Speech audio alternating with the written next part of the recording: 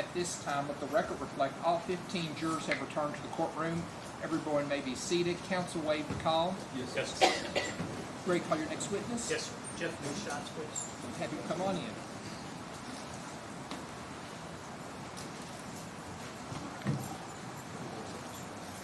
Jeff's new shots. He should be in one of those two spots. Jeff New Shots. I'm standing here.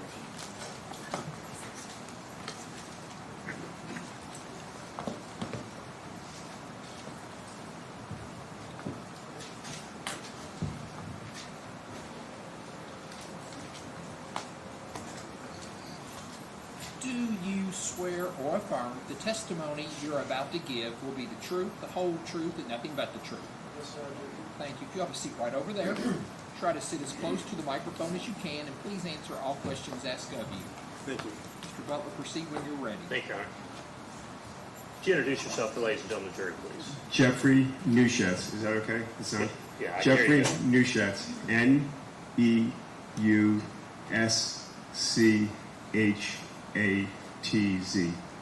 And can you tell us what you do for a living, sir? I'm a core faculty member at Fielding Graduate University. And what specialty are you? I'm a cognitive psychologist. And, sir, can you tell us a little bit about your educational background to become a cognitive psychologist and then what a cognitive psychologist is? So my educational background, I got my bachelor's degree from Roger Williams College, which is now Roger Williams University in Bristol, Rhode Island. I then got my master's degree in general experimental psychology at Cortland College, which is part of the State University of New York system, or SUNY system. And then I got my PhD at Binghamton University in cognitive psychology, which is also part of the SUNY system. Cognitive psychology is the study of any brain processes: thinking, judgment and decision-making, language, problem solving, memory. My particular expertise is in memory, and I've applied that to issues related to psych and law. And, sir, can you tell us, you said your current position, where did you work before that when we first met? I used to work at the University of Alabama in Huntsville, which is not the one with the football team, it's one of the sister schools. And now, so tell us when you got your PhD, kind of walk us through your work history if you can, sir. So I worked 1 year as a visiting professor at St. Mary's College of Maryland, and then I went to the University of Alabama at Huntsville for 25 years, and in January I took a position at Fielding Graduate University. And what types of courses have you taught, sir? I'm an experimental psychologist, so I've taught almost all the experimental classes, so introductory psychology, learning, cognition, psych and law, interrogating and investigating, wrongful convictions, research methods, all of them, basically all of them in the experimental realm. Have you done research regarding confessions? I have. Okay, can you, without keeping us here all day, can you give us some idea of the type of research you've done regarding? So my research regarding confessions has been very much on cooperating witnesses and jailhouse informants, so how they're perceived by juries. I've also looked at how I call those confessions secondary confessions because they're saying that somebody else did, and I've compared those in some of my work to primary confessions, which is when I'm confessing to crimes I commit, to see how they are perceived by jurors when they hear them in situations like this. You mentioned one of the things that you are proficient in is eyewitness memory. Yes. And can you talk about what type of research you've done in that field? So I've been doing eyewitness research probably for 30 years. I've written a book called The Psychology of Eyewitness Identification. We're currently, I think we've completed, or we're very close to completing, the second edition of that book. My research has been concerned with two factors. One of them is the confidence of the eyewitness, and the other one is what's called post-identification feedback. So after you make an identification, right, I picked that guy or that girl, what information you get afterwards. So if someone says you picked the right person, or sorry, that wasn't it, how does that person then think about their experience of identifying the person? and then how do they relate that to a jury, and what does the jury think of them? Aside from the book that you're writing, have you been published in papers, sir? I have. And can you give the jury an approximation of how many papers you've published regarding either cooperative or what you call incentivized witnesses, meaning they're getting something for what they're saying, or eyewitness memory type situations? So overall, all my papers are just my peer-reviewed papers. Why don't you say overall the peer, then tell us how much the peer review? I think overall I've published close to 75 papers. That includes books, chapters, and articles. And I think articles I've published close to 55. I think most of those are regarding eyewitness identification, line of identification, and about 20, I would say maybe 18, are on jailhouse informants, cooperating witnesses, and I've written a book on jailhouse informants, cooperating witnesses. And have you testified as an expert in state court regarding, or state and federal court regarding confessions and incentivized testimony? In state court, not in federal court. And what about with regard to eyewitness testimony or memory issues? In eyewitness, I've testified in state, federal, and military court.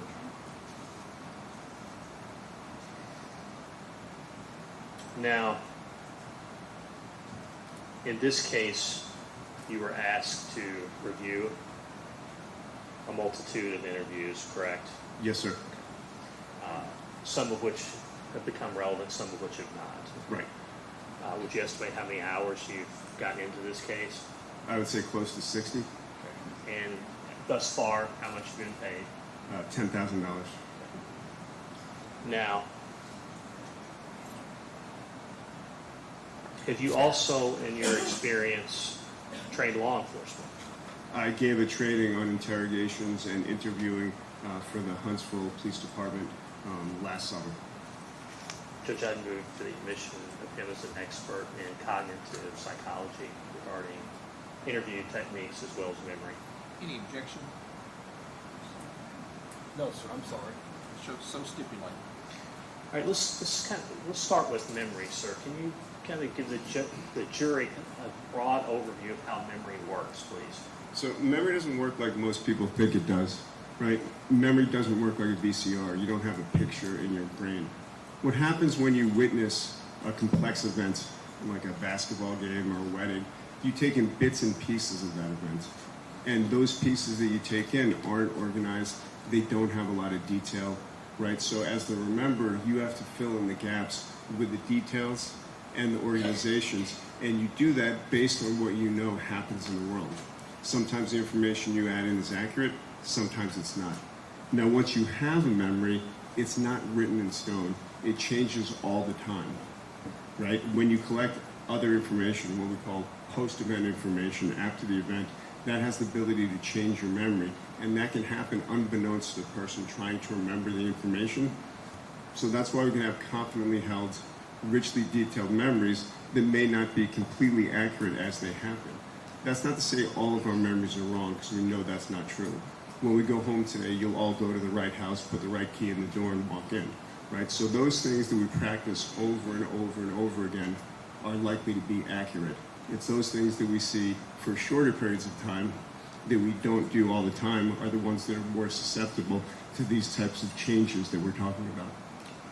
Now, you talked a little bit, and I want to talk a little bit more about a psychological term, post-event suggestion. You mentioned a basketball game. Let's just use that as an example of how a post-event suggestion may impact your memory of a basketball game you watched. So the way post-event information is probably one of the most studied things in memory. And what happens is that when somebody tells you something after the event, right, you might incorporate that into your memory.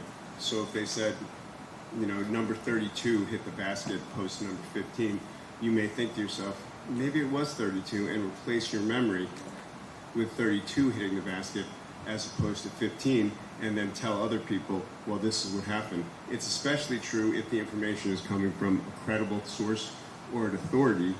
You're more likely to accept that information. So within this field, who was the foremost authority, and where did some of this research get started? So the foremost authority is Beth Loftus, Loftus, and she started looking at post-event information. And her seminal study was about a car crash.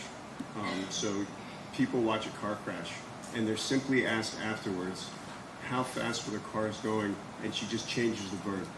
Bumped, smashed, collided. How fast are the cars going? So if you hear bumped, right, this is a filling the gaps. You might say they're going 15 miles an hour, because when cars bump each other, they're usually not going too fast. If you heard smashed, you might say 30 miles an hour, because when cars smash into each other, they are going faster. And then what's really interesting is she was able to change the speed estimates by the verb, but a week later she asked them, was there broken glass at the car scene? And the answer is no. But if you heard smashed, you were more likely to say that there was broken glass even if there wasn't. And the reason being, as we talked about, memory is constructive, so you fill in the gaps with what's most likely going to happen based on what we know about the world. And when cars smash into each other, there's generally broken glass there. How can media coverage potentially impact what you call post-event, or what the literature calls post-event suggestion? So this is information in the media that you're getting after the event. For some of you, maybe before the event, but it has the ability, like the verb, to change your memory based on what you're hearing, especially considering a lot of people see the news, or at one time they did, as a very trusted and credible source. How does exposure to an event, time-wise, how does that potentially impact memory? So if you think back to if you're asking me about exposure time, Yes, sir. when you think back to when you were studying for exams, the longer time you spent with a material, the better you were able to retain it and hopefully do well. So the longer you have to see the information, when it's not occluded, when you're not stressed out, when you pay full attention to it, the better your memories are going to be, meaning they'll be less susceptible to this post-event suggestion. How can elements such as whether it was light or dark out when you say you saw something, how might that impact your memory? So anything that makes it easier to see, right? More visual acuity, you're able to make out more features, which gives you more cues to memory and easier to get things out. When it's dark out, you can make out fewer features, so it's harder to encode, get into memory. There's many features, so you have less avenues to get it out of memory, and it's harder to get that information into memory. So it harms you when it's dark out in two ways. You don't see as many features, so there are less things in memory, and you have fewer cues to retrieve those things to get them out accurately. What about distractions, such as if I said I saw something while I was driving, or I was texting, or I was calling someone, or any myriad of other things I'm doing at the same time? Same as when it was dark out. Anything that doesn't allow you to see the information fully, makes it harder to get a full exposure to the information, makes it more difficult to have strong memory traces, and when the traces are weaker, they're more susceptible to post-event information. And what about time after the event? So retention interval is the amount of time between when you study and when you test it. So if you study today and you're not tested till next Thursday, that's a week retention interval. The longer the retention interval, the harder it is to remember things accurately if you can't rehearse them. Now, can you tell us a little bit about a study you did, I think that maybe illustrates some of the points you're making, back in 2001 involving asking students to walk into an office? Can you explain that to me? So what we did in this study is we were interested in people coming up with false memories for events that didn't occur.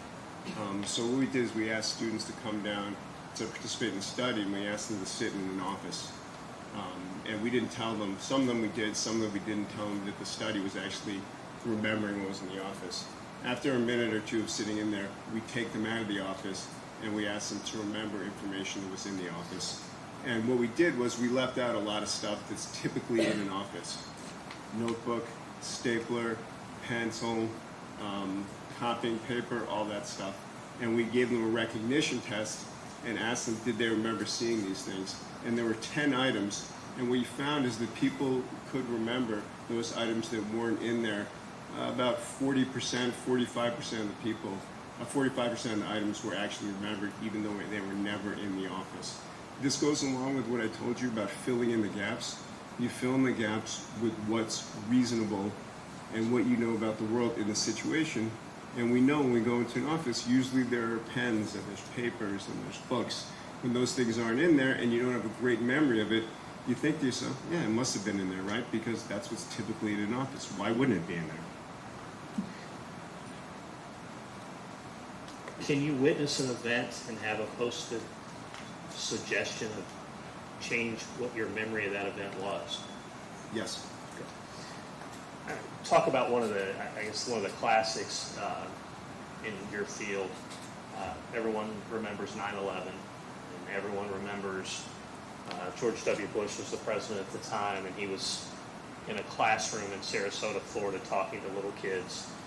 And Andy Card comes in and whispers to President Bush, we don't know exactly what he whispered, but something, the country's under attack or something to that effect. You recall that? Yes. And can you tell, ladies and gentlemen of the jury, a little bit about the psychological impact of what happens after that with President Bush? So it's written about a lot about President Bush and it's not a comment on President Bush. Well, maybe some people are, but it's really a comment on how memory works. He was reading to students. I think it was called The Pet Goat, or he was reading with the students. He's told about this, and in another classroom, he gives a briefing. Later on, when he's asked about how he found out, he says that he's seen news footage of the planes crashing into the World Trade Center. Of course, that's impossible, because by the time he was told about it, there was no footage out of that happening, right? He's just making a memory error. Did he, in fact, see planes? I'm sure he did, right? But his memory is, how do I usually find out about these things, is on television, so that's how I must have found out, opposed to how it actually happened. And that's the way memory works, right? It's constructive in nature. It's not like a VCR. And when we have information or we know things about the world, we update our memories, whether that information is accurate or inaccurate. And I'm sure if you asked George W. Bush about it, he would be very confident that that's exactly what happened, even though we have documented evidence that it's not what happened. No, there's no old-fashioned lineup in this case where police bring in people and line them up and pick out the right person, but you're familiar with that stuff, correct? Yes. And sometimes police, this is not part of this case, but sometimes police will show what they call a photo pack, where they show several pictures to someone that might have been a witness to an event, and they will ask them if they see the person in there. Yeah. Okay. You're familiar with those kind of things? I am. Can you explain to the ladies and gentlemen of the jury with memory, and it's one of the things I think you said you studied extensively. If I say, golly gee, I'm certain that Barry is the person that I saw in the courtroom in Louisville last month, and I'm 100% certain, Professor. Explain that certainty, and is there any correlation to that with being right? So it's called the confidence accuracy correlation. Is there a correlation with confidence and accuracy? It depends how the test is given. If the test is given immediately and it's given as a fair test, meaning there's no bias, then there is a correlation between confidence and accuracy. So people who are confident are likely to be accurate. However, if it's not a fair test, it's a biased lineup.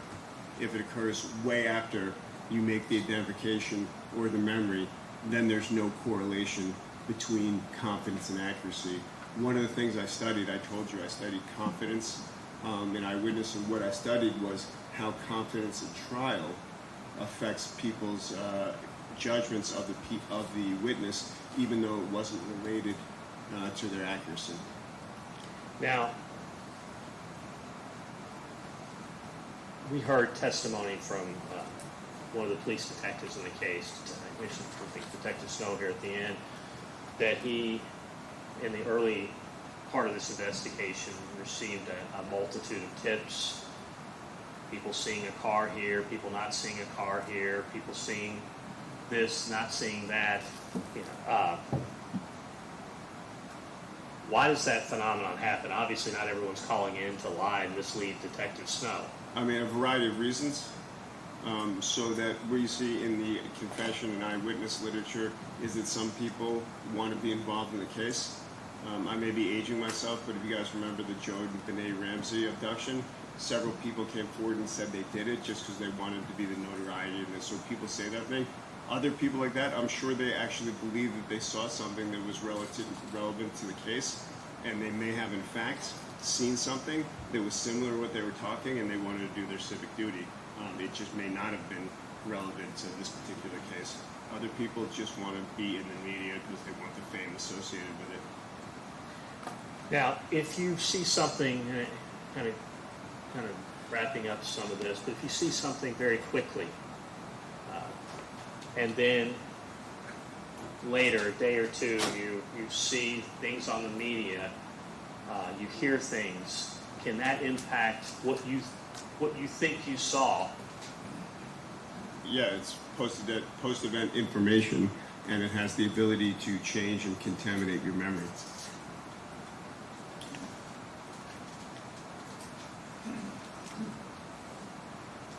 I have 1 second, Your Honor.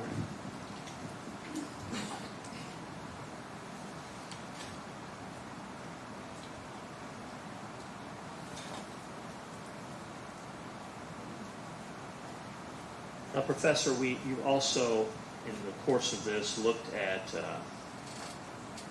interviews, and we'll get to those, correct? Okay.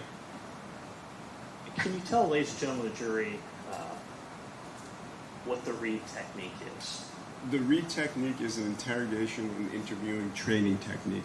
It's probably the most popular one in the world. They've trained tens of thousands of people. I myself have taken the training. I think they started in the 1960s. They have a 9-step process for how to interrogate people and get them to confess, if you will. Although they say the goal of their procedure is just to get facts in the case, not to get people to confess.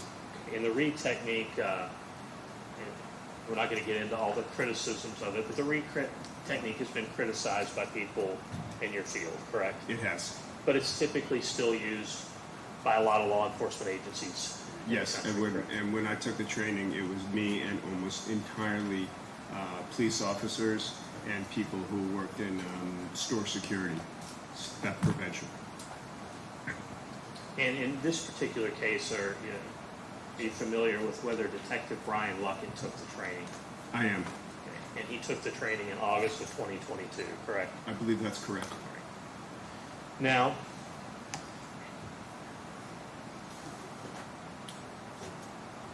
is it fair to say that the Reed technique is maybe the most coercive of accepted practices by law enforcement for interrogation?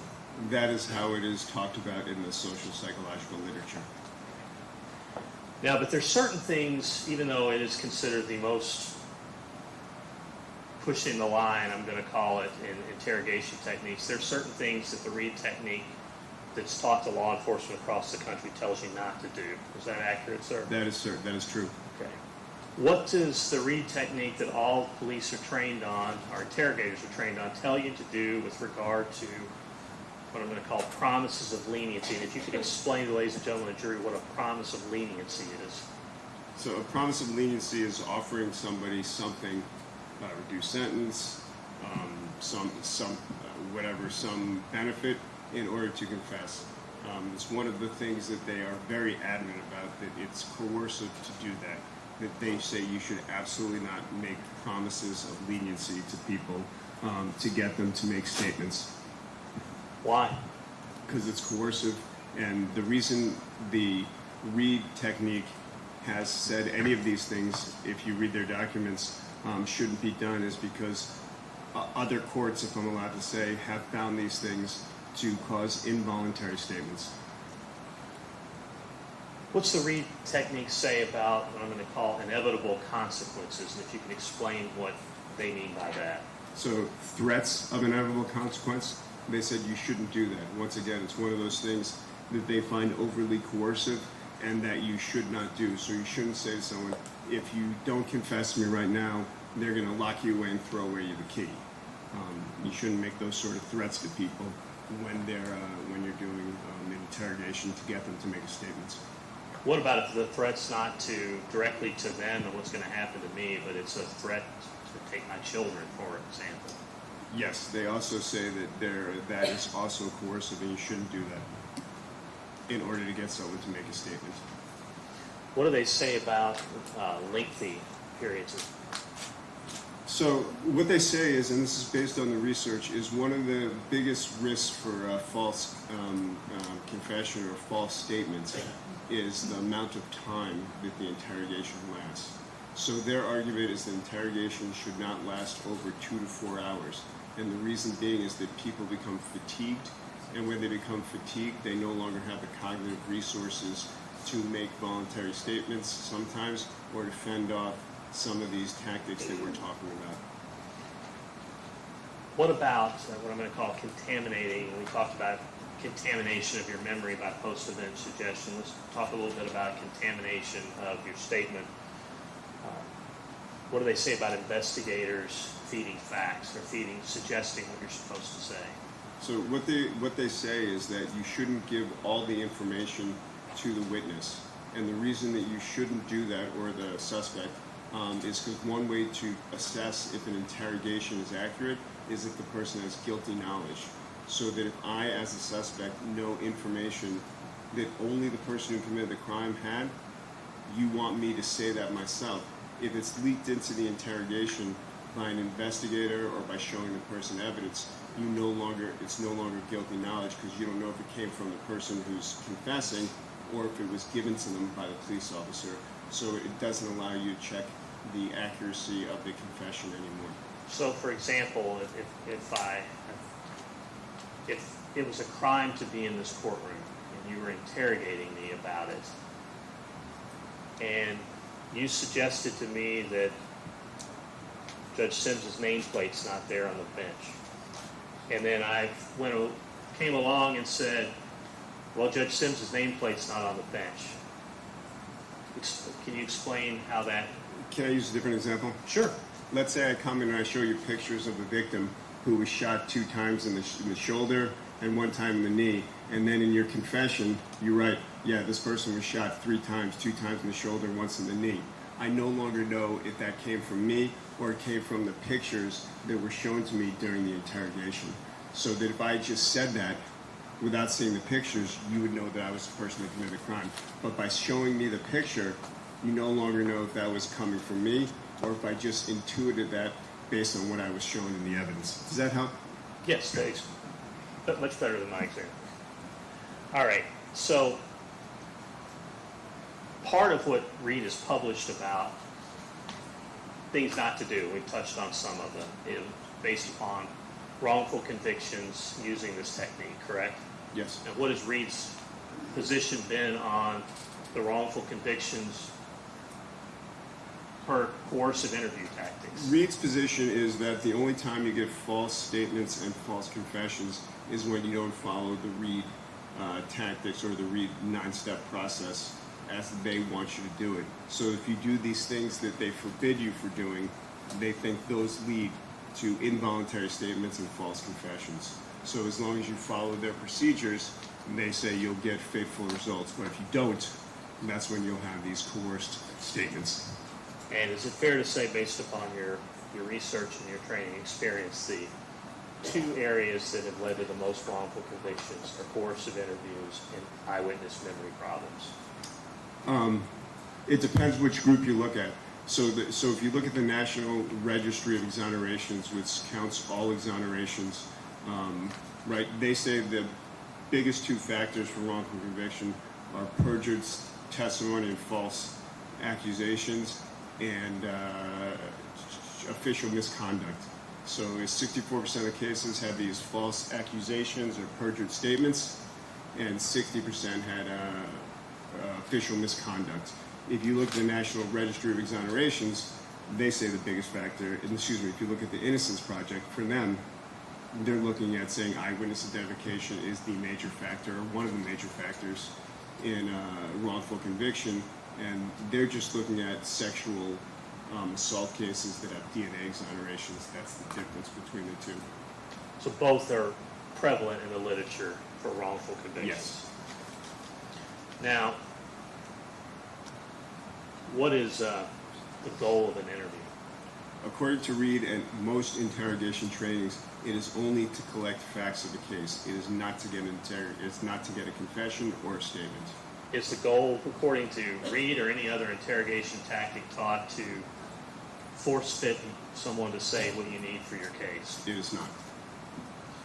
Now, I want to talk about two particular people that were interviewed that have become relevant to this case. Did you review Kentucky State Police interviews with Charles Kirkland? I did. And did you review Kentucky State Police interviews with Heather Snellen? I did. In particular with Ms. Snellen, I'm referring to a September 2023 interview. You're familiar with that, correct? Yes, I am. Okay. Let's start with Mr. Girdley.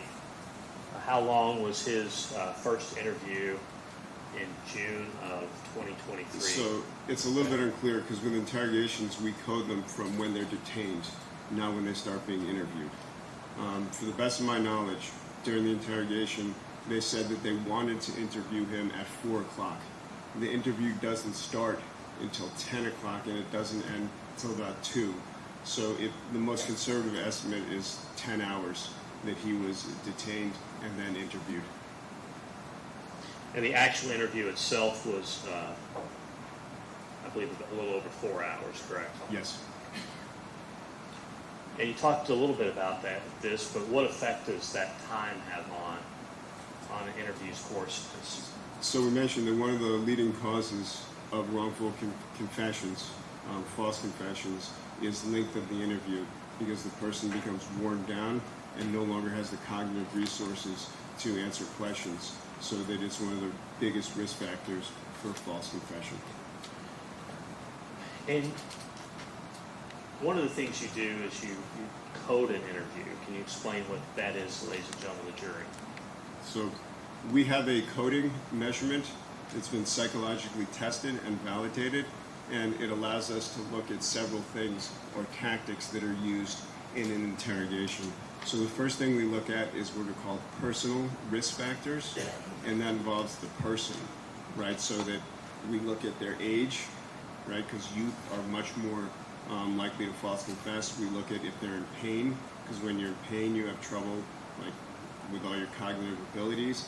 If they're drunk, if they have any intellectual problems, if they have any psychological, if they're on any medicine, because all those things make it harder to answer the questions and fend off any tactics you have. So first thing we look at is their personality, their personal risk factors. Then we look at situational risk factors, which include 5 categories, I believe.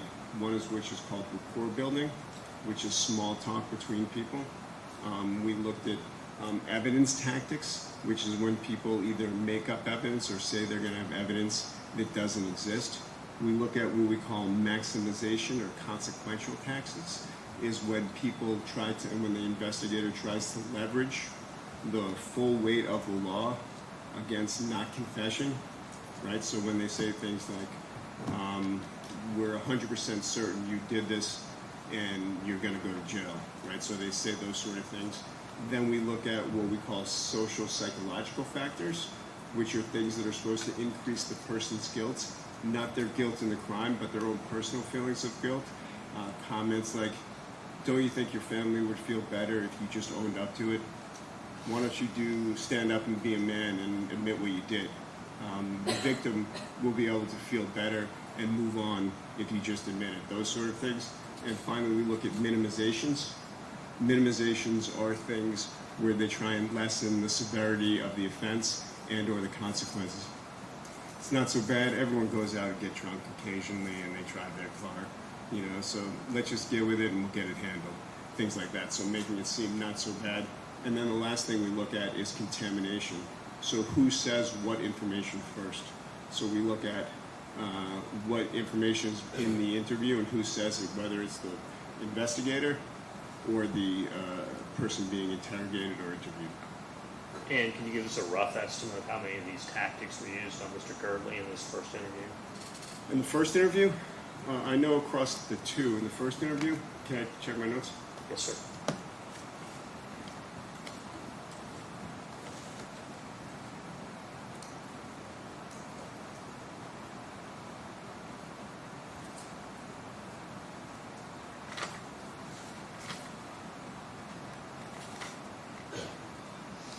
I have 314. Now, we'll get to some of the specifics and how you got there, but do you have an opinion, based upon your training experience, was the interviews with Mr. Girdley coercive? Yes, it's very coercive. Now, Ms. Snellen, I think her interview was in September. I think we've seen bits and pieces or heard bits and pieces, a little over 4 hours, 4.5 hours. Yes, Okay. And likewise, did it contain coercive tactics? it did. Did it contain a multitude of coercive tactics? It did. In your opinion, was this a coercive interview? I think that we counted in that one around 350 coercive tactics, a lot of promises of leniency and implied threats that she would not be able to continue to take care of her child if she did not come across with the information they were looking for. So to answer your question, yes. I'd like to start with Mr. Girdley's interview, if we can. What type of impact might it have on the coercive nature to be under arrest and have threat of prison or revocation of probation on the potential coerciveness of the interview? So that a lot of times when people are interrogated, they're looking at some prison time. The situation itself doesn't automatically make it coercive in that regard, unless it's being offered as a nugget to get out of those things.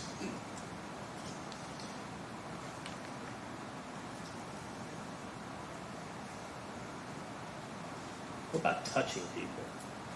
So it's very odd, right? So that if you watch Girdley's interviews, and I was struck by this, so we counted, he's touched his knee, his shoulder, his arm over 50 times during the interrogation. And the way in which we coded that is very unusual, and it's not talked about in the Reed technique as something you should. I mean, you shouldn't punch people, you shouldn't threaten them, you shouldn't get aggressive, but these are more like affectionate touches. And we coded those things after we did the coding. We decided that they were shows of affection during the thing, like trying to make the person feel more relaxed, or a show of sympathy, which are things you shouldn't do as an investigator, because it makes the person trust you more and may open them up to talk more than they ordinarily would. Well, what's wrong with that? Well, you don't want to mislead them in your role, right? One of the things we talk about in rapport building is that it's okay to ask people questions. You know, you got to start the interrogation some way. It becomes problematic when you misrepresent your role as a police officer. Your role is not there to befriend somebody. It's not there to help somebody. Your role is simply to collect the facts of the crime. So what's wrong with saying, well, I'm your best friend? It's extremely coercive because that's not your job or your role there.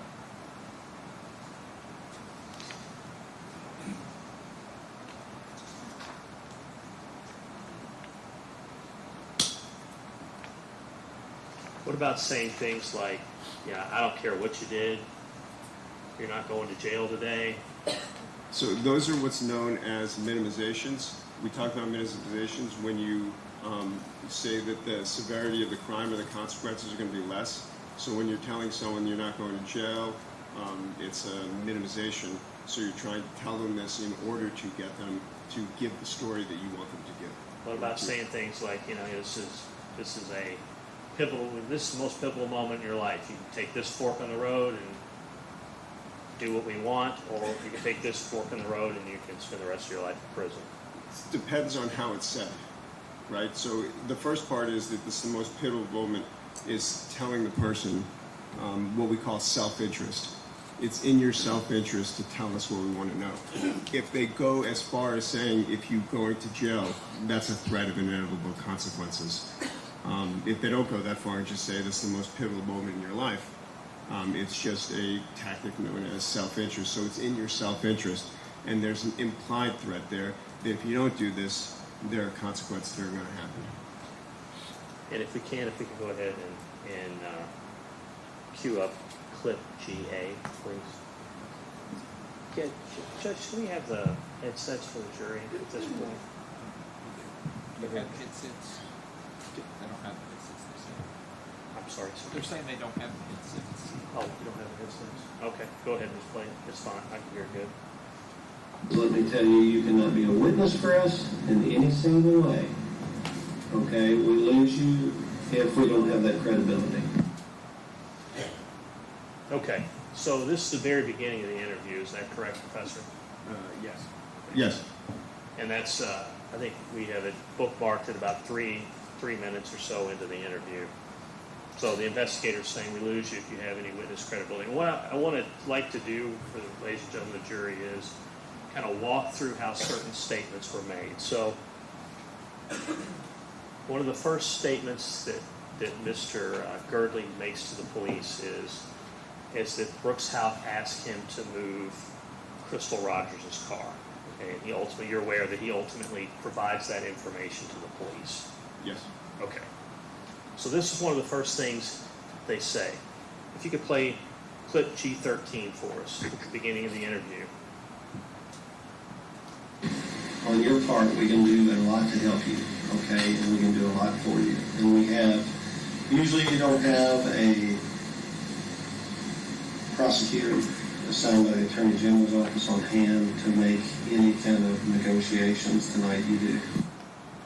Okay, let's kind of break that down. So one of the first things he says is we can do a lot to help you. How does that, based upon the research and the read technique, is there any issues with that? It's a promise of leniency. What about, how does it potentially affect the coercive nature of it to say we have a prosecutor on hand and he's actually appointed by the Attorney General of the state? What that is called is emphasizing the seriousness. And what it means is once you emphasize the seriousness, obviously the Attorney General that was appointed by the state wouldn't come down on any old case, right? It's coming down on a pardon case. And what that says to the person being interrogated, not only is this a serious case, but when the cases are more serious, so are the consequences. You could play clip GH for us, please.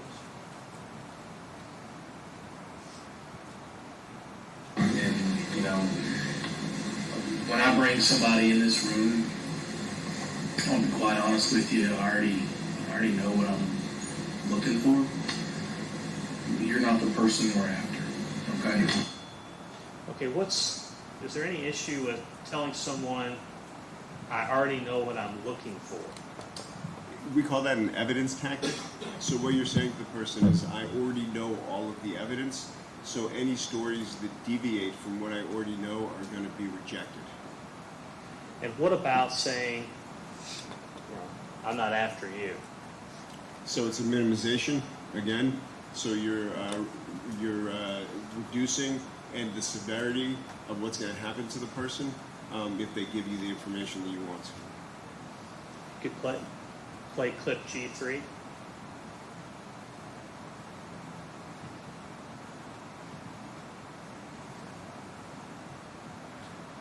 This is important to us. I'm very passionate about this. So he's saying it's important, we're very passionate about this. How might that impact the interview? Once again, it's emphasizing the seriousness of it, and when things are very serious, in legal situations, the consequences are greater. If you could play clip G3A, please. We want you on our team. If you could play, before we ask the next, play the next clip. That's it, about 9-10 minutes into it. If you could play the clip shortly thereafter, 10:36, G14. I mean, we can help you today. We can help you with very much help. And we can help you with what we got some other stuff going on. Okay, we can help you today. We can help you with the other stuff you got going on. As we talked about, he has a probation violation. He's been arrested for that. What is that considered in your field? It's a promise of leniency. They're saying we're going to help you with other stuff today. You could play clip G9. This is right about 16 minutes into the interview. Absolutely. You bring value to our case, okay? You do. And it's important that you take advantage of that. Because the opportunities are, they're fixing to go away. Because we are moving forward. All right, what about telling him some of the opportunities are going away? So there are two things here. First one is that they're telling him that it's in his self-interest to do this because opportunities are going away. The second part, and it could go either way, could be seen as an implied threat because if the opportunities are going away and the opportunities that they've talked about are helping him out, which they've talked about several times in here, if that's going away, there's an implied threat there that if he's not on their team, that the full weight of the law is going to come down on him. Okay, now at this point we're about 15, 16 minutes in. They still haven't asked him a question about any information you may have. If you could play clip GD, as in dog. So, I guess I would call it a deal of a lifetime. And again, that would be a promise of It's emphasizing the seriousness, right? This is a deal of a lifetime, and there's also, a promise of leniency with a deal. Okay, about 19 minutes in is when they first asked him what he was doing on July 3rd. You recall that, Professor? Yes. And if we could play clip G27B as to the first thing he says about what he was doing on July 3rd of 2015. Yes, I read that. Yes. Michelle's Yes. 4th of July party, went to their tree party on the 3rd. Okay. Myself set up for the party for the 4th. Okay. You left. Yes, sir.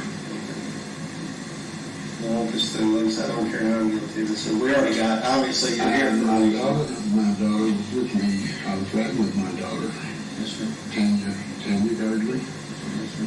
We left. I went to Bardstown, got my money for working for you that week, and then we went back to Tanya's for a little bit, and then went back over to Brad Michelle's.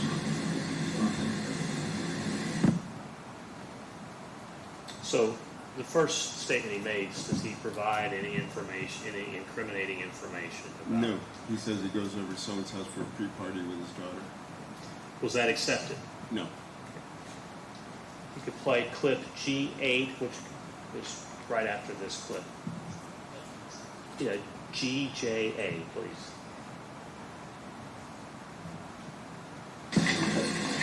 Mr. Gerber. Yes, sir. All right, I want you to, like, we already know everything, okay? Like, the whole shebang, okay? We've got multiple people in custody tonight. We've got teams out right now, okay? And we have several people, okay, talking about your involvement here, okay? All right? We're not after you. We're not gonna hold you. All right, what's the problem with this? So a lot to unpack there. First is there's an emphasizing evidence, right? So they're saying we know everything. The implication is if your story deviates from ours, it's going to be rejected. There's information degradation, meaning they're saying his information is incorrect. The reason you get that is because he just gave a story, and they're saying this is right after that one, correct, right? Yes. And they're saying, look, we know everything. The implication, of course, is that the story you told us is not right. And then finally, they have the promise of leniency that they're not going to charge him, so he should feel free to say the story. And also, you saw there that he put his hand on his knee.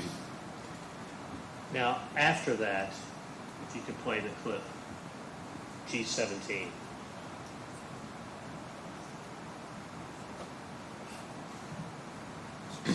We're not after you. We're not gonna hold you. Curious what you mean by my involvement. Okay. Like I said, did Brooks House ever speak to you about picking up a car at all? No, sir. That's an important point. I want to stop there and go back. He's told them what happened that night, correct? It's Yes. up to this point. They have not accepted it, correct? Correct. Mr. Girdley has been told at this point that We're not after you. It's a deal of a lifetime and other things. I'm not going to go back through all of it. Correct? Yes. Now, what's the question that Mr. Girdley asked him in that clip? What's my involvement? What do you mean by my involvement? Now, what does Detective Luckett say in response to Mr. Girdley's question? Did Brooks ask you about Crystal or the keys? I don't remember exactly. You could play that clip one more time because I think that's important.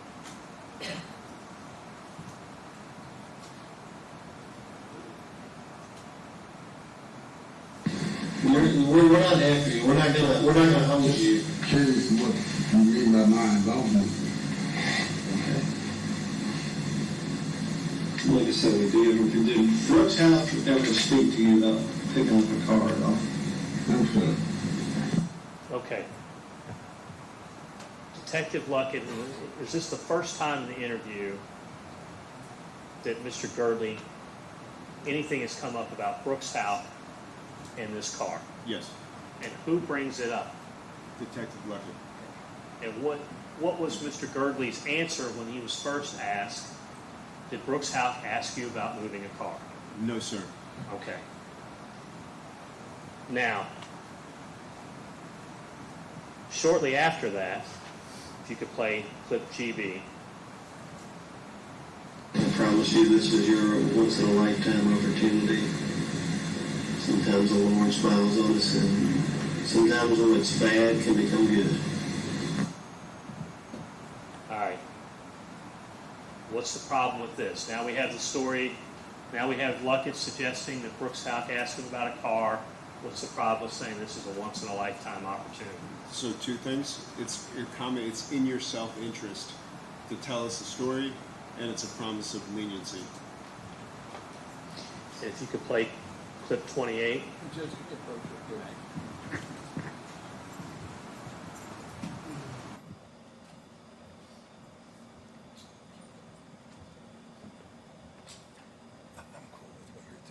just going to ask him to quit leading so much. I'll try. I mean, Yeah, you that's know, fair. That's fair. Thank you.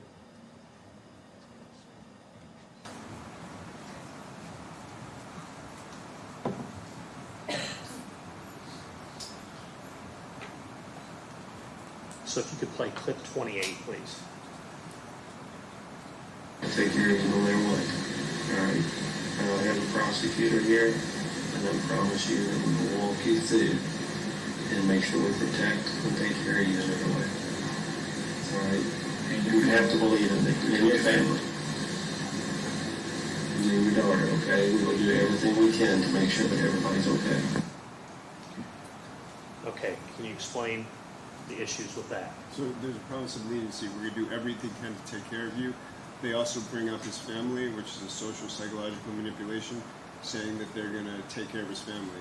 Right? The reason these are manipulations is because they're all contingent on him telling the story that they're looking for. Okay, if you could scoot up I'm just a sorry. little bit, that's Sorry. okay. And at this point, approximately 25 minutes into the interview, if you could play clip G18A, please.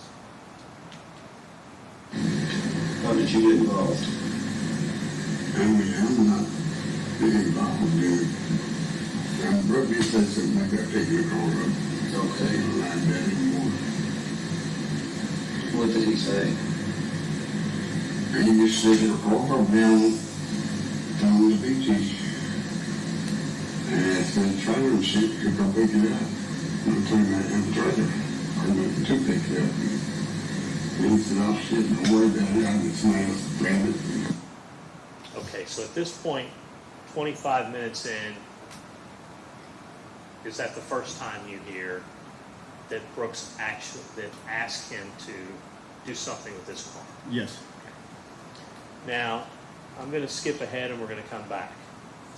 If you could go about an hour later, please, Sandy, to 1 hour and 18 minutes into this, if you would play clip G19 for us. Brooks goes to take me back to call and tell me his daddy did. Okay. So an hour later, did he change his story? Could you play it again, please? Yes, sir. He played G19 again.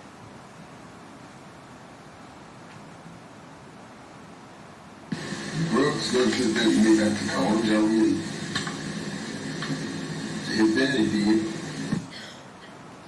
So did that contradict what he said an hour previously? I believe so, yes. If you could go back to clip GA1. This is at the beginning of the interview, about 4 minutes in. Let me tell you, you cannot be a witness for us in any single way. Okay? We lose you if we don't have that credibility. Did they end the interview when he changed his story an hour and 18 minutes in? No. Now let's talk about the kind of the second fact-related thing that he gives in this case. And that's about, and we heard a little bit of it in one of the clips, just to orient you, Professor, about the Lawsons talking about moving the car. You're familiar with that from this, correct? Yes. All right. So if we could go back to about 17 minutes into the interview, we've heard a little bit in some of the previous clips about arrests. If you could play G29 for the jury and this professor, please. We've had another individual in custody. I won't say exactly who, 2 individuals. And I won't say that their last name is Lawson.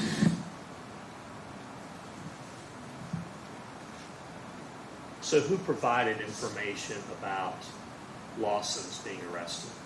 Detective Luckett. All right. Now to go back, to get us oriented back, at 25 minutes into the interview is when Girdley first says, I asked him to pick the car off. Brooks asked me to pick the car off the Bluegrass Parkway. Did they accept that? No. If you could play clip G8, which is 26 minutes or so into the interview. You should be able to have a good life. I want things to go forward for you, man. If you could play clip G20 before I get to the next question. What I can do is tell you, today is your one and only opportunity to get ahead of this and to be on my team. And G26. Why we're here today, man. Giving you a chance. Giving you an opportunity of a lifetime here. Because this is a pivotal moment in your life. Let's kind of unpack those, if you could explain those to ladies and gentlemen of the jury. So they're saying to him that this is in your self-interest, right? It's in your self-interest to do this. If you don't do it, other things are going to happen to you, so you might as well come and tell us what we want to do. If you could play clip GK, please, and then GE after that. We want to get you back with your family. We want to get back with our family, okay? And we want this to be hush-hush for now. And us help. We can try to help get you out, whatever. It does no good for you to sit in jail for us. You don't want to be on the wrong side of this when the gavel is coming down. I'm telling you, it's coming down. I believe that. And it's coming down quick and hard. And anybody and everybody that has any involvement that doesn't want to be on my team is going with it. Okay, these are separated by some time. And we can't play this whole interview, but can you unpack those 2 clips for us? Okay, so the first thing is with his family, it's self-interest, right? That telling the story will allow you to be back with your family. Yeah. The second one is implied threat and self-interest, right? The gavel's coming down for people who aren't assigned.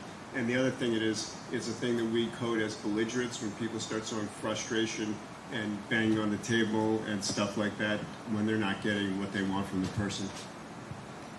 And if you could play GF, please. This is the most pivotal moment in your life right now.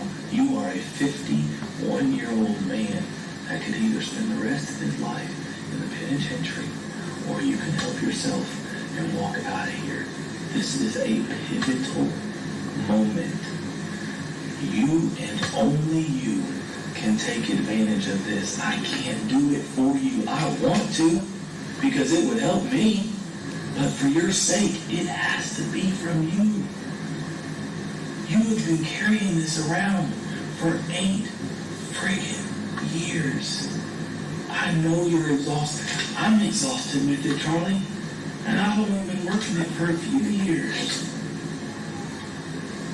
Man, I am telling you, this is your moment. And if you don't take advantage of it, I have to walk out this door and move on without you. And I can't. And unfortunately, I will. Okay? You gotta come off of this, man. Okay, if you can explain the multitude of problems with that. So you see that he's invaded his personal space. He's up on top of him. He's got his hand on him. When you get that close to people, it makes them feel anxious and more vulnerable. Secondly, and probably the strongest thing in there, is the threat of inevitable consequences. You heard him say, your choice is to do this, which I assume what he means is telling him the story that they want to hear because they haven't heard the story up to this point that they're looking for. And his other option is the threat of going to the penitentiary for the rest of your life. And then they say with all the other stuff, it's in your self-interest to tell us this information because those other consequences, the implication is the other consequences will go away if you do. At this point in the interview, have they heard that the investigators are interested in Crystal's car being moved? Yes. And at this point in the interview, has he heard that the investigators have arrested Joey and Steve Lawson and are interested in that? Yes. So that clip was to orient us about an hour, 16, 17 minutes into the interview. Could you play clip G21, which is about hour and 19 minutes in? To my knowledge, Joey and Steve did move the car. Where to, I don't know. Professor, is that the first time he made any mention that Joey and Steve moved the car in the interview? To my knowledge, yes. Now, the next statement or topic of interest that comes up is how Joey got keys from Brooks. So you're aware of that from reviewing these interviews? Yes. You could play clip G11. You and Joey leave together again. Okay, this is where we know what's happening, what we're trying to lead you into. For your own sake. Can you explain what the problem with Detective Luckett's statement there is? He's saying we're trying to lead you into the information, rather than allow him to come up himself. I think he says before this that we already know what's happened as well, which is an evidence tactic saying that we know the information.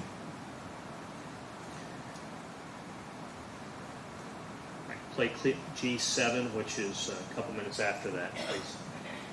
And that's what I'm trying to do. I'm trying to remember correctly. Okay, this is what saves Charlie. All right, can you explain what the problem with saying this is what saves Charlie is? They're indicating what information that they want Charlie to provide in order to get whatever they're going to give him. If we could play clips G59 through 62, which is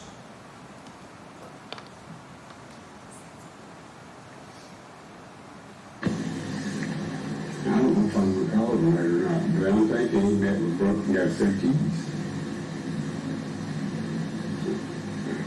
Now think, you need to remember specifically where he met him and how this went down. This is so important, Charlie. You have to remember how this went. And that's what I'm trying to do. I'm trying to remember correctly. Okay, this is what saves Charlie.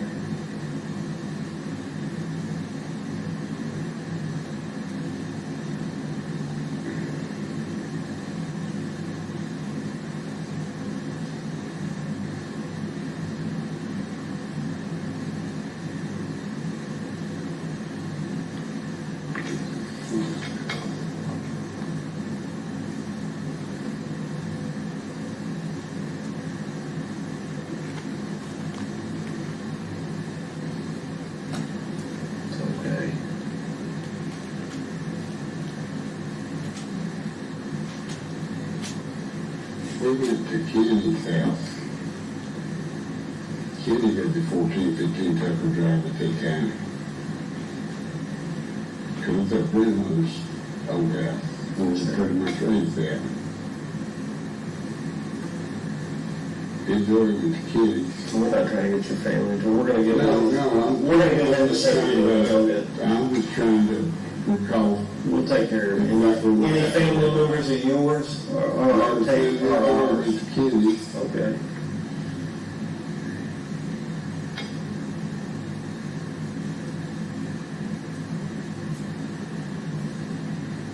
And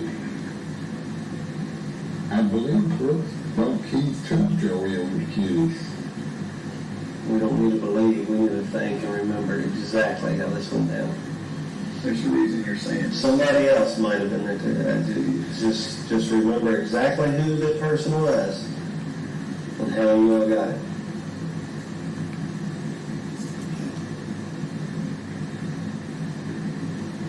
Remember exactly where you met him. Or met who met her. You need to remember who, what, when, where, how. Okay? We're not going to put words in your mouth. We know the answer, we're not going to put words in your mouth. We can't. We're going to have you say it. Yes, sir. All right. Yes, sir. Because I drank back then every weekend. Yeah. You and I both. But I didn't really later 62 years in Georgia, and they did go to Kenny's. Okay. Because Kenny and Millie were going through divorce. I believe it was split up, separation or something.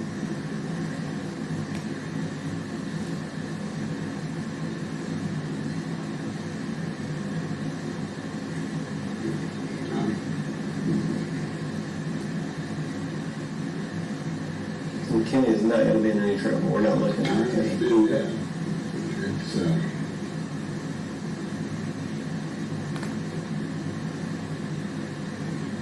I'm almost sure Brooks coming out to Kenny's and asking Joey that Brooks got a set of keys from you. You'd have to remember specifically how it went and where you all were. That Kenny's 1415 Tucker Drive. All right. Who was present for this exchange? Kenny there? Yes, sir. Kenny was there. There was someone Kenny knew. What's his name? Tattoos. What's his name? I just admitted one time in What's he look like? He blonde-headed boy, young boy. Done tattoos? You know, Kenny knows it. What do they call him? Honestly, Did he see it? Did he see Brooks? Brooks came in the house for a few minutes. Came into the living room. What did he say? He just picked some keys to Joey, said, here's some keys. Okay. All right, then what? They talked, got up there back for a few minutes, and we left. Okay, was this accepted? No. We could play clip G6. I need to know the whole story. All right, I'm gonna help you, Charlie. I'm gonna help you. I understand. Hey, listen, let's just stop for a second. Just listen to me, okay?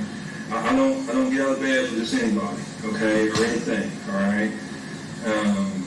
I come here to help you, okay? And G15.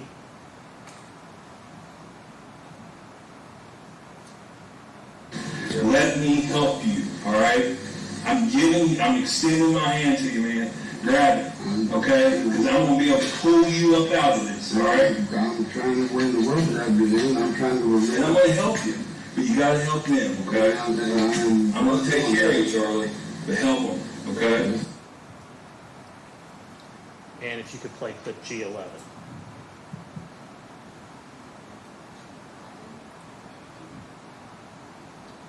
Or GL, I'm sorry. When I tell you I got you, All right, I mean, I got you.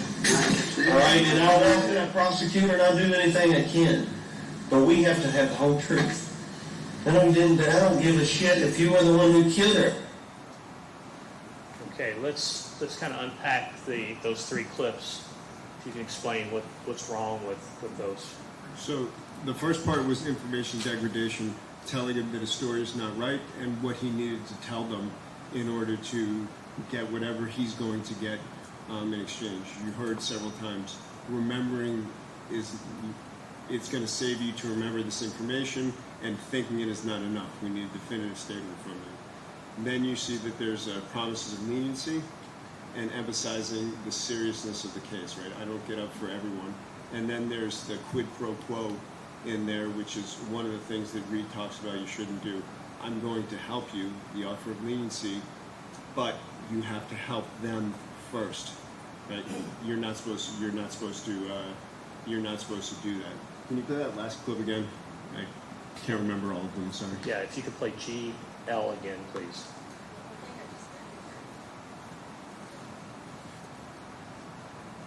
When I tell you I got you, all right, I mean, I got you. All right, and I'll walk to that prosecutor and I'll do anything I can. But we have to have the whole truth. I don't give a shit if you were the one who killed her. What's wrong with that? So there's a promise of leniency in there, and then also, according to Reed, you shouldn't tell people they won't be prosecuted if they've committed murder. After all this, did the story change about 30 minutes later? Yes. Now, if you could play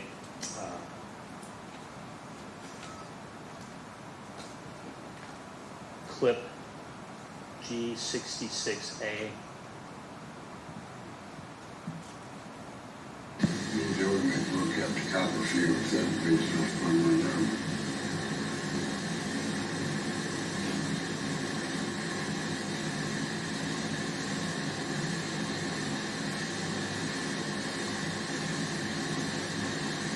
Explain to that one. Like, what's the timing on that? Or Tuesday, 39. What vehicle was he in? He was in his work truck because he was finishing pulling up a driveway he was on board the next day.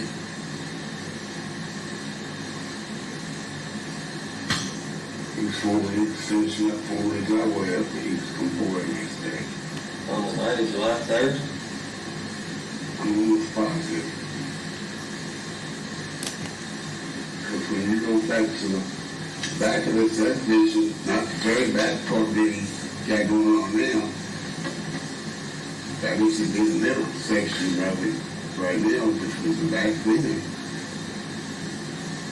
I knew exactly what else he was pulling the driveway up in.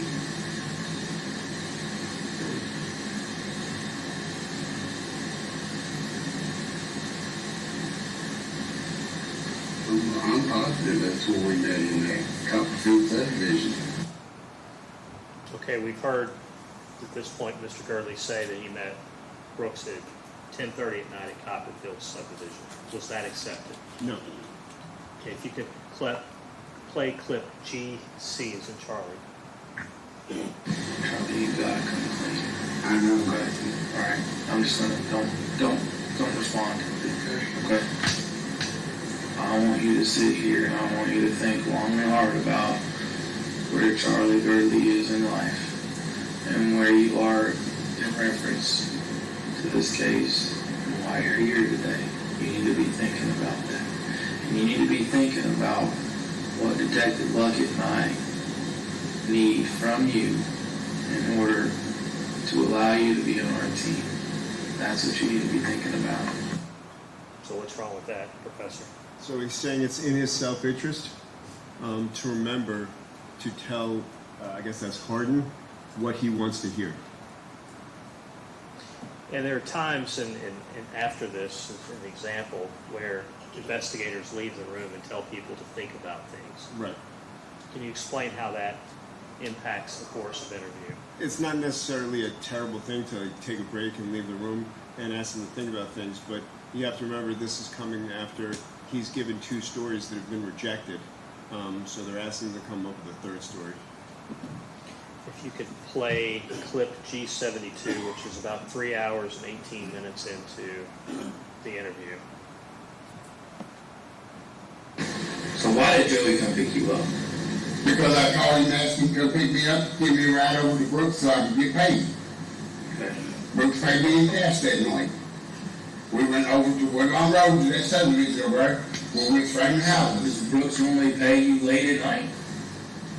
And he did that night. It was like 7:30 because he wasn't around when we got off work. Okay. Was that story accepted? No. And if we could play clips 74 and 75, just play them together for speed purposes, please. I'm confused about some stuff, okay? Not saying you're lying or anything wrong. I need you to think real hard about and think about it. Where you and Joey said went and picked up your money, right? Right. Brooks, and the keys, right? It was on Woodlawn Road. Think about where you picked it up at, because it was. You said it was around. Did you say it was around 8 o'clock or so? It was probably between 7 and 8 o'clock. Okay. I just think, just think real hard about where it was, okay? And here's what I'm telling you. I know where Brooks was at that time, okay? And the time's right. It's just, I'm trying to figure out exactly if you're having trouble remembering where you picked them up. I need you to think about it before you answer me, okay? I think you're right about the time, okay? It makes sense with what I know, okay? Okay. I'm just not sure about the location. But it's been 8 years ago. I understand, man. I understand. I can't remember. Here's the other thing. I can't remember. It was one of 2 places. Okay, It was either his house at Creek Chase, or it was out there at the house we were framing in that subdivision right there on Woodlawn Road. Okay. Is there a problem with suggesting I agree with part of it, I may not agree with other parts? So there are a couple things. So first of all, that's information degradation, right? It's saying that the information is wrong, and then there's the evidence tactic, which he's saying here, and he knows things are going on. In addition, as you guys probably saw, there was some post-event information slipped in there. Originally, Charlie said it was from 7 to 7:30, and now it suggests that it was around 8 o'clock, and he accepted that. So he responds, "Oh yeah, it's between 7 and 8 o'clock."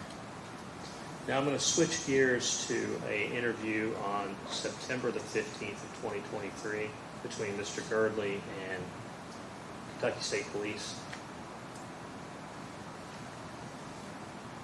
So we've heard evidence in the case, Professor, that Mr. Girdley testified that he was asked to do something to Crystal Rogers and he rejected that. So if you could play clip G25 for us.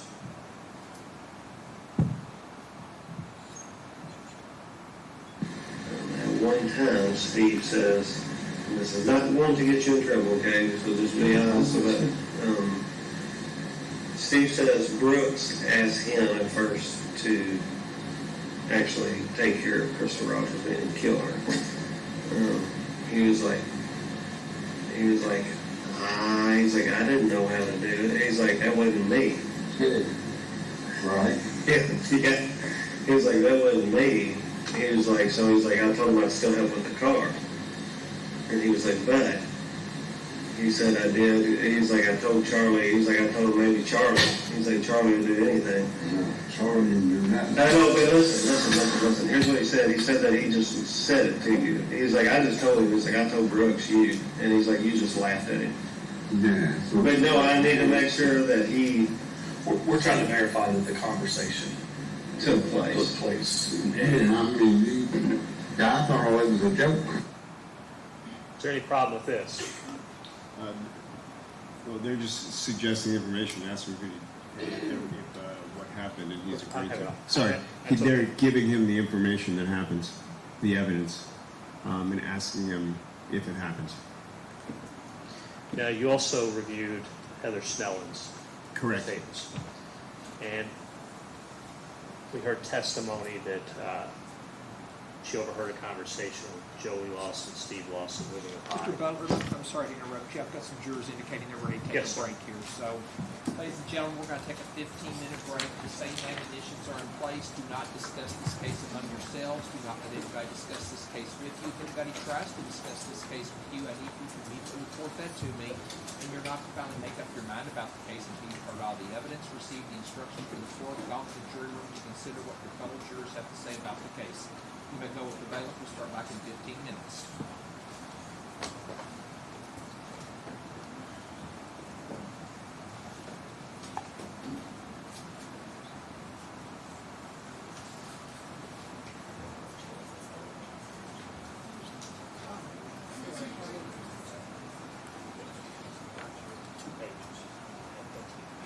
Court's in recess until 10:03.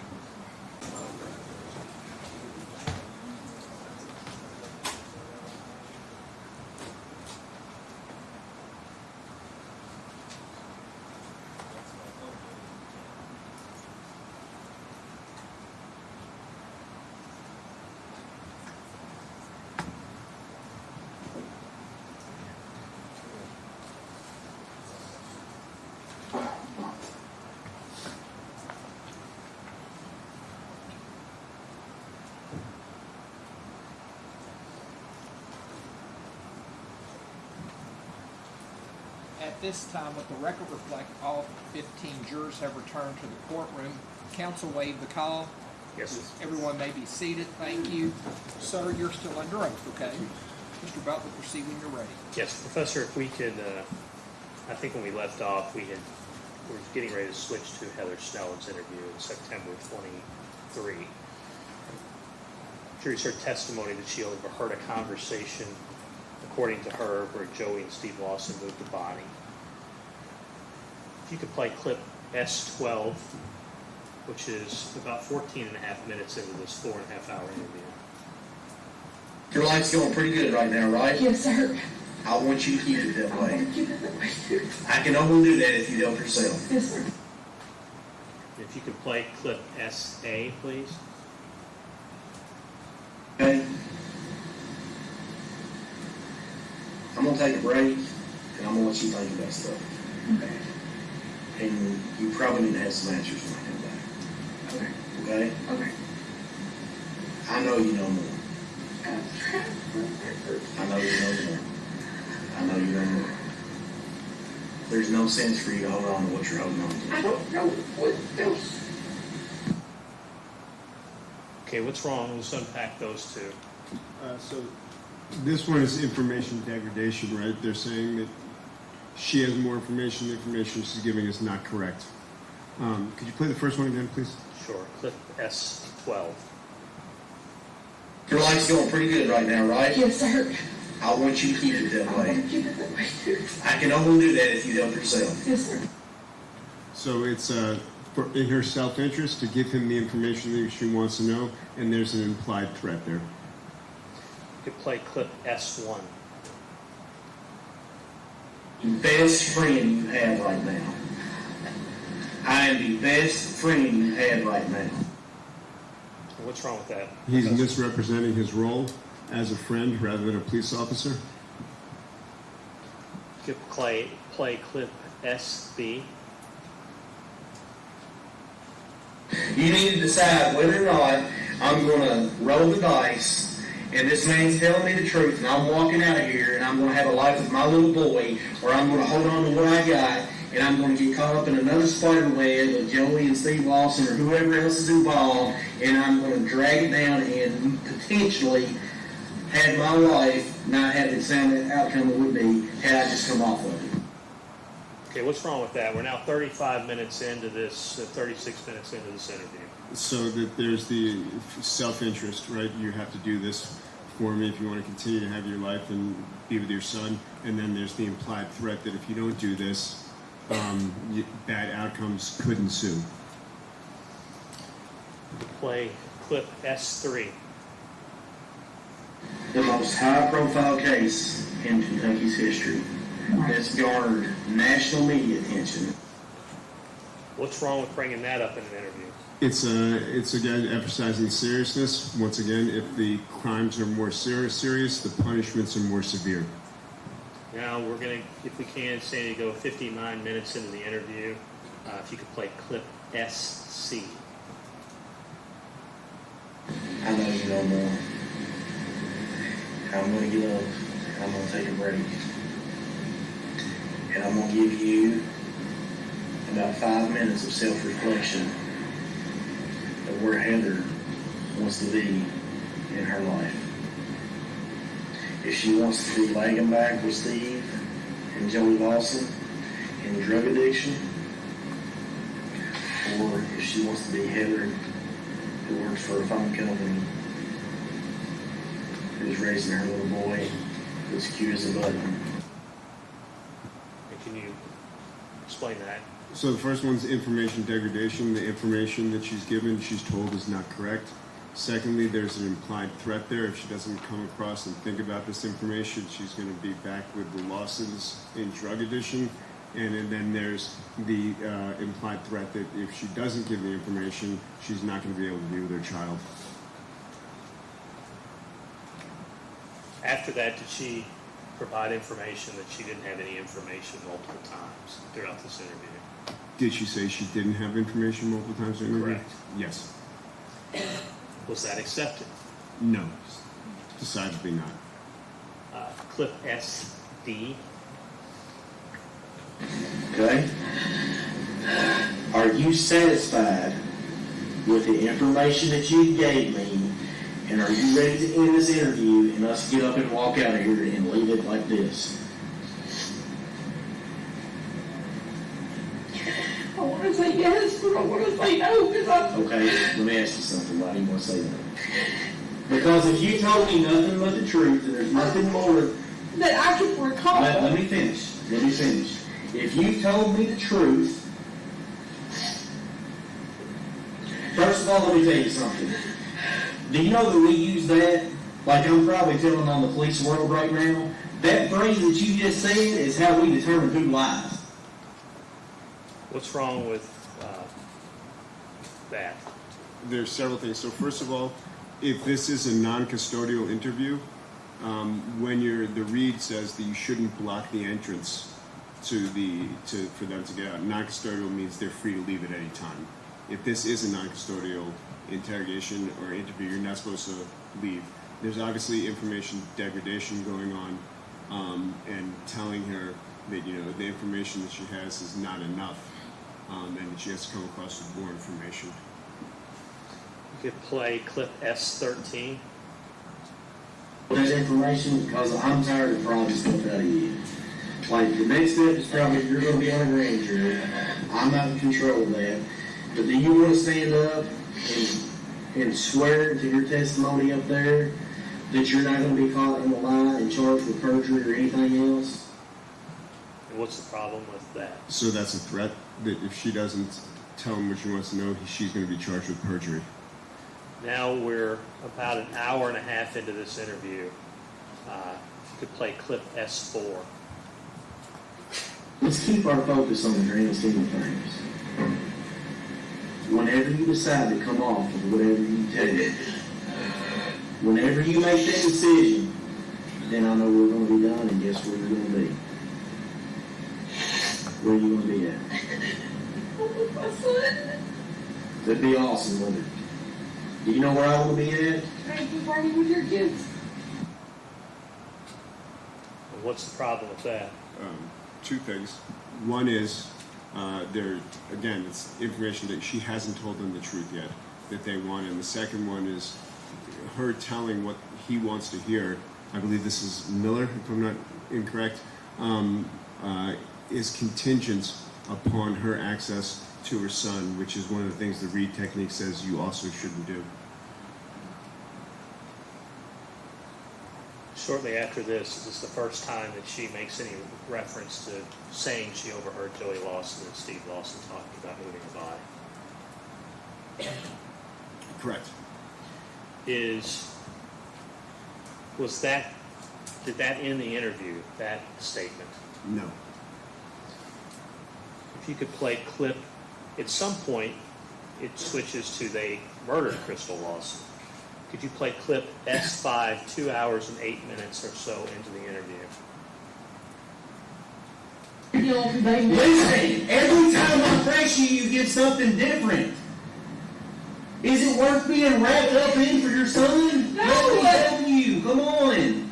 I'm trying to help you. Why do I have to pull this out of you? Don't be that way. Don't be that way. It's too far to go back now. You let me get that far. Do you know why? Because I'm tired of being lied to. I'm not lying to you. Hey, So Yeah, if you could unpack that one. there's a lot there. First of it's belligerence, right? When they show frustration, bang on the table. He's accusing her of lying, which is information degradation. And he also says, you know, it's in your self-interest. If you want to be back with your son, you'll stop lying. At some point, does Detective Luckett, who we saw so much of in the Girdley interviews, become part of this interview? He does. If you could play clip SE, which is 2 hours and 25 minutes or so into the interview. We don't care how involved you think you are, okay? That does not matter to us, okay? That's what I want to reassure you. Let me, before you say further, okay? I mean, we got it, okay? So before you say further, okay? We all make mistakes in life, correct? And I'm a place where I've made, okay, I've had to ask the Lord. I've asked the Lord for forgiveness many times in my life, okay? All right? But what I want to tell you, okay, is no matter what you think you are culpable of, okay, we don't want to prosecute you, okay? Now, it's important to do the right thing, and I know that you're a good person deep down. I can see that in your eye. Okay? I can see it in your eye. It is important, okay, that you come totally truthful, no matter how culpable it makes you look. Okay? And your involvement, okay? Can you address that, please, sir? So the first thing is a promise of leniency, right? Whatever you do, it's better. And then self-interest. It's in your self-interest to do this. And then complimenting her, right? You're a good person, I can see that, which is one of the tactics they use, because what do good people do? They tell the truth. And then, of course, there's information degradation. The implication, of course, is the stories they heard before are not the truth. If you could play clip SF. Sure, we do this, okay? I don't care if you were as a trigger puller, you're not going to jail today. What's wrong with saying, I don't care if you're the trigger puller, you're not going to jail? So it's a minimization, right? It's saying that your consequences are going to be minimized if you come across with a statement that we want to hear. And if you could play clip SG. Okay. You have a sign, I do not want to see anybody get hurt. I do not want to see you go to jail, okay? And that? That's an implied threat of inevitable consequences, jail time. At some point, she's offered immunity, correct? Correct. Which means I won't prosecute you if you cooperate, correct? Correct. All right. Now, if you would play clip S6. You're a good mama. I can tell. I can tell. So remember him when we're talking about all this. What's wrong with telling her to remember her son when we're talking about this? It's a social psychological manipulation. First, there's the compliment, you're a good mother, right? Then there's the manipulation saying that remember your son. In some ways, you know, your son will think more of you if you come across with whatever information you're looking for. And if you would play clip SI, please. All right? That little boy right there that you was just talking to, okay? That's your life, all right? No matter how hard it is to say and to bring yourself to, okay? For him okay, for him. Okay, he depends on you to hug him every night. Okay, he depends on you to be there. Okay? Did you hear the way that he was? Did you hear the way that he was talking to you on the phone? Okay? If you hear the way that he's talking to you on the phone, bring it home. Okay? Bring yourself home to him every night. All right? Let it be done. Okay? We've got you, Heather. I understand. Okay? You're still holding back, and I can tell. Okay? All right? This is clear. And this is all going to come out. Please. Please. Like I beg you. Okay? Don't hold back. Beg you. Bring it all the way home, Heather.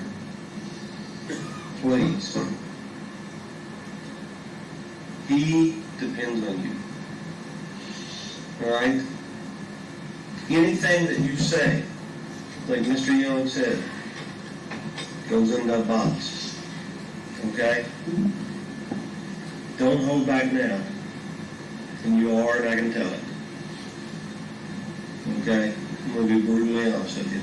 It's what I've done for 25 years. Bring it home. Please. We'll take care of Steve and Joe. All right? Don't put yourself in that boat. Like I can hear your little boy. He loves you. And I'm begging you, from me to you right now, begging you, don't do that to him. Enough little boys are with that for mama. Can you explain that one for us? So there are several things there. One is the allusions to the child can be seen as a social psychological manipulation. Do it for him. He needs you, all this stuff. At the end, when she says go home for him, can be seen as an implied threat that if she doesn't do it, she's not going to get the promise of leniency that he talked about in there. And the last thing that was in there that I recall is leveraging his experience to say, I've worked this for 25 years, so I know all of these things. I'm the expert in here, so she should take his advice. Well, this next one, she did not testify to at trial. But did they get her to make another incriminating statement at this point? Yes. And if you could play clip 17A. They killed her shoulders.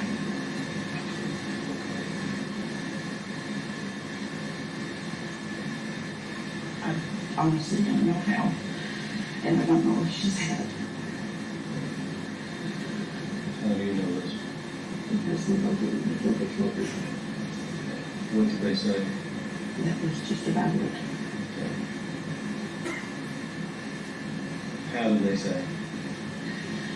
They just said that they killed the children. Okay. How did they say they did? They didn't. Okay. How did this conversation go through the whole conversation? It was literally just a, like I said, kind of back and forth conversation, and it come up. It slipped, I guess, in conversation. Getting a little too drunk, getting a little too high, and it kind of just slipped. And then What were their exact words? we killed their daughters. What did you say? I said, do what? And they said, oh, no, that's not, no, you misheard. No, I don't want to do it. Did they accept this? No. If you could play clip 7. That was 3 hours and 20 minutes into this interview. Let's go to clip 7, or S8, 3 hours and 52 minutes in this interview. I don't want you to leave here and not have told us the truth, and then I think that dinner would probably be somewhat irrelevant if we leave here and we're not on the same page. What's wrong with that? So the dinner she's talking about is the one that she's been trying to get to through the interview with her child. And it's an implied threat here that if you don't tell the truth, that you're not going to be able to see your child. And if you could play clip S9. Okay, that's why we're still here. You still know more. You still know more. We're still sitting here, and you're still away from your son. What's wrong with that one? Information degradation, saying that she hasn't told her the information, and that telling them the information is now contingent upon seeing her son. And if you could play clip S10, which is 4 hours and 12 minutes into this interview. Think about your little At boy. this point, I want to leave. Period. I feel like That's I'm a fine. person in a corner and Let's I'm get out of like, here. You know what? If you want to roll the dice, get up and get out of here. Because if we find out anything else, then you'll have to deal with the prosecution. And we're trying to help you. I don't know anything else. I want to go home.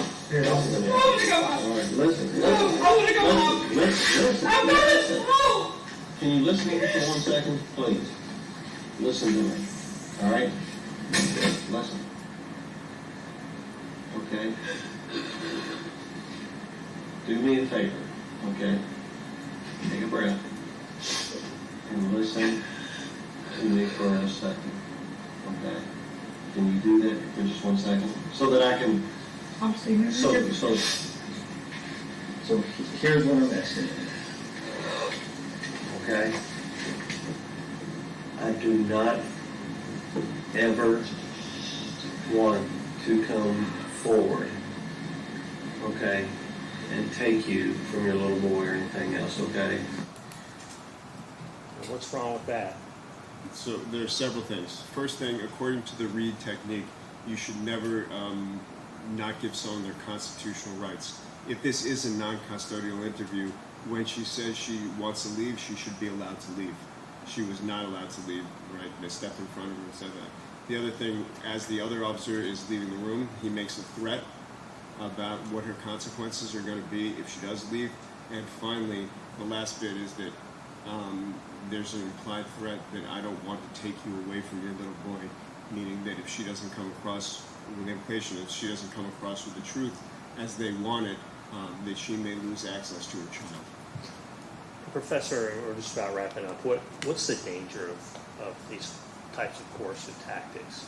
That people will give false statements. And you've, in the course of your career, you've reviewed, I assume, multiple interviews and interrogations. Yes. I mean, can you give us a rough estimate of how many you've... 25, 30, something like that. Cases you've worked on? Overall, Yes, how many? over 100. Where do these two interviews rank in that as far as coerciveness? These are some of the most coercive interrogation tactics, interview tactics that I've seen. The threats, the promises of leniency, the threats to take her away from the children, are all things that even the Reed technique would argue that you should not do. All right, I think that's all the questions I have at this time. Any cross? Yes.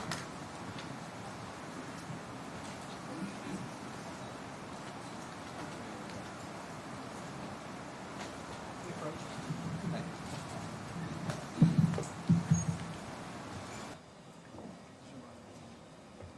Yeah.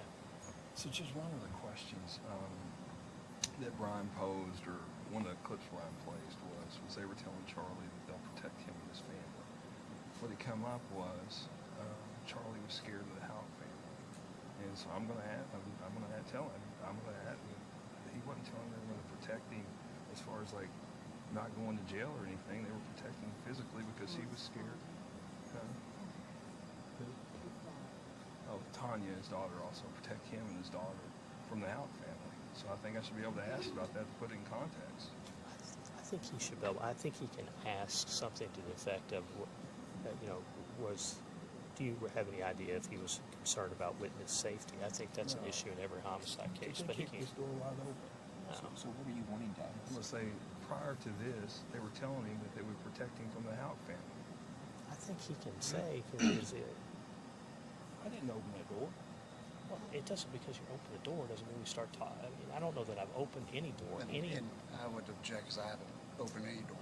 And I'm that sorry. should not. Y'all have a joint defense agreement. So, Okay, guys, hold on. I'm just trying, is there talk on the tape about protecting from the Houck family, or is that I don't know exactly. I'll let Shane answer I that don't one. know exactly. I really don't. I do know that when they told Heather they would, I got it written down over there, that she specifically expressed that she was scared of Steve and Joey. And Joey once told him that he was going to put her in a hole. She said that phrase is, she Y'all told are letting him. me talk. Y'all keep talking. I'm sorry. I think it's fair comment to say, is it, can a witness be concerned about safety? Is that something that's appropriate to talk to them about? But getting into how scared you are of other people or what, that's, you can't. This is all being taken out of context. She has specific people that she's concerned with. That's not, the point of it is what he's saying is, this is, in my opinion, y'all gonna let me talk? Go ahead. In my opinion, these tactics of saying we're going to take care of you is coercive. I think it's appropriate cross-examination to say, if a witness is scared for their safety, there's nothing coercive about saying that they'll help them, and he can say yes or no. But going down the road about a bunch of stuff that other people think in their head. So she's giving statements about these individuals, these direct individuals that she's saying she's scared of. And it goes to why she may be withholding. Are you talking about Heather on the recording was telling her she was scared? Yes, because Joey told her, after Joey said that in front of her, he told her he would put her in a hole. Number one, I think he can ask about witness safety as it relates to. It goes. Y'all done? No, she was talking to me. Oh, okay. I think it goes to witness safety. He can ask the question, in your opinion, is it coercive if a witness is concerned about their safety? Is it coercive to say, we're going to take care of you? And I don't know what his answer will be, but he can answer whatever. But to the extent of going down this road of throwing out a bunch of, of inflammatory statements, the prejudicial effect of that is certainly outweighed by any probative value of just saying it's okay to tell a witness we'll take care of you if you're concerned for your safety. Can I speak? Yes. Okay. Let me. She's withholding statements about these individuals because she's scared of these individuals. That's why they're telling her to protect her. That's why she's withholding these statements. That's why they're having to drag these statements out of her, because she's scared of these people. And I think that's relevant for the jury to hear. And I think it's a fair comment to ask a question. If she's scared of them, can that be a reason that she might withhold information? That's fair comment. Start throwing out inflammatory stuff about the Houcks or Joey's, these extrajudicial statements that Joey Lawson's made, I think is taking that point too far. No, I'll allow you to ask questions about if the person's scared of people involved, could that be a reason they're withholding information along that lines? Now, if you want to get into specifics, let's come back up to the Well, bench. can I ask this, okay? Can I ask, did she express fear of Joey and Steve Lawson? And she does, I'm assuming. Yes, sir. That could be a reason why she's with them. I'll allow to that extent. Okay. Thank you.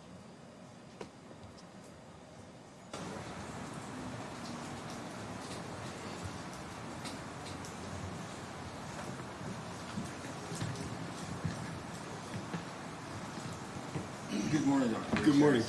We met this morning. We did. Yes, sir. I gotta get my glasses. No, I I can't see. understand that. I'm getting that age too.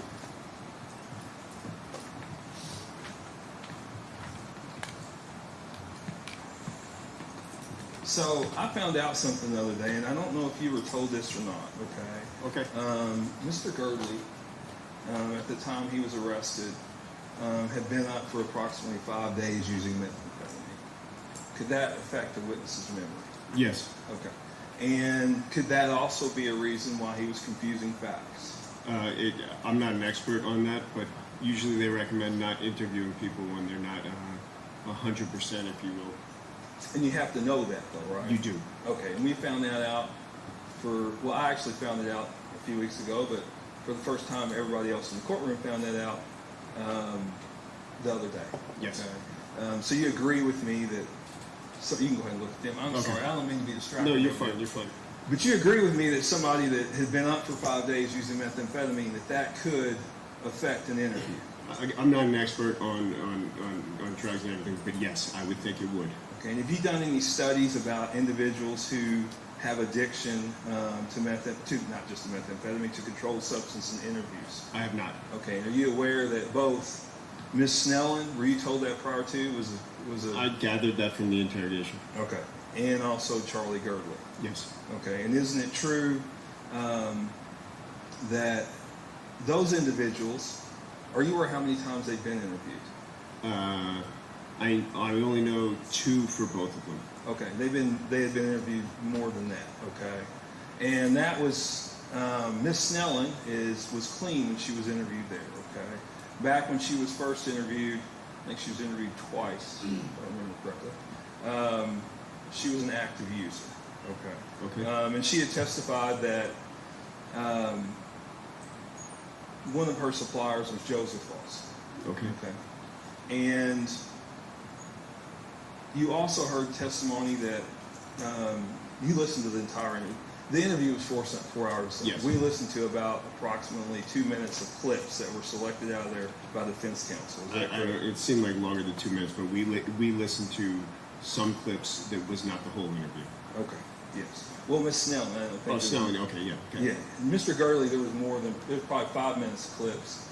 Again, I'm just guessing. Yeah, me too. I don't know, but it's fair to say that those aren't all the clips, and this is just a subset of the clips. Okay, because the interview, I think the combined interviews of Mr. Gurley was probably somewhere around 6 or 7 hours. Is that fair to say? Correct. Okay, and we listened to probably 5 to 6 minutes of clips.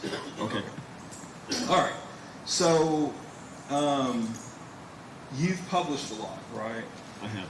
And I think Brian went through a lot of it. It was from memory for complex events. Yes.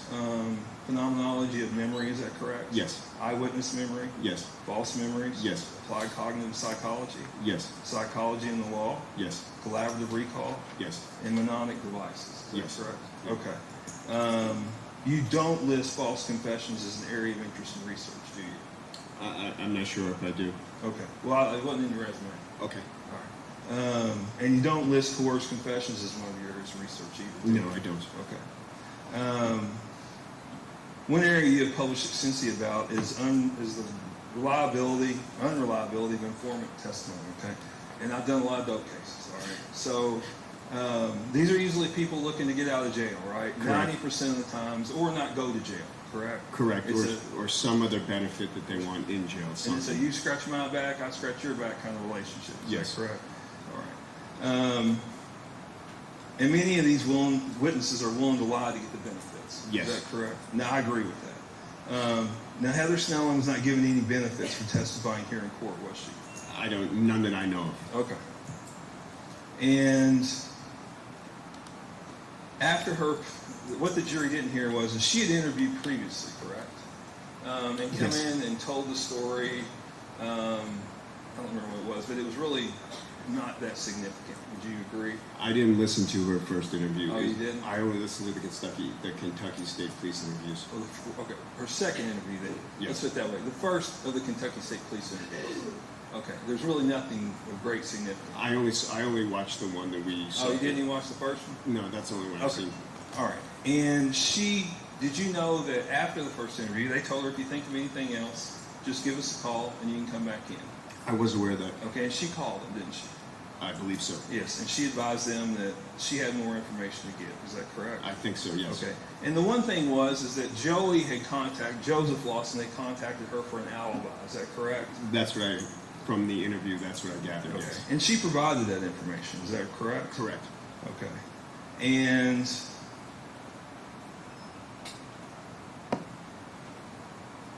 at one point in the interview, she was told if that's all you got, you can leave, right? Which interview were you talking about? The second state police interview. Is that the one I watched? Yes, sir. Yes, she was. She was. They told her, listen, if that's all you got, you can go. Correct? I think that they said it. I'm not sure they said it. Well, I'm not using exact words. Right. Yes. Does that make sense? Yes. Okay. All right. And she didn't leave. Is that correct? Correct. All right. And she told the police about that conversation between Joey and Steve, correct? She did. Okay. Now, are you aware that And she said that they moved the body on the Houck farm. Is that? Yes, I believe that. I remember that. And are you aware that Crystal Rogers was on the Houck farm on the evening of July 3rd, 2015? I believe I am aware of that, yes. Okay. And did she also express during that interview with Kentucky State Police is that she was scared of Joseph Lawson and scared of Stephen Lawson? You may.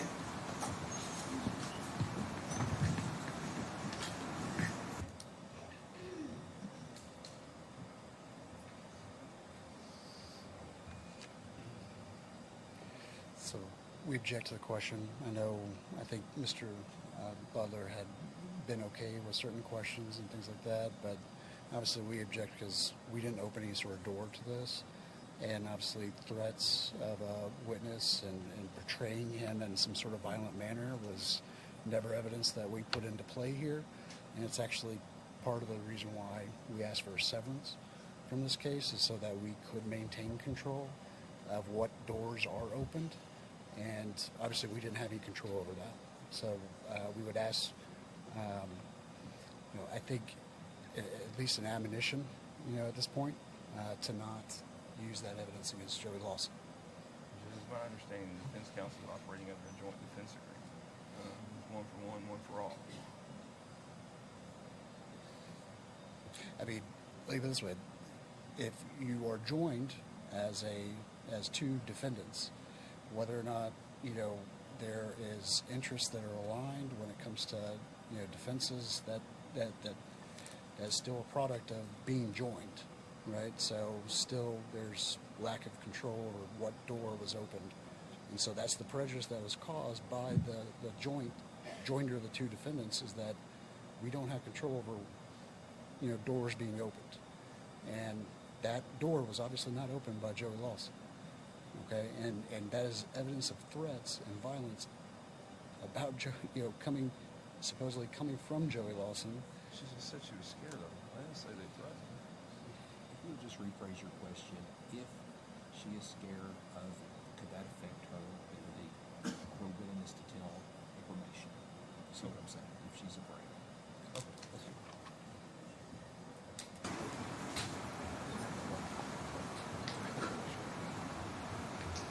So, doctor, if someone is scared, could that affect their ability to give information? Yes. Okay.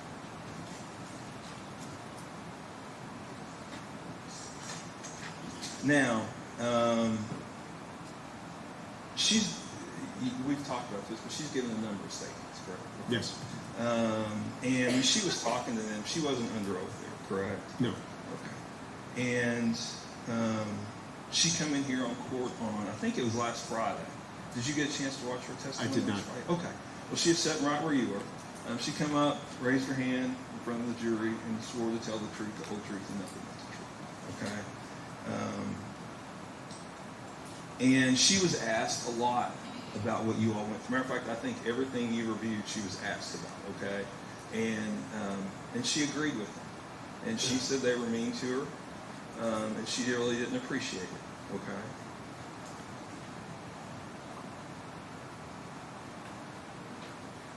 And she also testified about the alibi, that Joseph had asked her to give her an alibi. And she also testified that she heard a conversation between...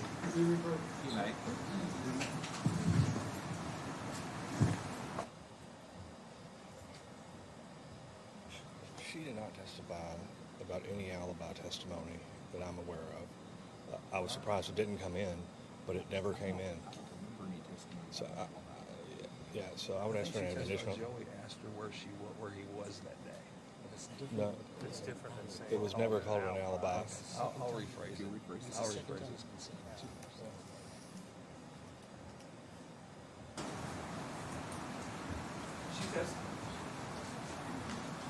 She testified that she was contacted by Joseph Lawson, and he asked her if he was with her that day. But you don't know that. No. You weren't there. Okay. So, but that come up in your review of that. Is that correct? I believe it did. Yes. Okay. And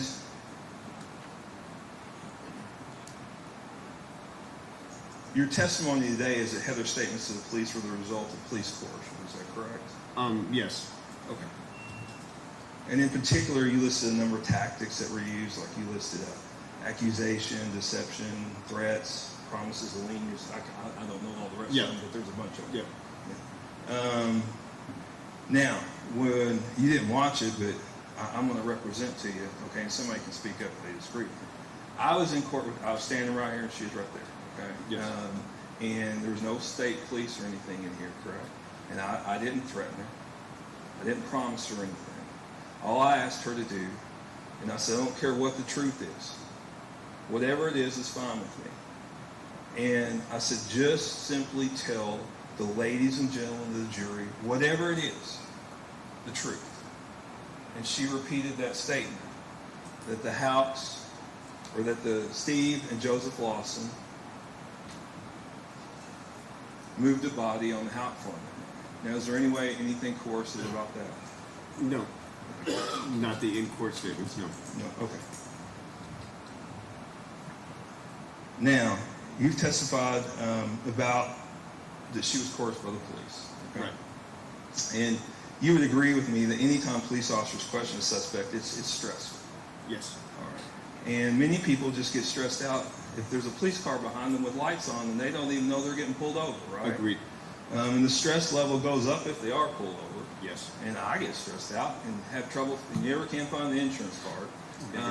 And you just get nervous, and you haven't even done anything wrong. Right. Maybe speeding, but you're not going to jail or speeding. As a memory expert, I tell you, just put it in the same place so you know where it is always. Yeah. Like your Well, now keys it's in on the my morning. phone. I don't even have to worry about it. There you go. And the police hadn't even asked them a single question normally before they're sweating. Right. Right? I agree. So police interviews can be stressful. And an interview is not accusatory, is that correct? It should not be accusatory. Yes. And sometimes when the police have been provided information that someone may have been involved in a case, okay? Such as the police were provided information that Heather Snellman was with Steve Lawson at a bar. Yes.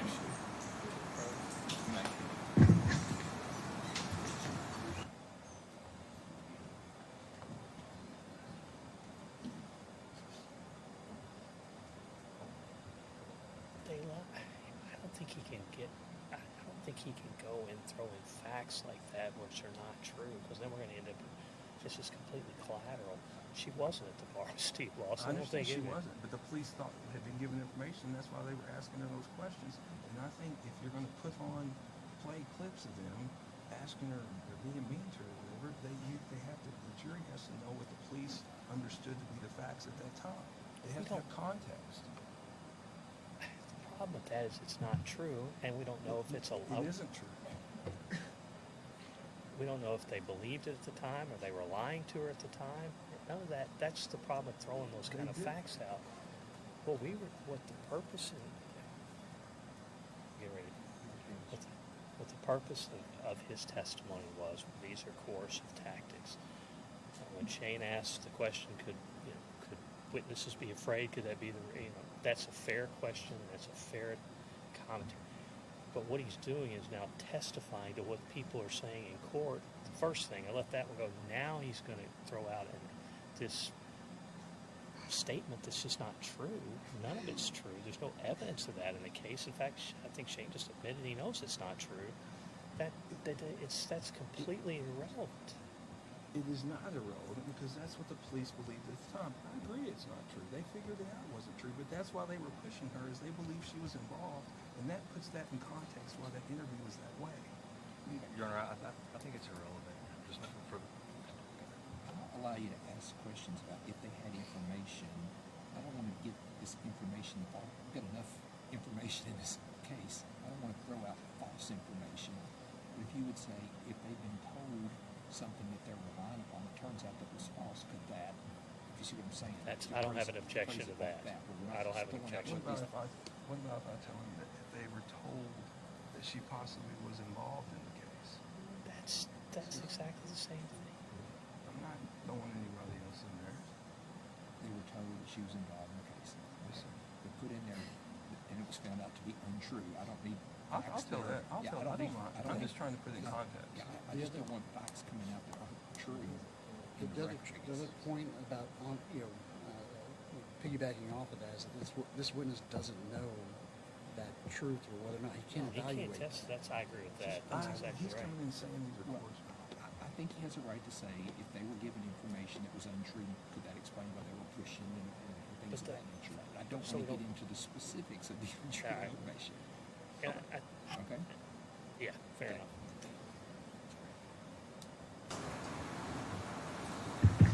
So, Doctor, is it fair to say that you did not know what the detectives knew at that time?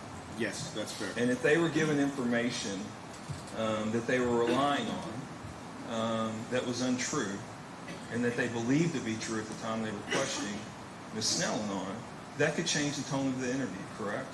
I imagine, yes. Okay, it could turn more into an interrogation. Is that correct? If they thought that Ms. Snellen was lying to them, Yes, sir. Yes, Yes, sir. And in fact, she had called them and told them she had more information. Is that correct? she did. And then when she was offered a chance to leave, if that was it, she didn't leave. I mean, I disagree that she was really allowed to leave. What I viewed, the officer stepped in front of her. No, I'm talking about, this is earlier on in the interview. She Not was that- offered chances to leave. Yes, sir. And she could have gotten left, right? And she chose to stay. I feel like she felt it was. It didn't seem like she really felt like she had the opportunity to leave. Well, were you in her head? That was not. Okay, and she was told she could leave. Is that correct? She was told that, yes. Okay.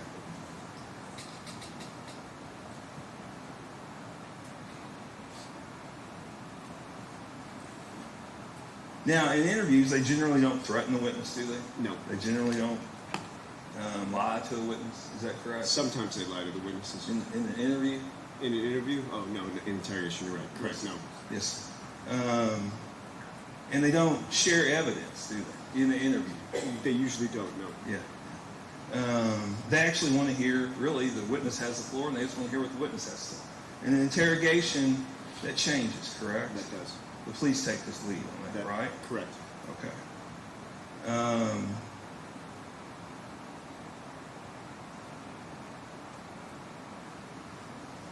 The witness in the police eyes can actually become a suspect during an interview, correct? I'm sorry, The police in an interview, sometimes the witness can become a suspect. Yes, Is of that course, correct? yes. And it'll turn more into an interrogation. Is that Yes. correct? Yes. And sometimes witnesses will lie. Is that correct? That is correct. Okay. And during an interrogation, the police dominate the interview. Is that correct? Yes. And that's a generally accepted practice. It is. Okay. They may interrupt the suspect. Yes. They can cut off the suspects. They can. They can accuse the suspect of lying. They can. They can confront the witness with evidence that proves they are lying. Is that correct? They can, yes. Because you want to let them know, hey, listen, I know, right? You can do those things, yes. They can even lie about the evidence against the suspect. The courts have said that's an acceptable practice, correct? That's right. They're not pleasant. The majority of interrogations are not pleasant. They're not. And they can be intense. Yes. People cry. Yes. And people yell. Yes. And all interrogations involve some coercion, correct? Not all, no. Some level. Some I've seen don't involve any. Okay. And the United States Supreme Court has defined them as inherently compelling. Is that correct? I believe so. Okay.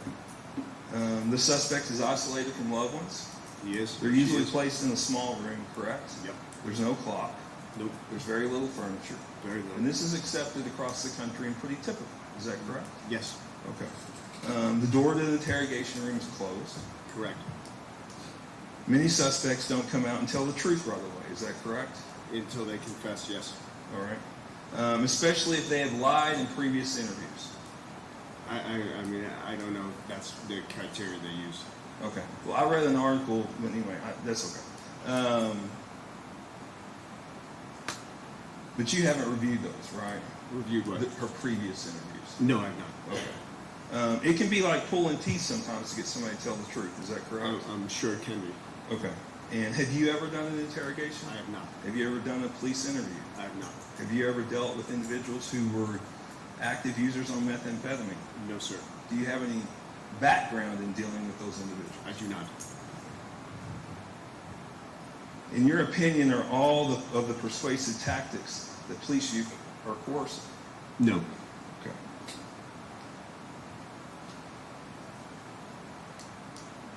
Many of the tactics that you deem coercive result in statements that are allowed into court. Is that correct? They do, yes. Right.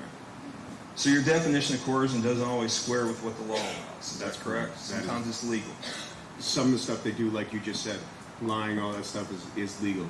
Okay.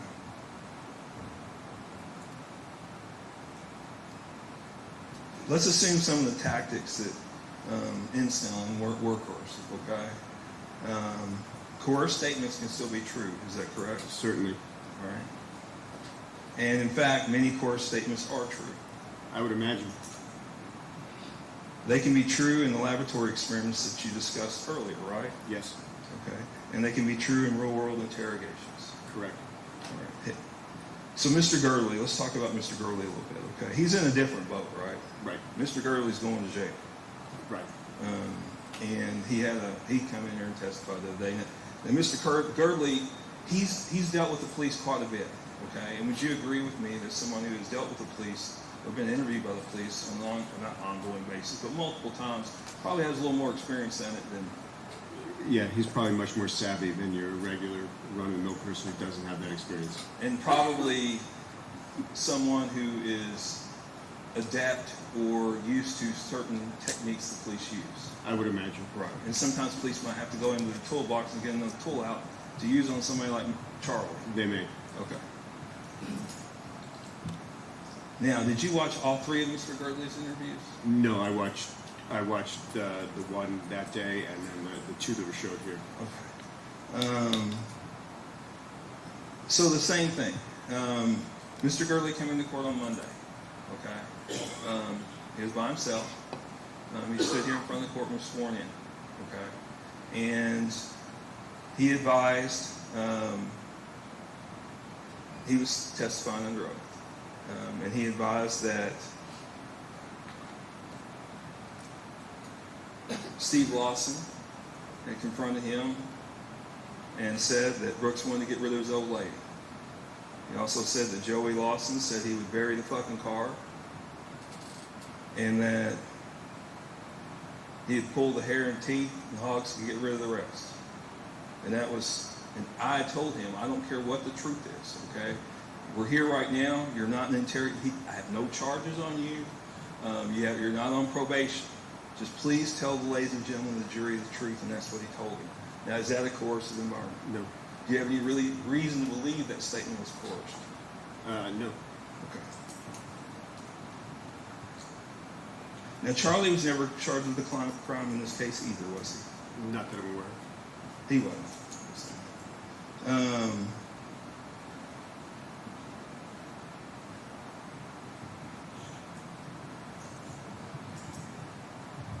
Tell me about when people are interviewed over and over and over and nothing, and are they scared to change their story the next time they come in if they've withheld information? I don't know if they're scared. Well, I'm not scared. Are they more hesitant? I couldn't say how individual people think about things, but what happens over repeated interviews is that people get the impression, at least in laboratory studies, that their information they're giving is not correct and they need to come up with different information. Otherwise, why would they be continually interviewed? Okay. What about people who have been threatened to be arrested and they never get arrested? What's the question? They give an interview or an interrogation and they're threatened to be arrested, but they're never arrested. And they're interviewed again. And they are threatened to be arrested or told that they would be charged and they're never charged. Would that get them to change their story more? No, what I'm asking is, it's kind of like positive reinforcement. Okay. You know, like the whole Pavlov or whatever. Right. If you keep saying the same old thing and they say something will happen to you but it never happens to you, you're more apt to say the same thing next time. If they're being reinforced for it, yes. Yes. And I think you said you got $10,000 too? I did. Okay. Did you, one of the most important areas I think is, did you have a chance to review Brooks' Houck statement? I did not know. Okay. Did you have a chance to review Rebecca Greer's statement? No, I did not. Stacy Cramner's? No. Barbara Coulter's? No. Mary Beth Mattingly? No. Richie Riggs? No. Rebecca Greer? No. I'm sorry, I asked you that one already. Ashley Nally? No. Kylie Fenwick? No. Amber Bowman? No. Danny Singleton? No. And your testimony is that affectionately touching people, you shouldn't do that, right? I don't think you should, no. It's not hurting anybody. No. Do you agree? I mean, they're not physically beating it out of them or something. They're just touching them. Is that fair to say? Right. Okay.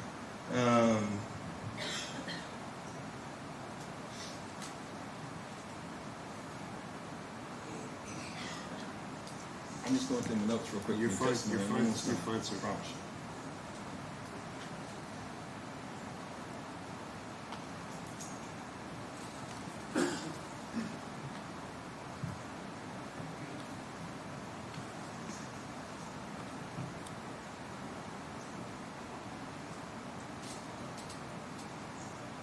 Now, do people normally just come in and confess right away in a murder case?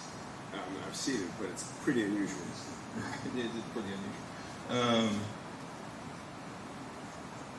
And at one point, Luckett says to Charlie, he goes, "We will protect you." And do you know what he's referring to? I assume that he was referring to from the Lawsons and Mr. Holmes. Okay.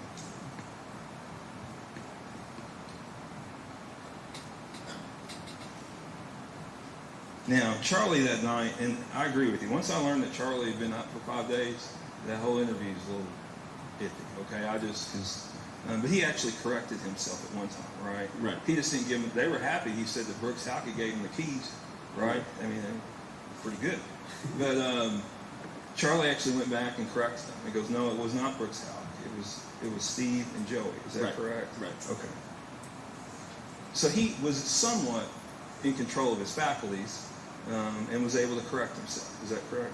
He corrected himself. And what I mean by that is he had fed them information that obviously they were satisfied with because they didn't go back to it, correct? Correct. And then, but he had the faculties about him to correct it and say it was Steve and Joseph Lawson that had the keys, correct? Yes.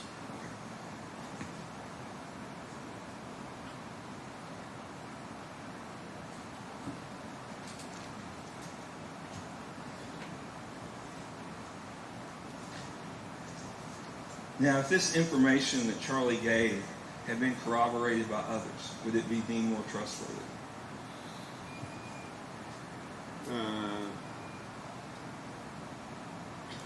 As long as there was no... So the problem with is not whether the information is correct, it's how Charlie comes by it. So Charlie may not be more trustworthy, but the information may be correct. That's what I'm talking about. The information may be more trustworthy. Okay.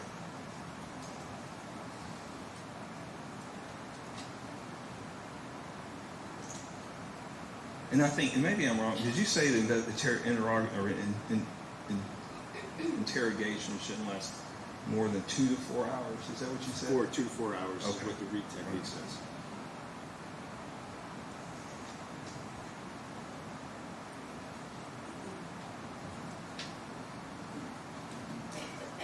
Give me 1 second, Doctor. I'm probably done with you, and I'll let you, Mr. Coleman and then Mr. Butler, if they have any more questions. Hang on 1 second. I am done. Thank you very much for answering my questions. You don't have any questions? Any redirect? Very briefly.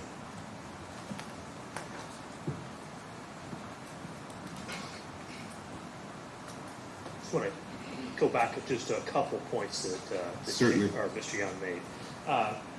He was asking questions about these techniques. The READ, is it for witness interviews or interrogations? It's for both, so they say that you should use the same interrogation technique for non-cooperative witnesses.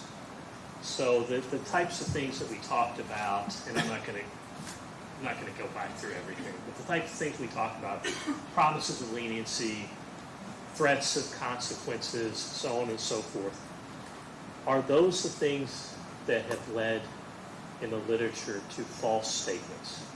Yes. Now, to be clear, none of the stuff that we're talking about that we saw on the tape that the police did was illegal. No. I mean, it's not illegal. It is not. They're allowed to lie to people, correct? They're allowed to yell, right?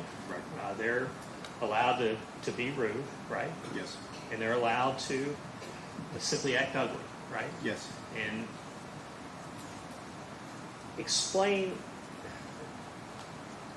why those things are problematic to get the truth, not whether they're legal or illegal. So the reason they're problematic to get the truth is because if you look at the social influence and the social persuasion literature, those things lead people to give statements that are in line with what they're being asked to do rather than statements that are factually accurate. And can it, if you hypothetically give a false statement or a coarse statement,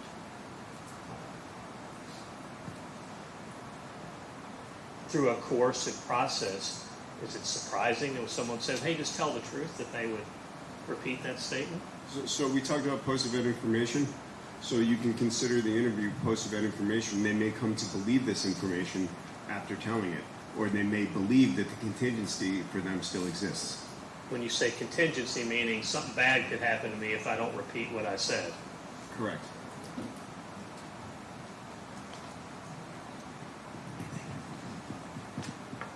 Anything else? Just one more. So, based on that, what's that called? Post what? Event information. Okay, well, they obviously didn't believe the information. They didn't get in their memory when they were telling the statements before, which you hadn't watched, right? Right. They're different from these. They obviously didn't believe that when they went in there and told that, correct? I don't know. Okay. Because I don't know the And statement. you're really just guessing, right? Right. You don't know. So I don't make it. I don't know what the truth is. I make no assertions about the reliability. I just That's know up to them, right? Right. Right. Yes, sir. Thank you. Any questions from any jurors? Question? City Council at the bench.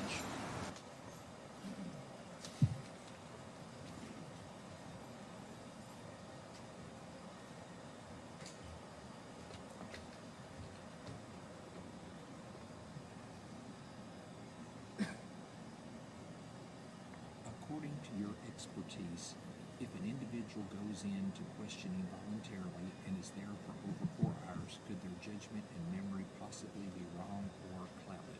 That's fine. Yeah, that's fine. That's good. Your question is, let everybody get to their seat there. According to your expertise, if an individual goes into questioning voluntarily and is there for over 4 hours, could their judgment and memory possibly be wrong or clouded? Yes. Any questions based upon the jurors' questions? No, sir. May this witness be finally excused? Yes, sir. You're finally excused. You may go. Tell you what, why don't we take a break before we start your next witness? Yes, sir. Ladies and gentlemen, the jury, the same admonitions are in place. We'll start back in 15 minutes. You may go with the bail.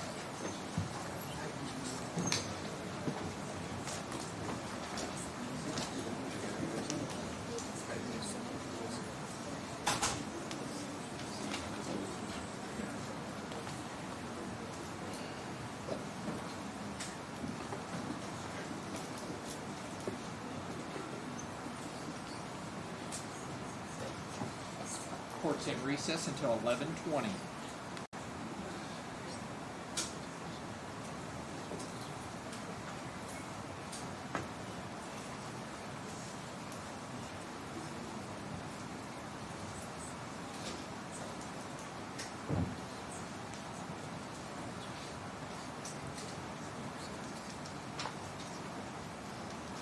At this time, let the record reflect all 15 jurors have returned to the courtroom. Everyone may be seated. Counsel waive the call. Yes, sir. Call your next witness.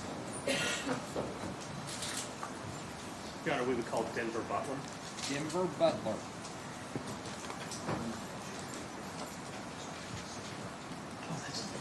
Thank you.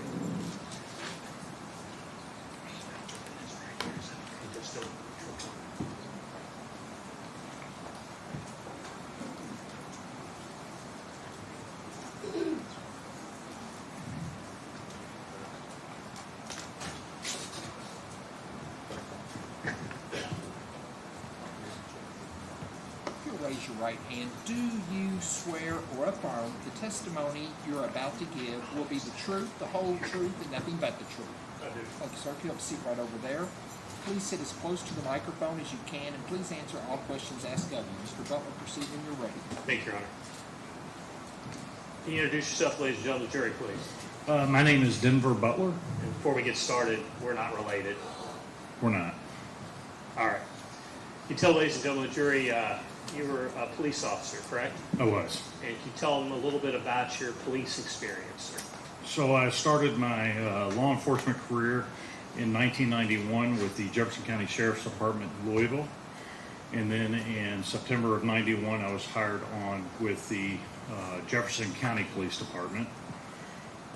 In 2002, I was promoted to sergeant. And then 2003, the Louisville Police Department and the Jefferson County Police Department merged and created the Louisville Metro Police Department. And I finished out my career there, retiring in 2012. And while you were with the, let's kind of break down your experience with the police department. What, did you work homicides? I retired from homicide, yes. Okay, tell us a little bit about your experience investigating homicides.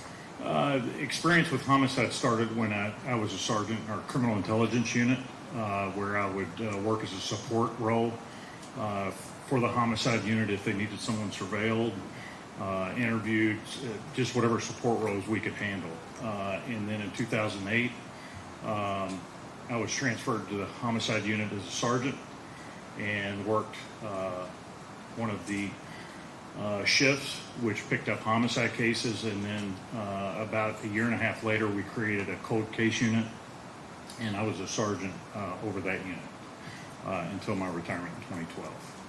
Okay, you mentioned the term cold case. What, just ladies and gentlemen of the jury that may not know what that is, what's that? So a cold case is a case that has gone unsolved for a period of time, and either the assigned detective had been transferred out. We found that those were not getting the attention they needed, so we created a cold case unit where we could track those cases and follow up on leads and things of that nature, and also apply the newer technologies to the older cases involving DNA, fingerprint analysis, hair trace evidence, all of those new technologies that came about. And sir, when you left in 2012 as a retirement from LMPD, can you tell us what the next part of your career was? I then served 2 terms as a Kentucky State Representative from the South Louisville District 38, and did that for 2 terms. And then while serving as a state representative, I served on the Justice Committee and other criminal justice related committees. Okay, what's the Justice Committee, since you mentioned that? I was the chairman of the subcommittee that handled the budget for the Justice Cabinet, which was about a $6 billion budget. At some point, were you appointed to lead a state agency? I was. After serving as a state representative, I worked for 2 years as for a governor in the Justice and Public Safety Cabinet, and served as commissioner of the juvenile justice system, and also worked as a senior advisor on criminal justice issues to the administration. And since you left that, can you tell ladies and gentlemen of the jury what you do now? So in 2020, I founded a nonprofit called Clemency Investigations, which focuses on reviewing convictions with a claim of innocence. And have been doing that ever since. And I also have a consulting business that after I retired I'd opened, that I did expert reports for civil right violation claims in federal court and some state courts for a period of time. And so with your work with investigating, some of these words are legal terms, investigating clemency, explain, like, who hires you, how does that work, specific to that nonprofit? So right now I'm working with two prosecutors' offices, one in Michigan and one in Tennessee. Kind of the government's response to wrongful convictions has been to create units within the prosecutor's offices called conviction integrity units, and it's usually a prosecutor assigned to review those claims to see if there was any merit to it. I partner with them at no charge to them, no cost to them, and conduct the reviews and give my findings back to them. Have you been responsible for freeing innocent people? I have played a role, yes, sir. Now, in this case, we hired you to look at police searches and laboratory reports to help summarize those for the jury, correct? That's correct. And how much have you been paid so far to do that? I've been paid $2,200, and the total bill will be around $7,000. All right. So,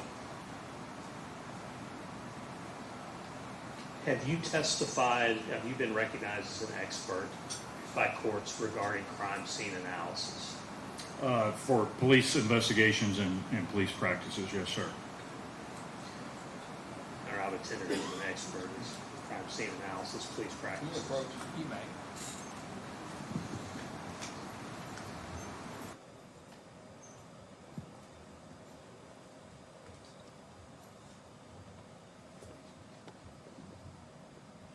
Brian asked him if he was recognized an expert in crime scene analysis. He said, I've been recognized as an expert in police practices and investigations. I'm fine if you want to say he's an expert in police practices and investigations. Raise your question then. Yeah. Okay. Yes, sir. Yeah, take care of it. Thank you.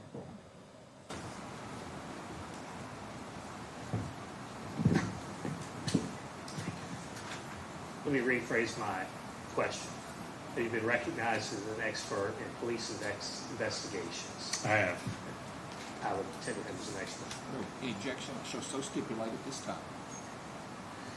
Now, I'm going to show you a few just summary exhibits before we get started with some of the searches and things like that. That's all right.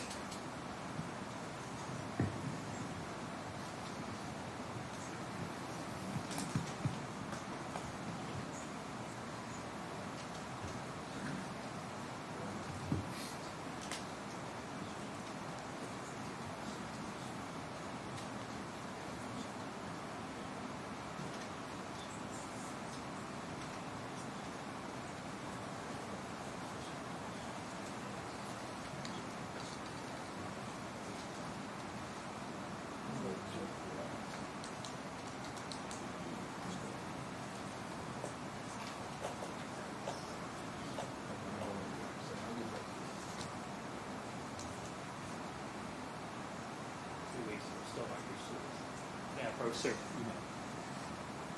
I'm showing you what I've marked as Defendant's Exhibit 24, Defendant's Exhibit 25, and Defendant's Exhibit number 26. We'll start with Exhibit number 24.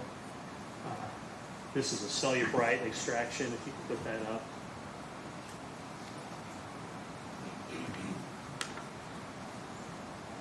If you can't, let me know, and we'll just have to read it.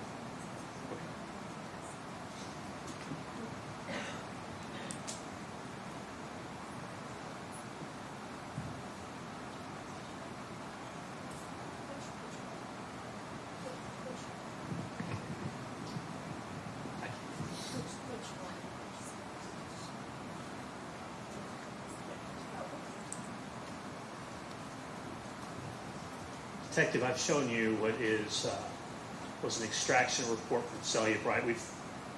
Because we've heard a lot about this, I'm not going to ask you too many questions. I'm just going to. Cellubrite is an activity law enforcement does to download a phone, correct? Correct. Now this one is from Tammy Lawson's phone, and it begins July the 4th, 2015, and that's it. 1:13 a.m. If you could let ladies and gentlemen of the jury know what she's texting to Steve Lawson at the time. Are you talking about the text number 2? Yes, sir. On text number 2, if that bitch brings the drama here, it's going to be a girl thing. And then she texts again, and that's at 1:35. Stevie, come in here. And then at 2:21 a.m. You need to call and see if it is stolen.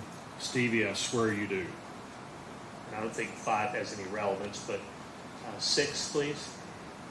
I'm texting that bitch. And 7. And that's at 10:33 a.m. the next morning. You need your tools. And at 12:20 p.m. the next day. You know the B with stars, cop happy. And then 12:25 on July 4th. She can't call the police on you over a phone call. Your Honor, I move for the admission of that exhibit. Any objection 24? Show it's introduced at this time. And now if we could turn to exhibit number 25, please.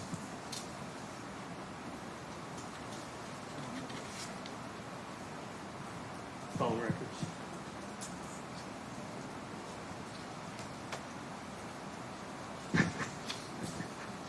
And Detective, what I'm showing you in the second page of that, it has subscriber information. Can you tell, ladies and gentlemen of the jury, who the subscriber is on the second page of that document?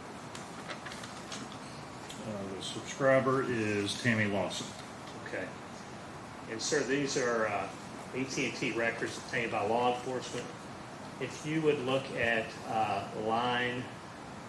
the first highlighted one, which would be on July the 4th, and that would be at 2:31 a.m. because it's UTC time. We've learned about that. Can you tell us what number Tammy Lawson was calling at 2:31 a.m. on July the 4th? That is a number to Capital One. Can you verify that? Yes. Now, at 2:36, Tammy Lawson makes another call, and that one lasts for 1:24 seconds. Can you tell us who that call is to? It's either the Nelson County Sheriff's Office or the Bardstown Police Department, and the bottom one is the other. Okay, so the next one is the Bardstown Police Department, one is the Nelson County Sheriff's Office, vice versa. That's correct. Your Honor, I move the admission of exhibit number 20. The objection to 25. Show that's introduced at this time. Now, if you would, you have exhibit number 26 in front of you, please. I do. Now, this is a text messages between Ms. Rogers and Brooks Houck on June the 26th of 2015. So this would have been approximately a week before her disappearance. 13:22, Ms. Rogers is texting Brooks. 13:22 would be 1:22 in the afternoon, correct? Correct. And if you can read for us what Ms. Rogers texts Brooks. July 6, 2:45 is Eli's eye appointment. And Brooks's response. Sounds good. Thank you. And the next one. Is it here at Physician to Children or Dr. Franklin in Louisville? Question And then mark. she texts back, it's in Louisville, correct? Correct. Now,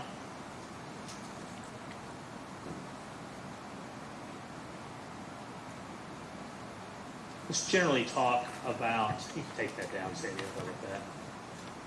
Let's generally talk about response to a crime scene, what law enforcement does. We'll get more specific about this case, but just you have a homicide, you have a robbery. What does law enforcement do to process that crime scene?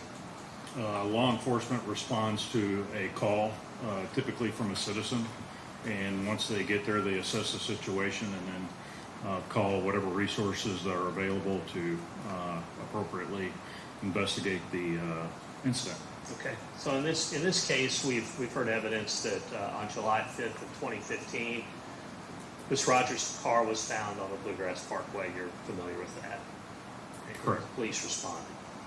So what do they do? What do they do with the car? How do they process the car? I believe they moved the car on a wrecker to a secure facility where they control the environment, and then called in the specialists, the crime scene technicians, to process the vehicle based off the information they had at the time. And it would be a collaborative effort where the investigators would share with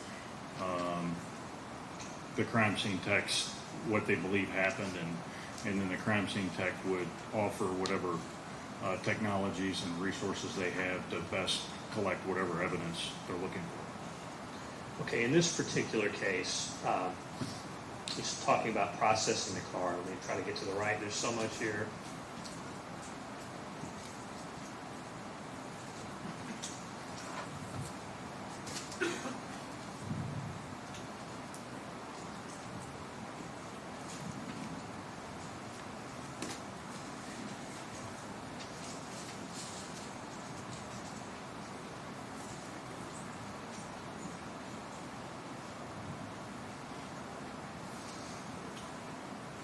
It indicates that the, and if you need to refer to notes, please let us know.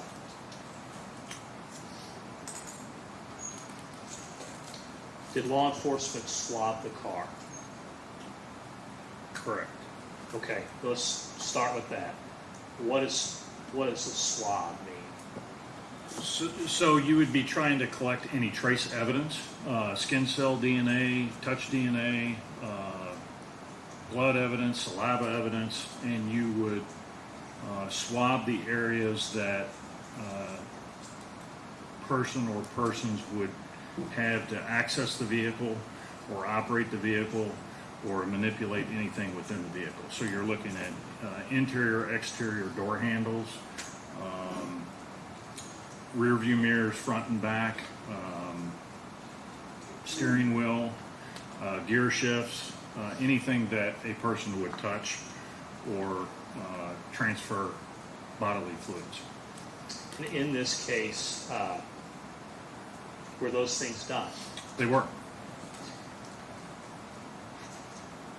And if you would please put up slide 1.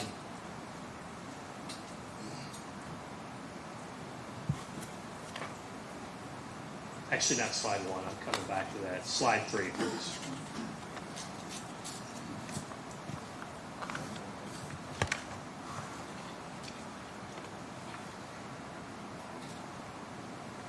And as you testified, and for demonstrative purposes for the jury, one of the things you would expect law enforcement to do would be to swab the steering wheel, correct? Correct.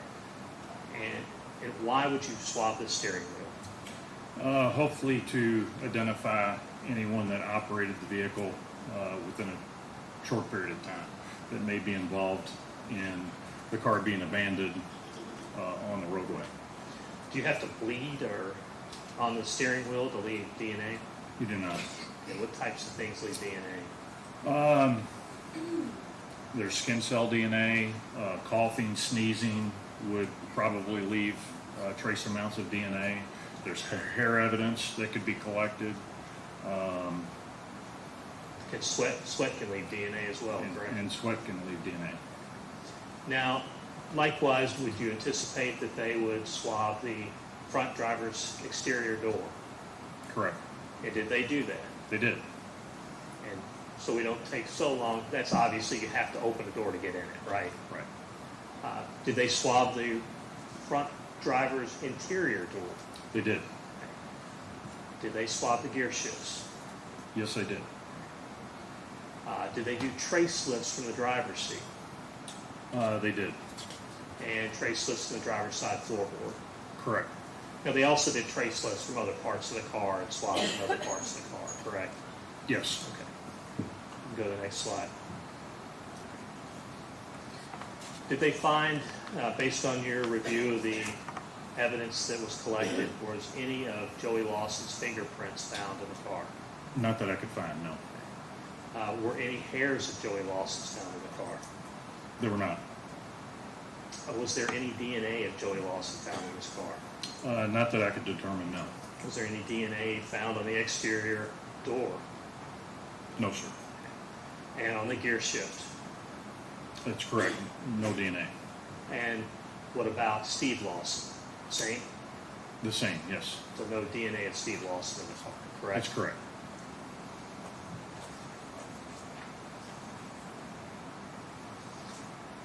If you go to slide 5.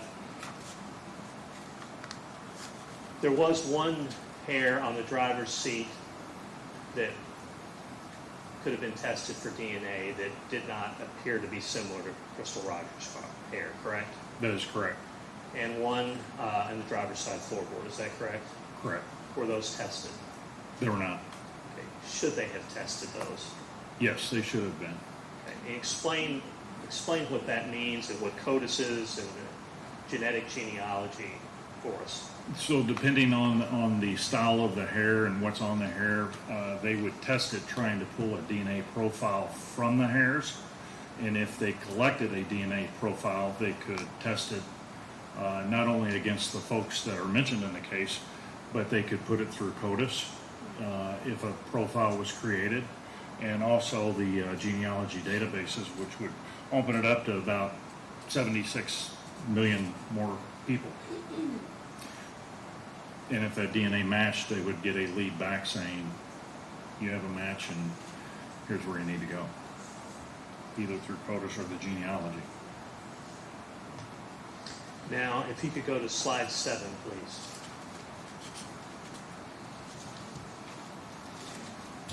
Was Brooks Houck's home searched? It was. And that was pursuant to a consent, correct? I believe it was, yes.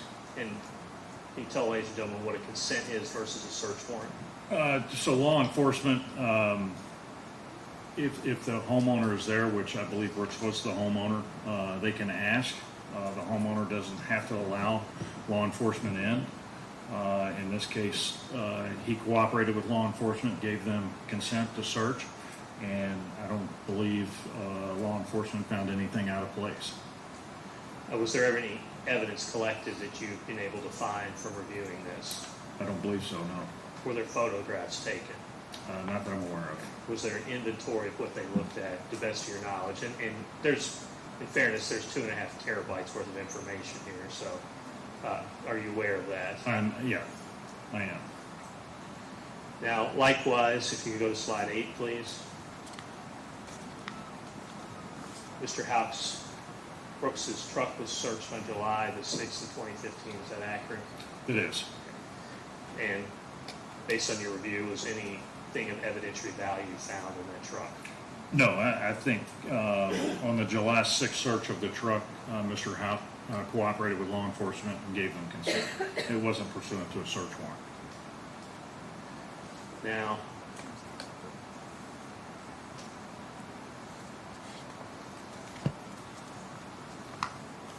was Nick Houck's, this would be slide 6, please. Was Nick Houck's police car, was it searched? It was. Now, again, we've talked about, was the car swabbed looking for DNA? Correct. And were tape lifts used? They were. Was there any evidence, trace evidence associated with Crystal Rogers, DNA, anything along those lines in Nick Houck's police cruiser or on any of the items in Nick Houck's police cruiser? There was no evidence collected that showed anything of a crime. We could go to slide number 9, please.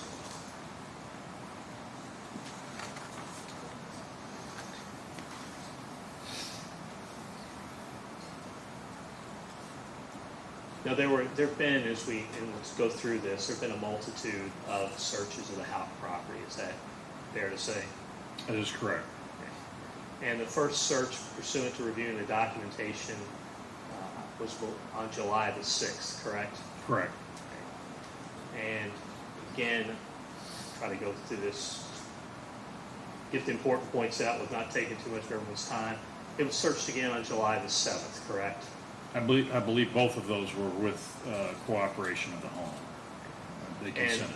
And then here's part of this slide's a photograph of law enforcement looking through a burn pile, correct? Correct. And it was searched again on July the 10th. Is that accurate? I believe so, yes. And again, there was no trace evidence found associated with Crystal Rogers, correct? That is correct. And did they find any personal effects anywhere on the farm on either of those 3 occasions? Nothing.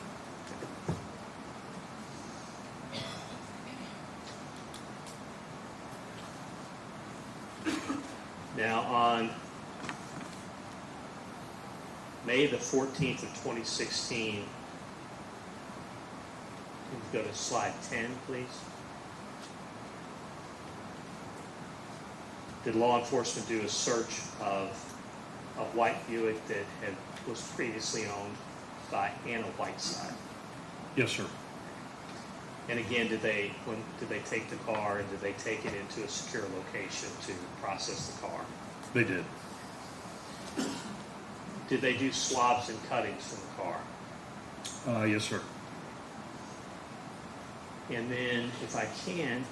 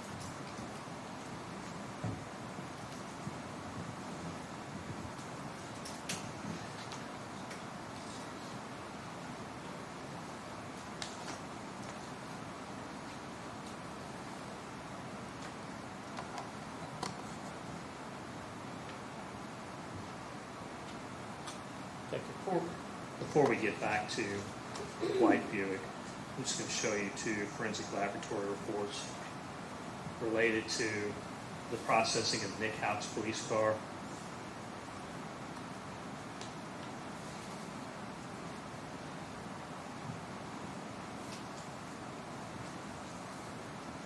Yes, sir. Those indicate that the law enforcement processed them and found no blood evidence, correct? Correct. Can I move to the addition of 26, 27, and 28, please? So 26 through 28 is introduced at this time.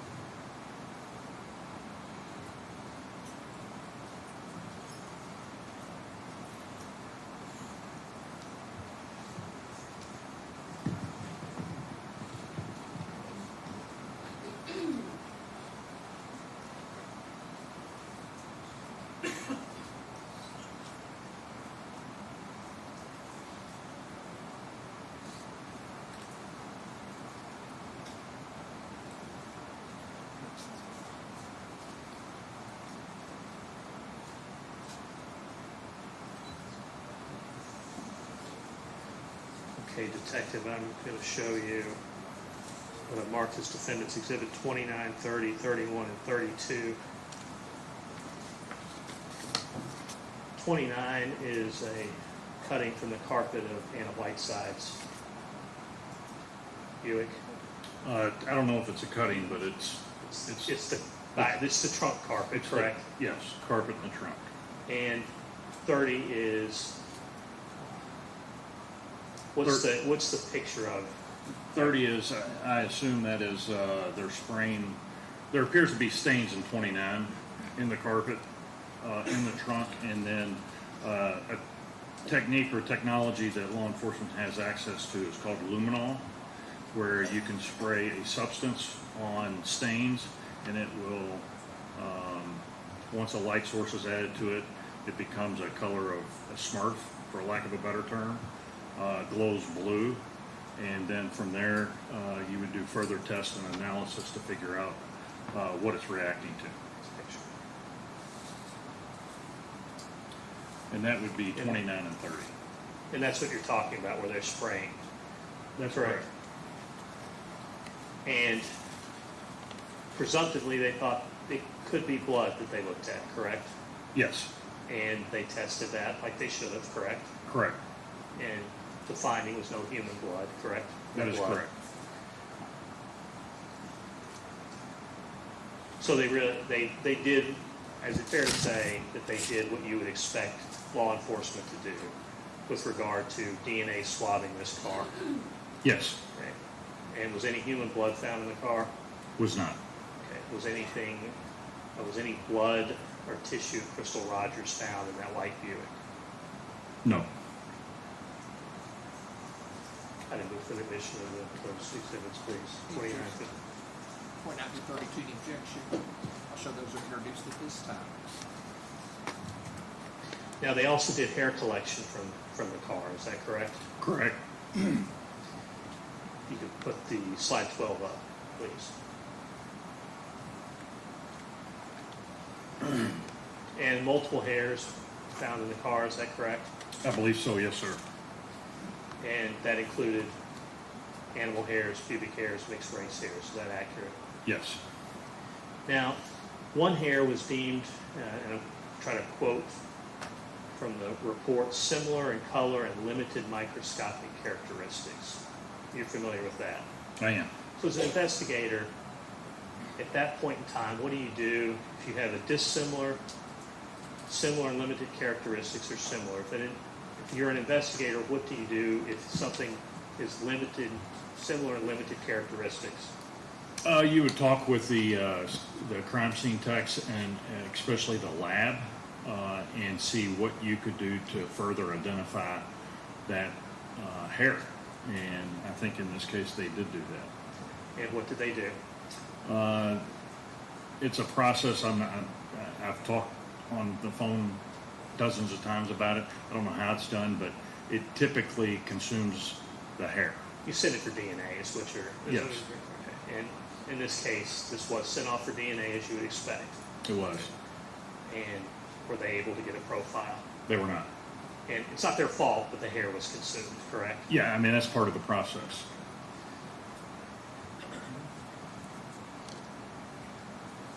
Now, do you make identifications based on the initial screening process of hair analysis? No.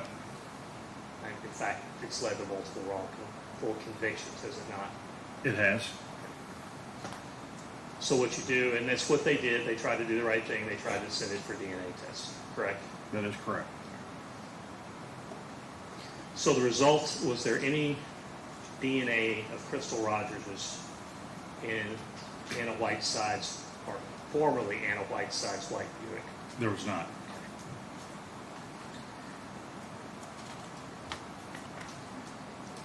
Did they exercise a search warrant on 3505 Whiteside Road, Cox's Creek? Yes, sir, they did. And they were looking for what, sir? Cleaning products, vacuum cleaning rags, and they recovered, I believe, a vacuum cleaner. Did anything come of that? Was there any evidence found there? Not that I could determine, no. Did they also exercise a search warrant on Pulliam Drive, which was Anna Whiteside's home? Yes, sir, they did.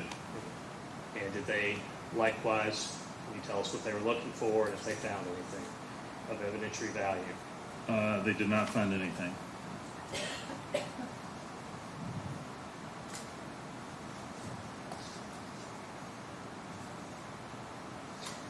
Now, moving forward, it's a search of Fabian Ballard's property, which would be slide 18, as well as, I believe, the Houck farm at 345 Pascal Ballard Road. Are you familiar with that? I am. And this would have been in August of 2016, is that correct, sir? August 30th, 2016.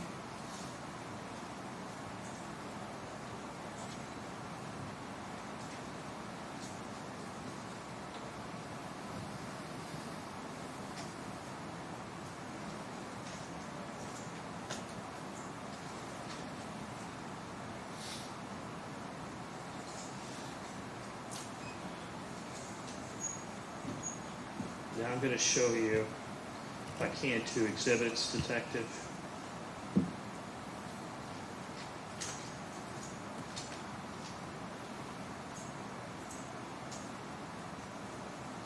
What numbers are these?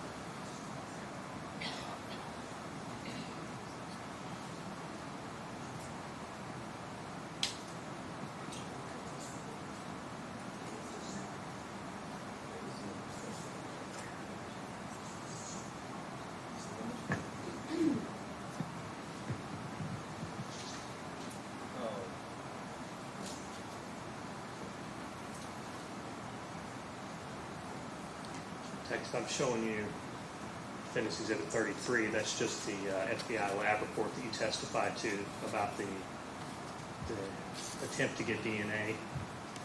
And then the next exhibit before you, if you can tell, ladies and gentlemen of the jury, what that is. That's not on the slide. Yeah, Exhibit 34 is a search entry and exit log for the August 30th, 2016 search of Fabian Ballard's farm. Where law enforcement, when they enter an area to be searched, they're usually given tasks in any search warrant, and then if they leave the premises, then they sign out. It is a control mechanism for we know who's in and who's out. And sir, from looking at that based on your training in law enforcement, is that a significant search? It is. It's very manpower intensive.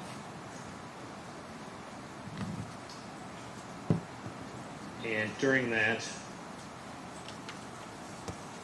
search, they found a front loader at Fabian Ballard's property. Are you familiar with that, sir? I am.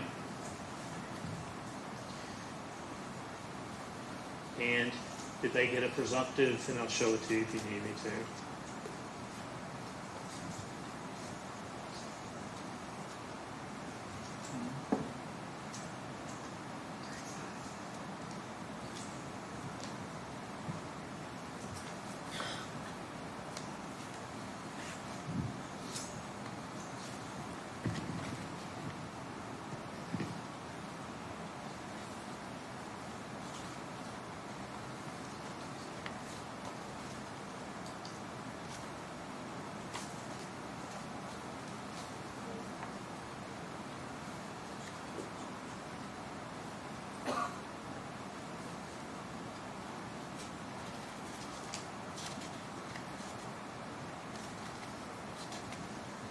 Detective Mr. Butler, I'm going to show you what I've marked as Defendant's Exhibit number 35. I'm also going to show you some evidence tech notes related to that.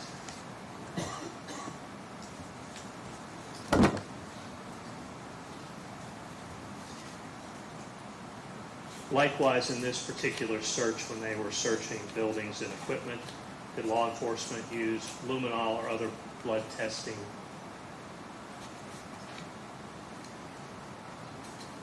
They did. I just want to back up on Exhibit 34 is also, it's 8:30 and 8:31, 16. There's It's a two-day two-day search. search, and I think there's 13 pages of sign in and out of personnel being utilized. I'm sorry, now on 35? 35, along with that search, they did luminol testing in multiple places, but they got a presumptive positive from a front loader. It appears they did, correct. And can you explain what a presumptive positive for blood would be? So just like the carpet, they would spray and it would glow, turn a different color, and that would be an indicator that there may be blood presence. So it could be, so did they do what they were supposed to? They did. Okay, and they sent those examples off, correct? Correct. And was there any blood found? There was not. During this 2-day search with, I don't know how many officers, but a lot, correct? 13 pages, so you figure 6 to 7 pages a day. I'd say there's 20 to a page, quite a few. And was there any, and is also involved Rosemary Houck's farm too, which is a 345 Pascal Ballard, as well as Fabian's, is that right? Correct. If you can go to the next slide for us. And did they find any trace evidence associated with Crystal Rogers on either of those farms in this 2-day search? Nothing. Did they find any personal effects of Miss Rogers? They did not.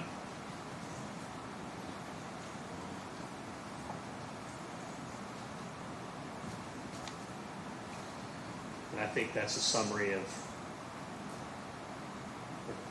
various officers that you've already talked about. Is that accurate, sir? That's correct. And 21.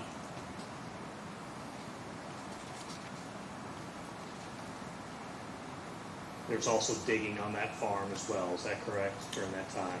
There was. Now I'm going to go back a little bit here to November 16th through 20th of 2015. Are you familiar with bodies of water in and around that area? Melody Lake, Sportsman's Lake, Fagan Branch Reservoir? I am. And did law enforcement search those? They did. Okay, and how did they go about doing that?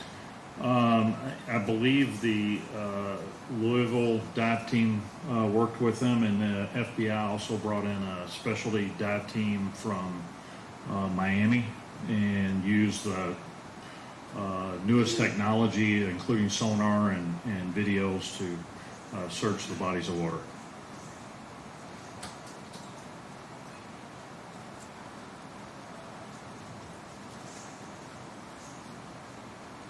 Now,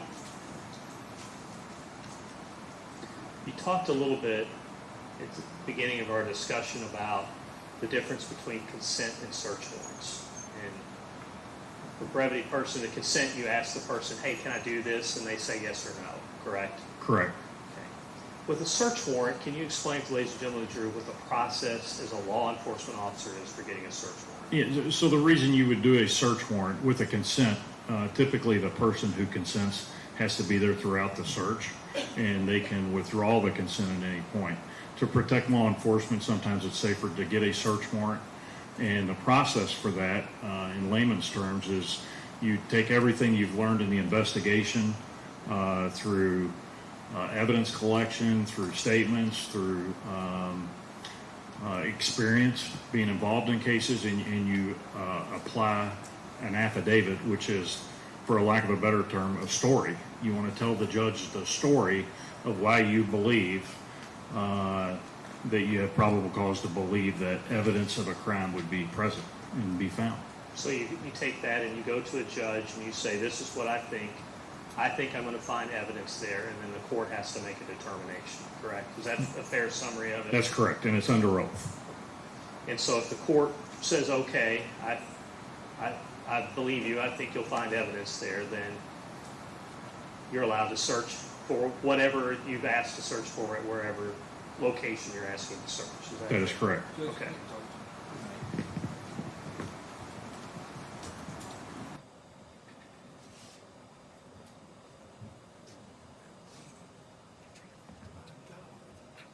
Move us along. That's not leading on anything important. It's just When foundational you end the stuff. question with correct, I mean, That's don't lead the witness. I'll try not to lead. Okay.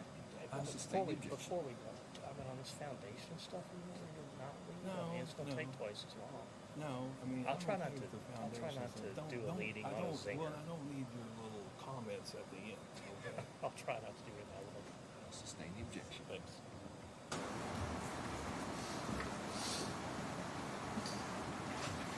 So, Detective, now let's turn to August 6th to 9th of 2020. And that would be slide number 24, please.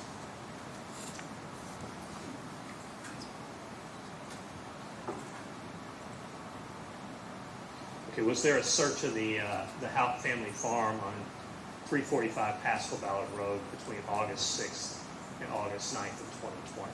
There was. Now, can you give us a brief overview of what law enforcement was looking for as far as physical evidence at that time? They were looking for any DNA, trace evidence, effects of Crystal Rogers, anything of evidentiary nature to show that a crime had occurred. Now, at this point, I want to talk to you a little bit about blood evidence, if we can. We are 5 years and a month from Ms. Rogers' disappearance when the search is conducted. Explain why law enforcement might be looking for blood or DNA evidence 5 years after a disappearance. Because my experience with homicide investigations is, in this case, from what I know and from what I've read, it's a reasonable belief that it would still be there. That DNA could still be present.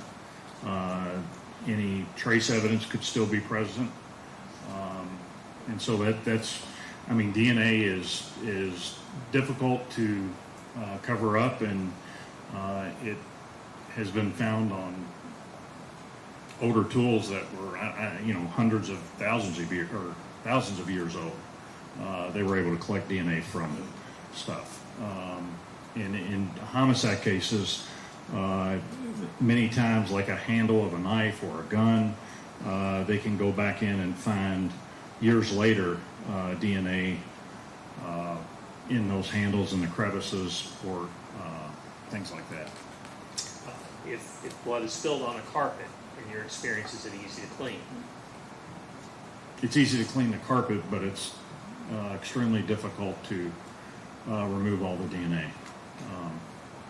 What about, in your experience with flooring, if there's crevices, cracks, wood, is it easy to remove blood or DNA evidence? On the surface, I would say someone would think it is, but even concrete, blood would absorb into that. Blood is going to find, or any bodily fluid would drain into the crevices, and that would be a place that you would look to collect DNA, and it would still be there years later. And what about outside? If you think a crime occurred outside, can you still look for evidence, or would you still look for evidence? Sure. Yeah. Explain that for us. In many of the cases, homicide cases I've worked, outdoor crime scenes tend to give a lot of DNA evidence.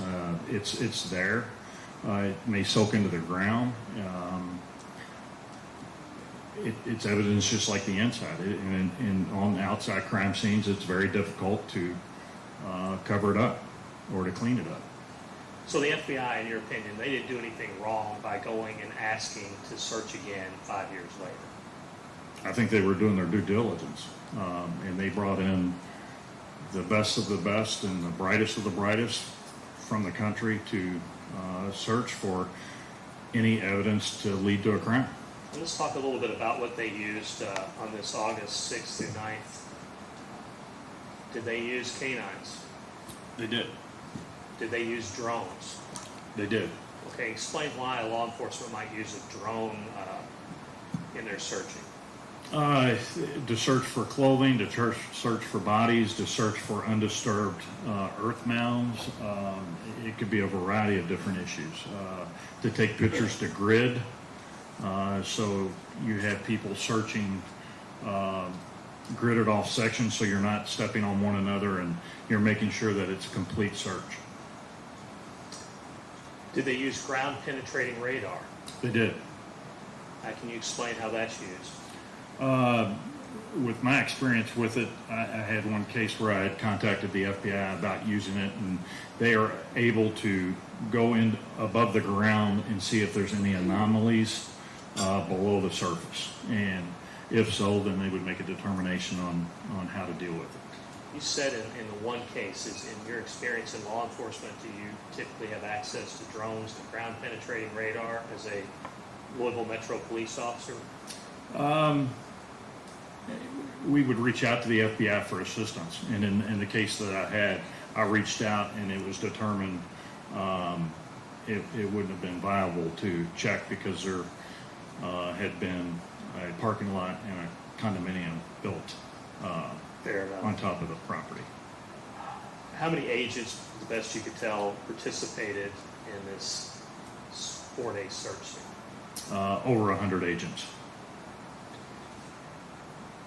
Did they use luminol, and I'm not even going to attempt to say it, if you can tell me what that other word is from the search warrants and what the purpose of those are? The luminol and the, I don't even know it either. It starts with a PH, and it's a long word.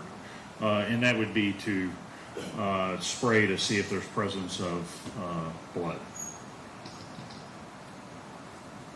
And they collected fabric, correct? They did. And did they find blood on that? They did not. Did they search ponds on the property? They did. And did they locate anything of evidentiary value? They did not. Did they do, let me ask you first, what's a grid search? A grid search would be, if we were going to search the area here in front of me, you would just draw straight lines both ways, and then you would number the grids, and you would assign personnel to search that grid. And then if something is found in that grid, they would be able to document it from that grid to make sure we know where the evidence is coming from, who collected it, and creating that report. Did they also search surrounding properties, the Elam property, a Lawrence Ballard, and a Wallace Livers? They did. Did they search ponds? They did. Did they search farm with canines, or the farms with canines? Yes, sir, they did. Was any evidence, any trace evidence found? There was not. Any personal effects of Ms. Rogers found? Nothing. Now, if we could turn to August 30th of 2021.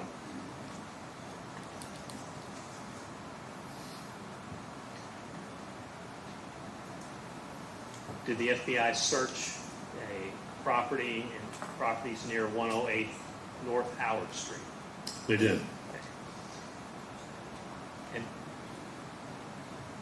so when they do that, you can tell, ladies and gentlemen of the jury, what they did and what they found. So they dug up a driveway and a porch that was being developed, I believe, near the time of Crystal's disappearance. And they located some women's underwear that was under the driveway, which contained hairs, and located clothing underneath the sidewalk near the front porch.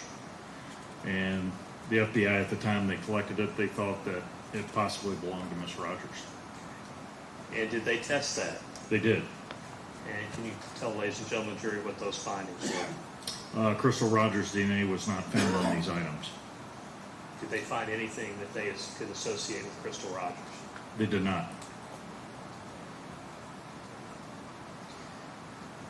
Now turning to October of 2022, did law enforcement, primarily the FBI, once again search the Houck farm and areas around the Houck farm? They did. And how long was that search? I believe it was 3 days. And approximately how many agents did they have searching on this time? Over 20 agents. And again, can you tell us what they were looking for? They would be looking for evidence of a crime to include DNA, blood, fingerprints, Crystal's remains, Crystal's personal effects. And there was a gazebo in the back of behind Miss Rosemary Houck's house. Did they look under that and in that? They did. Did they dig near the house and the garage? They did. Did they search again the skid house that was on the property? They did. And that had been searched previously, had it not? It had. They collected multiple items. Is that accurate, sir? It is. And that included, if you can tell us what all they collected?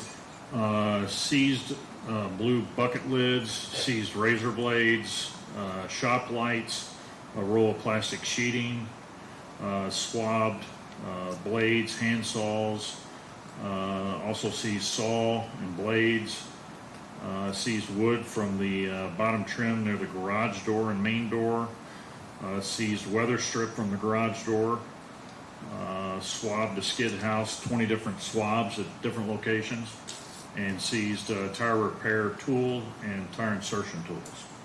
And did they find any evidence of a crime scene on this particular occasion, sir? They did not. Did they find any trace evidence associated with Crystal Rogers? Nothing. Did they find any personal effects of Miss Rogers? They did not. And for brevity, so trace evidence, blood, fingerprints, skin cells, physical things you can touch, right? Correct.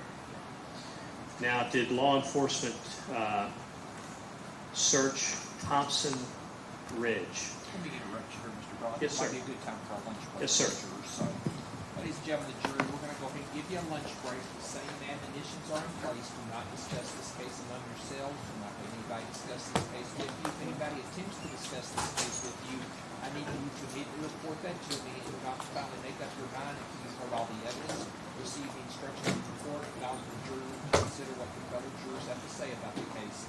Again, there's to be no type of Google searches or investigation. Everything has to be based solely upon the evidence that's presented in this courtroom. I'll let you go. They will be back at 1:20. We'll be an hour for lunch. 1:20.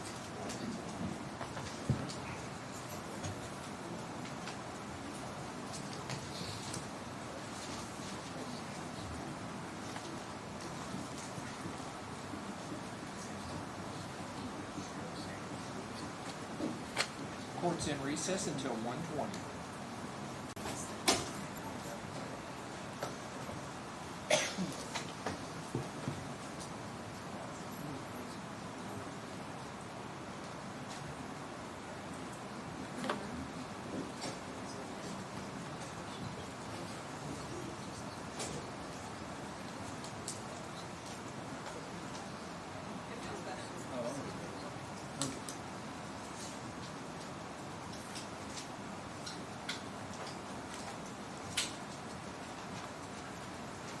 At this time, let the record reflect all 15 jurors have returned to the courtroom. Everyone may be seated. Counsel waive the call. Yes.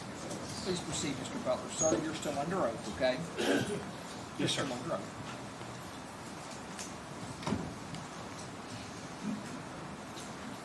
May I approach, Your Honor? You may. Detective, I'm going to show you, before we get back to some of the searches, I'm going to show you what I've marked as Defendant's Exhibit 36 and Defendant's Exhibit 37. And these appear to be representative pictures from the search on the North Howard property. They do. I move the admission of all exhibits we've tendered so far that have not been admitted. Which ones are those, Frank?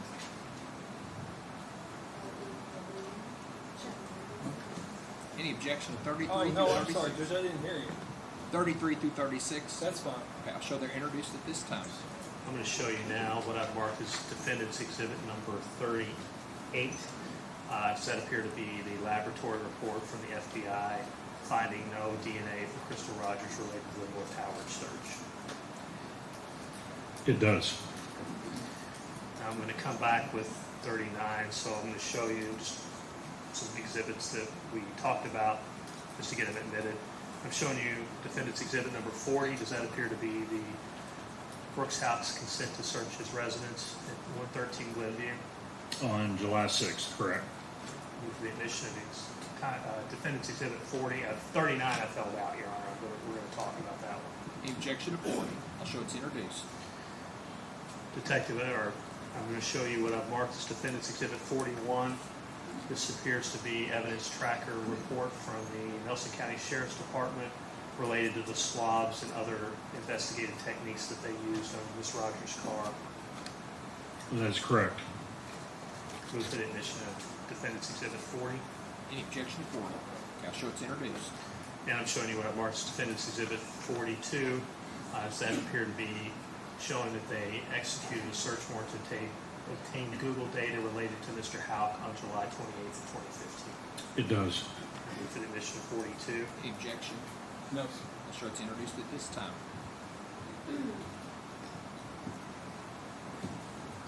Okay, we left off, I think we had talked about a search at the Houck farm in 2022. Correct. And if I could approach and if we could go to slide number 30, please. First document I'm showing you, I'm not going to move to admission, but this is just the search warrant for that. If you could just tell us what law enforcement was looking for, Detective, at Thompson Ridge. You want to know what they're looking for? Yes, sir. They're looking for the following described personal property. 1, human remains and or partial human remains, biological and serological evidence, including but not limited to blood and or blood stains, DNA, bones, and bone fragments and teeth. 2, any and all personal effects that may belong to Crystal Rogers, including but not limited to clothing, jewelry, photographs, and notes. And Jenny, I'm going to stop there if Mr. Young has more questions about that. That's what I really wanted to focus on. Okay. I'm showing you what I've marked as defendant's exhibit number 39. Can you tell, ladies and gentlemen of the jury, what that is, please? This appears to be the sign-in log for the search warrant at Thompson Hill Road for law enforcement and folks that assisted law enforcement. And does that also include plan for different sites that they were going to look at on that area? It does, with a diagram of a mobile home as well. Now, one of the things that you had mentioned in this is that they might be looking for clothing, jewelry, photographs, notes, anything that might be associated with Crystal Rogers. That is correct. Explain, if you can, we're at this point, we're 8.5 years past her disappearance. Allegation is that something happened at night by the Commonwealth. Why might you be looking for things outside 8 years later? Trying to locate her body. What about personal effects? Why might that be something that they would try to find? And is it easy? What I'm asking is it difficult to clean up crime scenes at night? Yes. Why? It just adds another layer, especially being outside and dark. It just makes it extremely difficult to clean a crime scene. And so they're not doing anything wrong by saying, hey, we want to go look for personal effects in an outdoor area, correct? No. So they searched the Thompson Ridge on December 20th of 2023. Is that accurate? Correct. And that involved Kentucky State police officers and FBI agents. Is that? That is correct. Okay. And did they find anything of evidentiary value at Thompson Ridge? Nothing. Now, we've heard a little bit about Thompson Ridge. It's, if you could tell, ladies and gentlemen, the jury, approximately where it is in relation to downtown Bardstown. It's about, I want to say 13 miles north of Bardstown, of the downtown limits, maybe 11 miles. Outlandy roads, country roads. Okay. And if we can orient, you've been out there before, correct? I have. You actually drove me. I did. 113 Glenview Drive, which has been identified in the trial as the residence of Brooks Houck. Is this fairly accurately represented on a map where the Thompson Hill area is? It does. So to orient the jury, that's actually as you're going north toward Bullitt County, getting closer to Jefferson County, correct? Correct.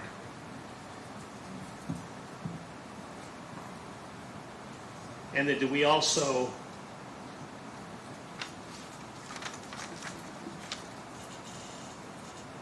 drive from there to the mile marker 14 on the Bluegrass Parkway?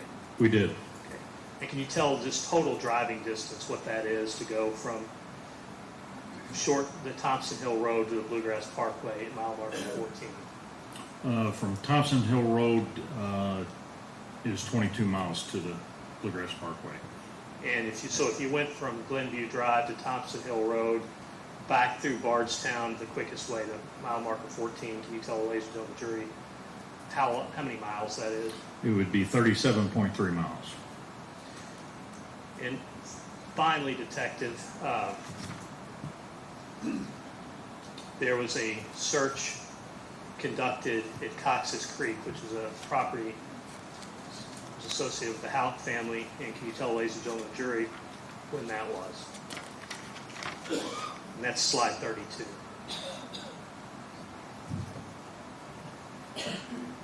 September of 2024. And can you tell, ladies and gentlemen of the jury, what they were looking for, where they searched?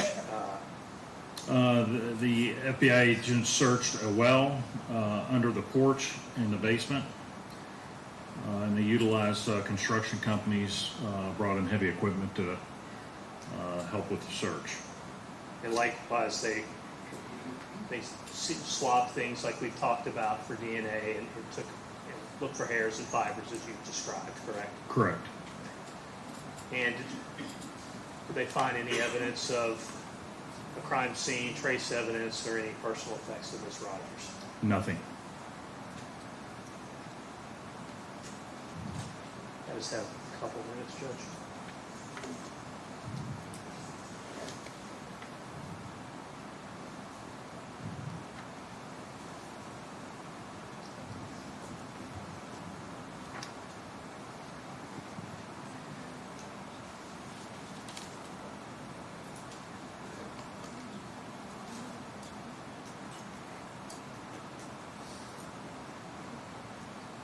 I believe that's all the questions I have for.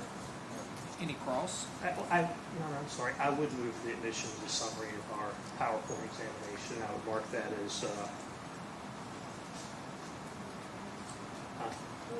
as 43. Yes, there is an counsel to bench.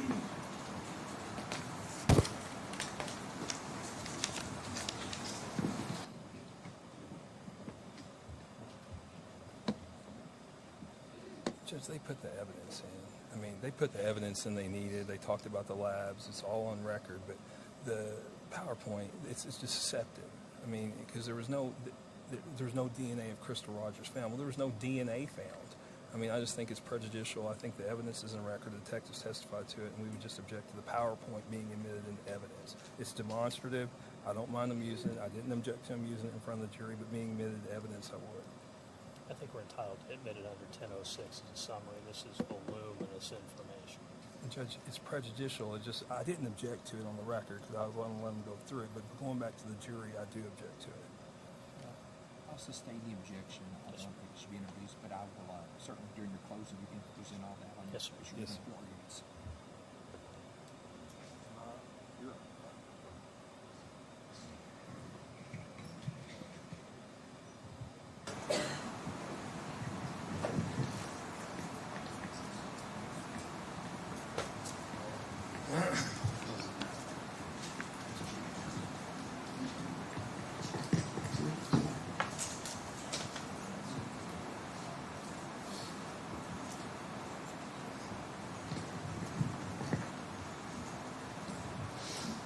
Good afternoon, Danny.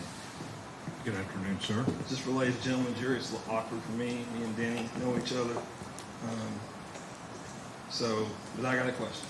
So, why did you do all that driving? Why did I do the driving from the house to Thompson Hill to 44? Right. Or to mile marker 14? At the request of Mr. Butler. You reviewed the file, right? No, You hadn't reviewed the file? I have not. Okay. Well, there's no allegation that Brooks Houck drove to mile marker 14, and there's no allegation that Brooks Houck drove to Thompson Hill Road. So do you understand why? Do you know why you did it? I do not. Okay, me neither. Let's talk a little bit about Ivan Kano. You know who that is?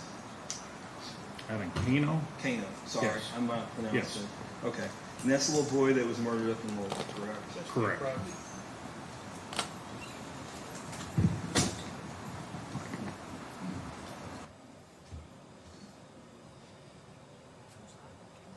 It's a kid that was murdered up in Louisville, but they never found the body. And they searched. The entire police department searched the landfill looking for it.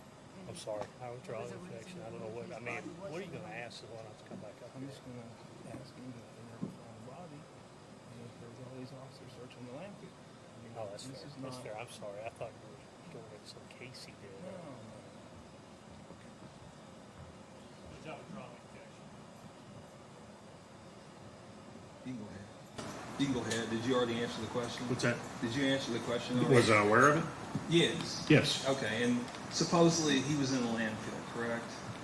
It was before my time in homicide. Okay, do you know about it? We were part Let of me the see. suspect end of the case. Okay, and he was, but they never found his body, correct? I believe they did. Okay, no, I don't think they did. There's a landfill, they searched, they never could find it. I believe they found him in the back of a garbage truck. No, I don't think so. Okay, that's fine. Let's talk about, you worked on Ann Gottlieb though, didn't you? I did. Okay, was there any DNA on Ann Gottlieb? There was not. Okay, did she just disappear? She disappeared in June 1st, 1983 from Bashford Manor Shopping Mall, and the only thing that was left behind was a bicycle. Bicycle, right. Yeah, and I don't know if they swabbed it or not because DNA technology wasn't around then. There really wasn't a crime scene, correct? You don't even know if she was on the bicycle or anything, right? I do not. Okay, and she never was found? Correct. Okay. It's a sad case. I mean, I'm not making light of anything. I'm just saying it's a sad case. So, the labs you talked about, and I know they had those slides up there that said crystal DNA not found. There just wasn't any DNA found, correct? That's, sorry, Shane. You're up.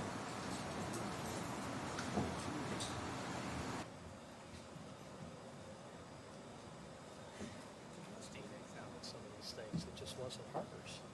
There was DNA. All right, let me clarify my question. Okay, yeah, that's not,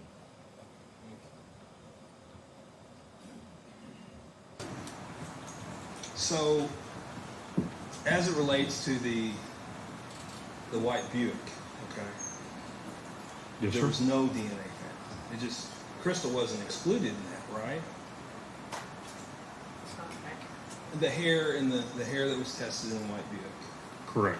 the one that, I don't remember the right terminology, but the one that Was consumed.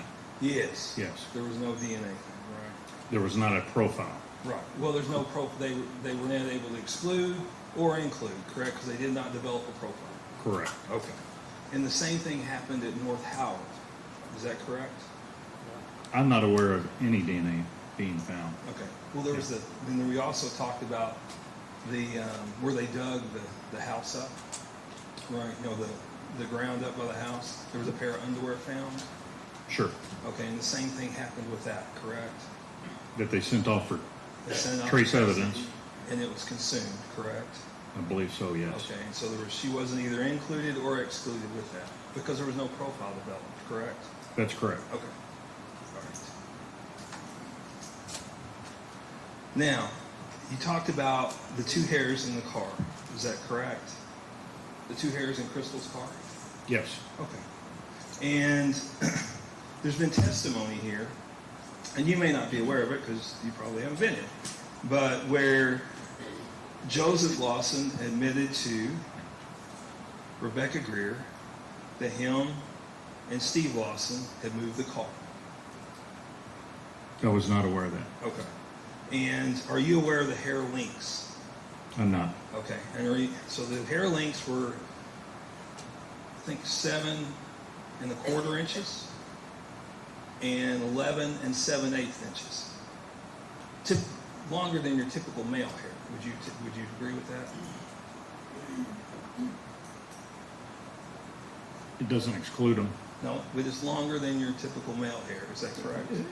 If we're counting me and you, yes. Well, I mean, look out there. Sure. I mean, longer than your typical male hair, correct? I don't know what typical male hair would be. All right. And it was color treated.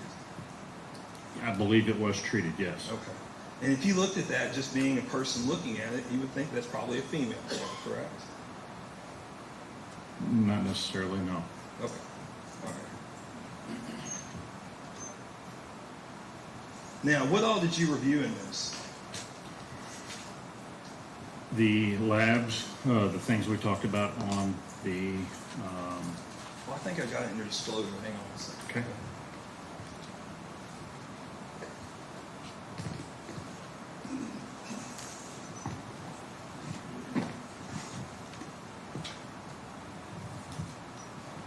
It says portions of a discovery provided by the Commonwealth with an emphasis on alleged crime scenes, lab reports, and interviews. Correct. Okay. Did you watch Brooks Houck's interview? Portions of it, yes. Okay. Did you find that to be a coercive interview?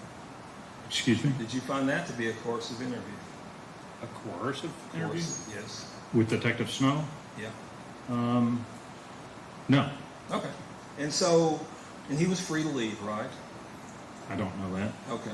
But Well, he was not under arrest and he left. yes. And you've been a detective before, correct? I have. You were a detective for a year in homicide, correct? 4 years. Okay. Well, you were a cold case for 3, right? And then 1 in actual homicide. Is that fair to say? But cold case isn't homicide. Well, I got you, but Yeah. there's a difference. Yeah, but I still work homicides, fresh homicides. Okay. And you would ask people to write statements sometimes. Is that correct? Depends. Did you sometimes ask them? To write statements, I don't believe Okay. I did, no. Okay. Well, let me ask you this. If you were to ask somebody to write down everything they'd done that day, everywhere they went, what would you expect? Are we doing a hypothetical or? Yes, sir. That's a dangerous way to go. Well, I appreciate the commentary. There's a lot of context to it. Okay. If I asked you to write down everything you did a day, that on, let's say, Thursday today, okay, could you list everything you've done today and everywhere you've been? Today, yes. Yes, sir. If I were to ask you tomorrow about today, would you be able to do it? That I can't tell you 100%. Okay. Would you get the majority of it right? I would think I would. Would you be able to tell that you went to Bowling Green? Yes. Okay. All right.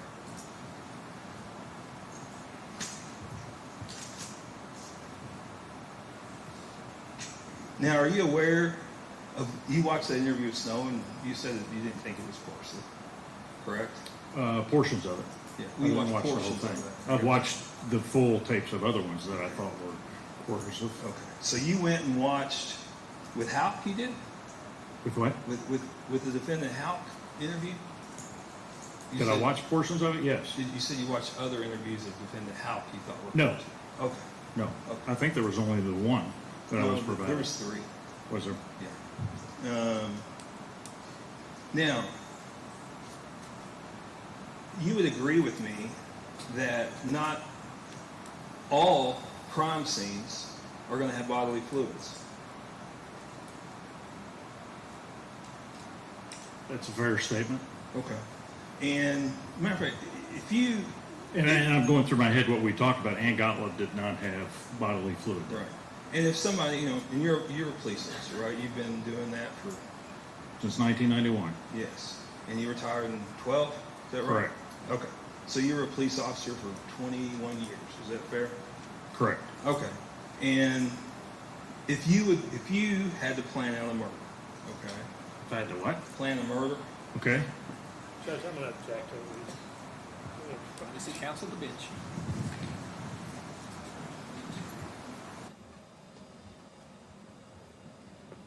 I think I made my point. I don't even know where to begin with this. I don't even know where to be. Sorry about that. I don't know where. Planning murders? I mean, come on. Yeah. Objected. It's speculative. If you were going to commit a murder. Yeah. I was going to ask him how he'd plan it out so there wouldn't be evidence found. Object. That's I got my point across. I know. I got you. Sustain the objection. I got you.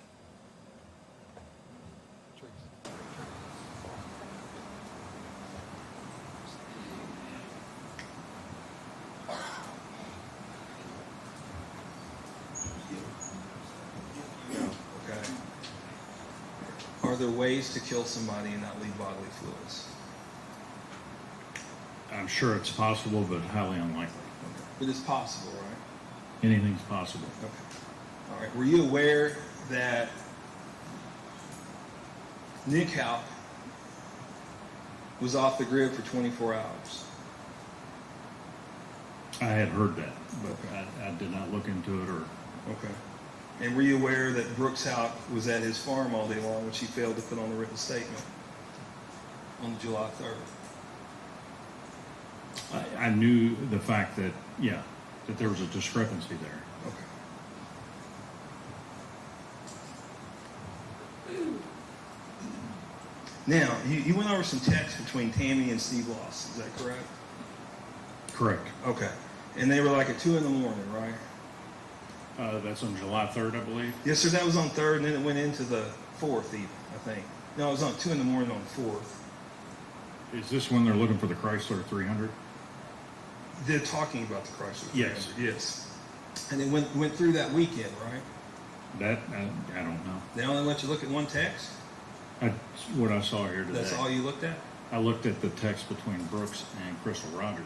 Okay. But did you review the rest of Tammy and Steve Lawson's I did text? not. Okay. All right. Would it surprise you that they texted about the Chrysler all weekend? No, it wouldn't. Okay.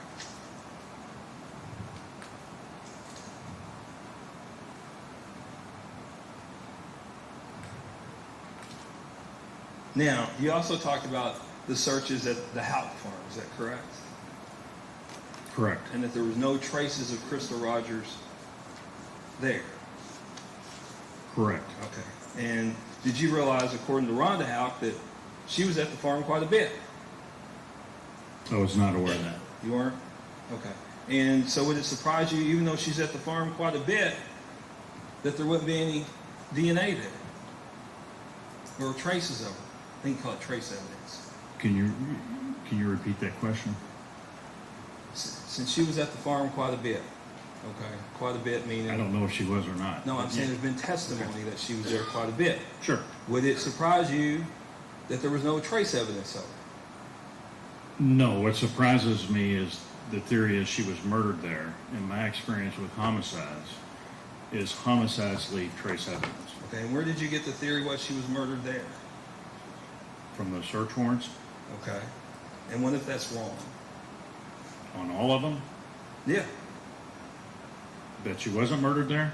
I don't know. I don't know where she was murdered. You just asked me if I was surprised her DNA wasn't there. My experience with homicide cases... I'm saying what the question was this. Okay. The question was since she frequented the farm a lot, right? Were you surprised there was no DNA evidence or trace evidence? No, that doesn't surprise me. Okay. And we just talked about you could commit a murder and there not be any fluids, right?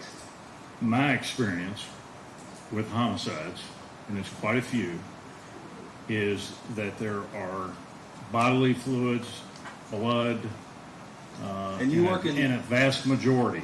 And if you had enough time to plan a murder, you could do it where there would not be any of that, correct? I think it would be extremely difficult. But you could do it. I think anything would be possible, but Yes. it's highly unlikely. But you could do it. It's possible, but highly unlikely. Now, how many homicides were you lead investigator on? Lead investigator on. I found 7, I'm sorry.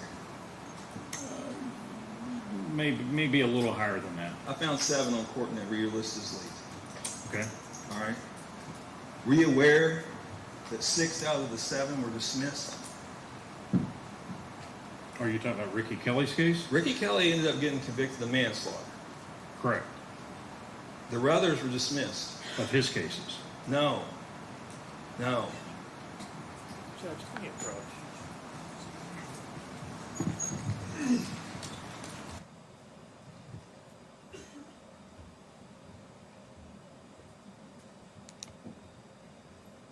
Kelly killed a witness, number one.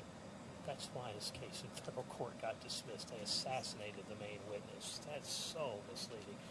Number two, we agreed that we could have summary witnesses. The only opinion I asked him was, should they have tested the hairs? He's cross-examined on that fairly. He has not given an opinion as to whether or not Brooks Houck is innocent or guilty. He doesn't know. Shane's asking about stuff he didn't even review. We had him review Steve and Joey Lawson. I don't even know if he looked at Gertley's stuff. Once upon a time, we were trying to decide whether we were going to use a academic or a police officer to review the interrogations. We decided to use the academic because we thought it'd be cumulative to ask. We agreed to do summary type evidence here. This is a summary witness. He's only given. I'm go good. back and look. I'm not going to argue with Brian about it. I'm good. All right. Thanks, Judge. Detective, I'm going to ask you about some ways that somebody could kill somebody, okay? Okay. All right. So you could suffocate somebody, correct? Yes. You could poison somebody, correct? Correct. You could use a ligature. Is that correct? Correct. And you could strangulate somebody, correct? Correct. And I understand with strangulation on the body itself, there may be physical evidence you could look for, like petechia and other things, if the person possibly urinated on themselves or whatever. But there are ways besides shooting somebody or stabbing somebody to kill somebody, correct? Yes. Okay.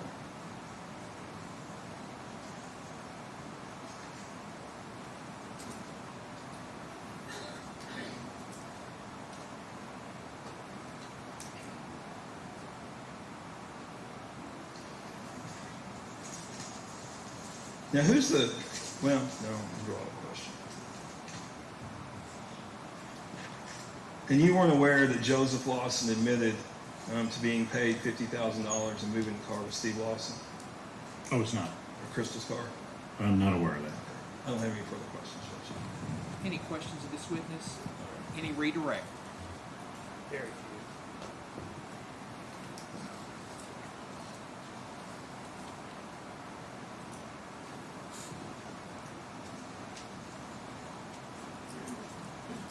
May I approach, sir?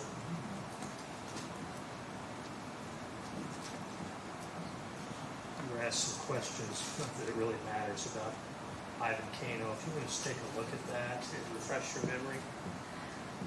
Yes.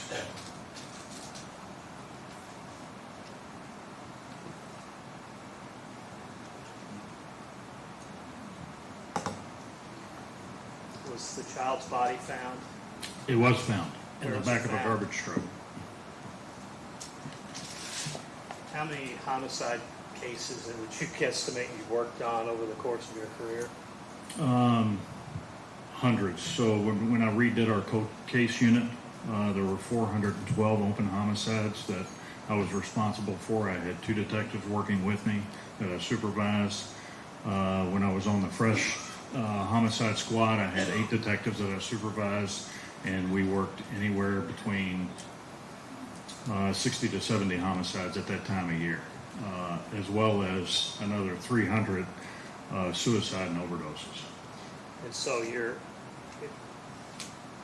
summarize, you're above the guys you have guys working under you, and then you're supervising and working the cases with them, correct? Correct. So it's in the hundreds, correct? Oh, easily. Now,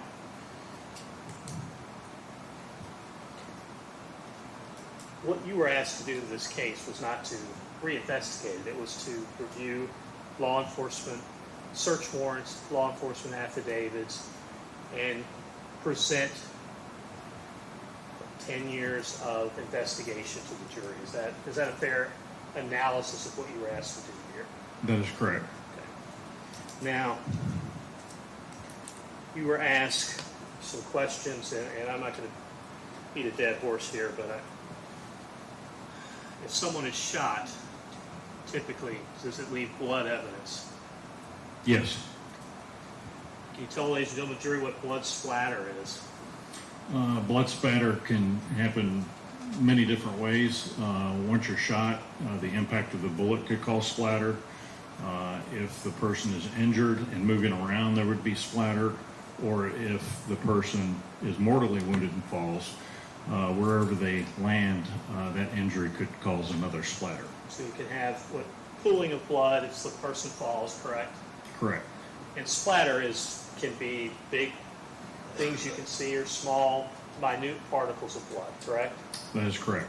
Okay, if you're stabbed, what does that leave in your experience? Does that leave blood evidence? It does. Now, if someone is stabbing someone, in your experience as a homicide detective, not always, but do you sometimes see hand wounds where the person is with force using the knife? What causes wounds to the hand of the perpetrator? Yeah, if there's an encounter or an altercation, sometimes the perpetrator will be injured as well.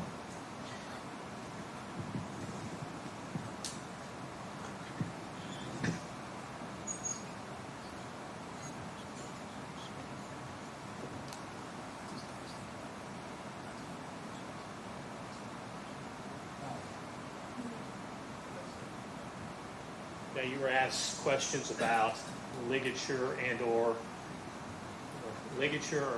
hand strangulation. You recall those? Correct. And you were asked, I think, about questions about smothering, correct? Correct. Now, when those things happen, in your experience, they're up close and personal, correct? Correct.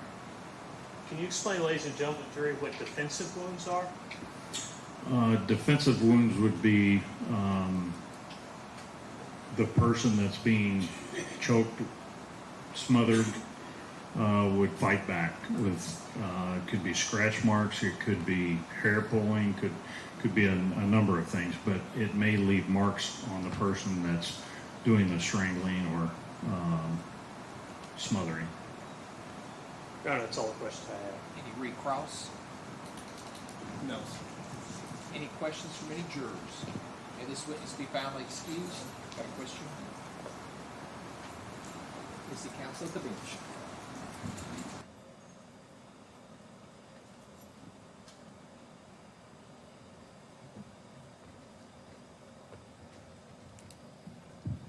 First question is, was December 24th the first time Thompson Hill was searched?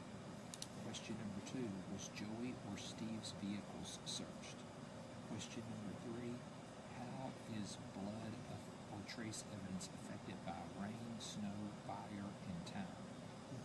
Those are all good I questions. think they're all fine. I don't know that he's going to know the answer to the first one, but he can tell us. Yeah. Yep. Those are good questions. I have several questions here. The first question is, was December of 2024 the first time Thompson Hill was searched? To my knowledge, yes. Was Joey or Steve's vehicles searched? I'm not aware of any. How is blood or trace evidence affected by rain? Rain could dissipate it, but I think through my experience that rain would not dissolve or get rid of the entirety of DNA or trace evidence. How is blood or trace evidence affected by snow? I think the same as rain. I think depending on where DNA is and the conditions it's under, DNA will trying to think of the word, fall apart, disintegrate, to where it's not useful. How is blood or trace evidence affected by fire?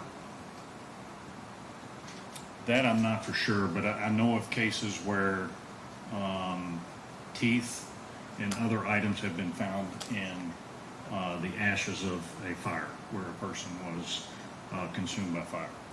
How is blood or trace evidence affected by time? It depends on a bunch of variables, but I think for the most part, when you're looking for evidence of a crime, DNA is the most powerful, and I think in a murder, you would expect, a reasonable person would expect to find it. Any redirect based upon the jurors' questions? No. Okay, any recross based upon the jurors' questions? You worked 600 cases? 600? Isn't that what you said? Hundreds? I mean, I don't know. I think in your resume, I think it said 600. You've been involved in 600? Well, there's 400 code cases that I reviewed, and we put through a process with the CSU folks on applying new technologies. On homicide cases, I would say I worked or supervised right at 100. Okay.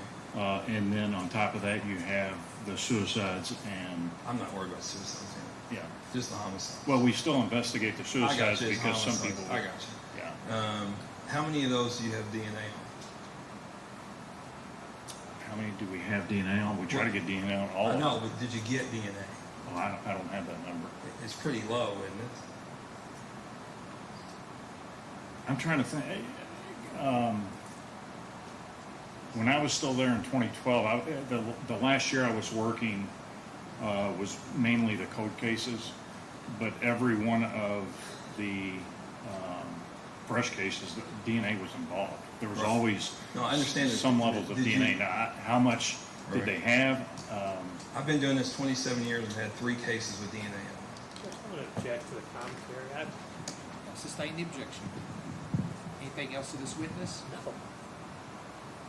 Any other questions from jurors? Got a question? Okay.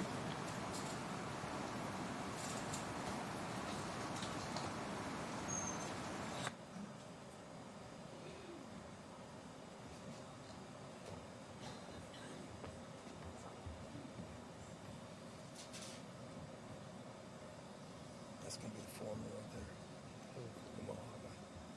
Yeah, he's pretty into it. Thank you.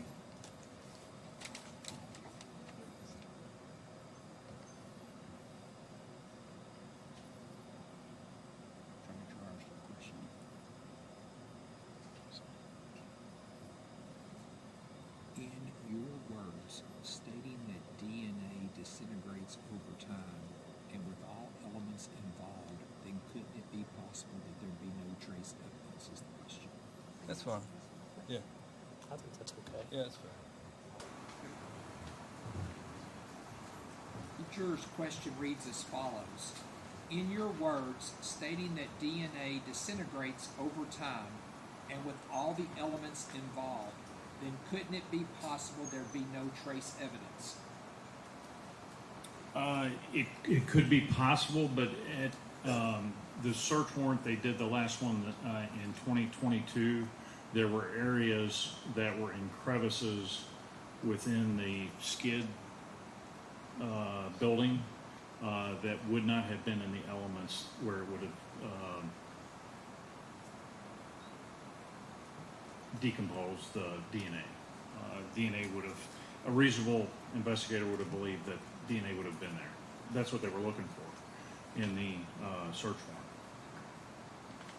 Any redirect based upon that question, Mr. Bud? No, sir. Any recross based upon that question? Anything else from the jurors? May this witness be found excused? You're found excused. You may go. Call your next witness. Your Honor, may we approach? You may.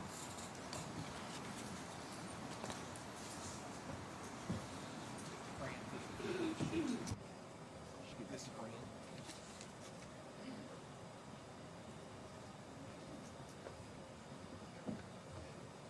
Judge, that's close part proof.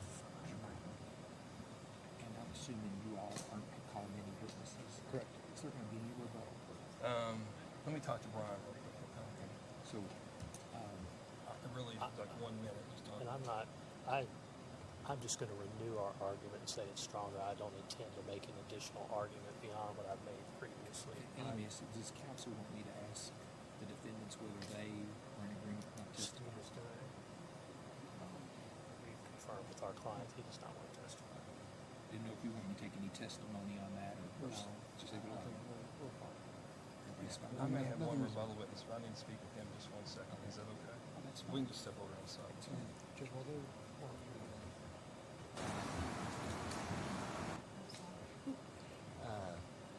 I know Brian, because you're trying to plan. It sounds like Brian is just going to kind of orally say renew the motion for direct verdict. I do have a case that I wanted to add, as far as direct verdict, so it won't take that long. But in other words, I don't think we might want to take a little bit of time to do it. Sure. Judge, brief discussion on the directed verdict was responsive to the last one with a little bit more case law for the court about nobody homicide. So. It was really brief this time. Don't really brief? Yeah. Joel. We're good. I'm going to call one rebuttal witness. Judge, we would move for a directed verdict for the reasons we stated in oral argument as well as the reasons that were in the brief we submitted to the court. Stop you for 1 second. Did you want to take this up outside of the presence? I think they were wanting to submit a case and they want to submit a I guess brief. so. Yes, sir. I think it might be best to let the jury step out. Okay. Can we do the rebuttal witness first?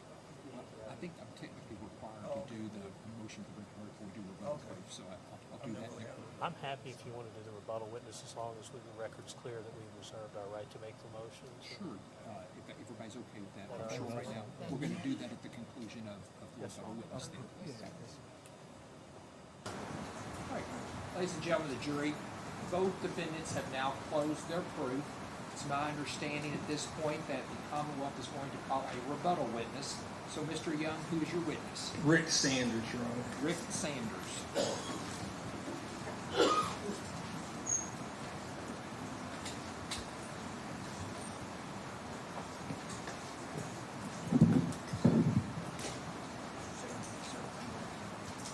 Raise your right hand for me. Do you swear or affirm the testimony you're about to give will be the truth, the whole truth, and nothing but the truth? Thank you, sir. If you have a seat right over there, please sit as close to the microphone as you can, and please answer all questions asked of you. Yes, sir. Mr. Young, proceed when you're ready. Chief, introduce yourself, ladies and gentlemen of the jury. Good afternoon. I'm Rick Sanders. I'm currently the Chief of Police for the Jeffersontown Police Department, suburb of Louisville. However, I've served in many different capacities. I had 50 years of law enforcement experience, retired from the Drug Enforcement Administration as an assistant director. I was the state police commissioner for 4 years, now the chief in Jeffersontown. And you've done some cool stuff down in Florida. I've been blessed, yes. Yes. Kind of Miami Vice kind of stuff. Yes, sir. I spent 6 years in Miami in the late 80s when it was a pretty hot bed down there, and then I ran the Chicago Field Division for 5 years for DEA. So you're pretty experienced, is that correct? Yes, sir. I really only have 2 questions for you, Chief. Okay. Okay. I didn't mean to drag you drive all the way up here for 2 questions, but have you ever taken the Reed School? Reed School of Interrogation? I have not. Okay. And do you employ the Reed technique, or have you in your past experience in the last 50 years employed the Reed technique in your interviews or interrogations? You know, I've done hundreds of interviews over my years, and I've never been to the Reed School, so I really can't talk about that. I know that I've been to a lot of interrogation and interviewing schools. I've had great success with that, but never been to Reed. Okay. Did you ever touch anybody? Yes, sir. Okay. Hug anybody? Yes, sir. Okay. No further questions. Any cross? No, sir. Any cross? Any questions from any jurors? May this witness be found excused? Yes, sir. You're found excused. You may go. Thank you. Any other rebuttal evidence? No, sir. Any rebuttal proof? I'm assuming not. Yes, sir.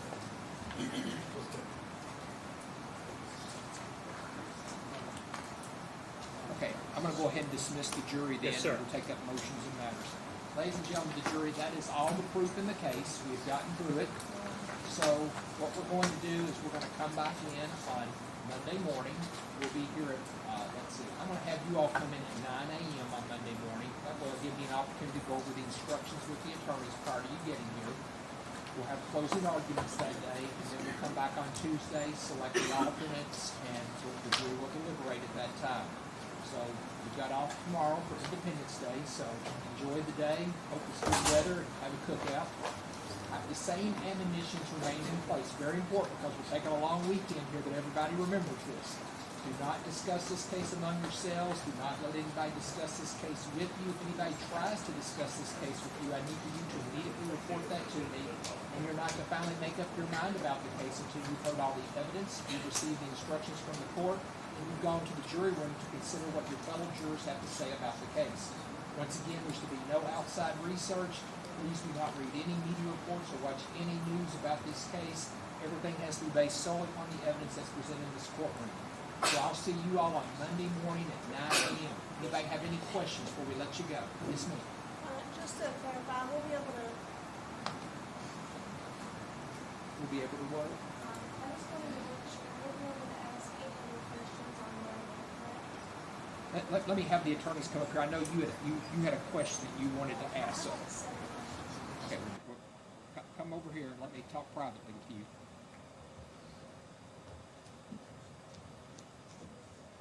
The attorneys can't answer your questions, but you have questions. What are your questions? It's just like general questions I've thought of over time that have popped in my head regarding the case. Well, hopefully they'll answer those during their closings, but they're not allowed to answer questions for it. It has to come from the jurors, okay? Okay. Okay, thank you. All right. Anybody else? We'll see you Monday at 9 a.m. Please go with the baby. Thanks, Sam.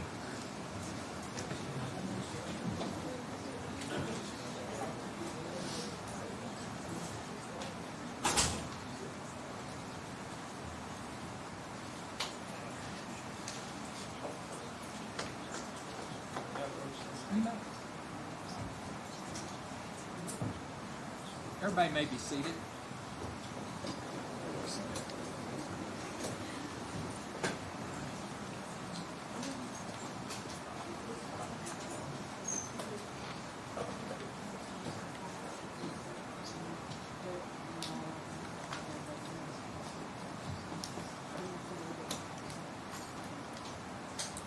At this time, let the record reflect, we're taking up any motions or matters following the close of the defendant's case in regard to this matter. So, Mr. Butler, any motions or matters you wish to address at this time? Your Honor, we renew our motion for a directed verdict based upon the matters that we stated in oral argument previously in the week, as well as the written brief that we submitted to the court. We believe the proof that has come into the defense side of the case has strengthened that argument. We believe that no reasonable jury could find Mr. Houck guilty of the homicide or the tampering with physical evidence, and we would ask the court to dismiss the indictment in this case now. That's it, Your Honor. Any response from the Commonwealth? Judge, we filed a brief. We stand on our arguments also. At the close of the case, I believe at the close of the defense case, I believe the Commonwealth's case is either strong or stronger. I'll note that you have tendered your brief here today. Any motions or matters you all wish to address at this time? Your Honor, make my way up. You certainly can. You have something you want to file too? That would be fine.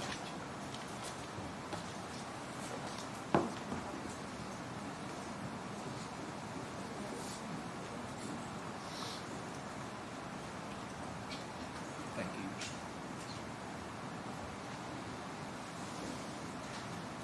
Could you provide Mr. Young with a copy of this case? I can give a citation. I unfortunately didn't print it out, but looks like it's 586 Southwest 3rd 717 is what I've been handed. hear that?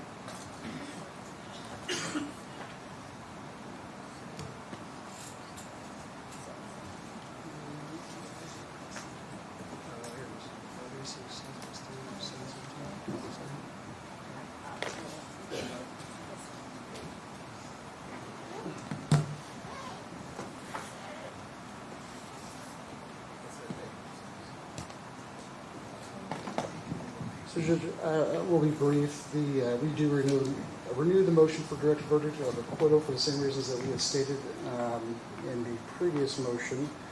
I did want to take the time, though, to add a case, and this is specifically on tampering with physical evidence under that statute. The case is called Commonwealth versus James, and we already called out the citation to it. The important part about that case, though, is it's a 2019 case, so it's relatively recent, but it goes through, I think, a pretty in-depth analysis of parts of the statute that I think could only be applicable in this case. So tampering with physical evidence, what it requires is it says that the person is guilty of tampering with physical evidence when believing that an official proceeding is pending or may be instituted. He either destroys, mutilates, conceals, removes, or alters physical evidence.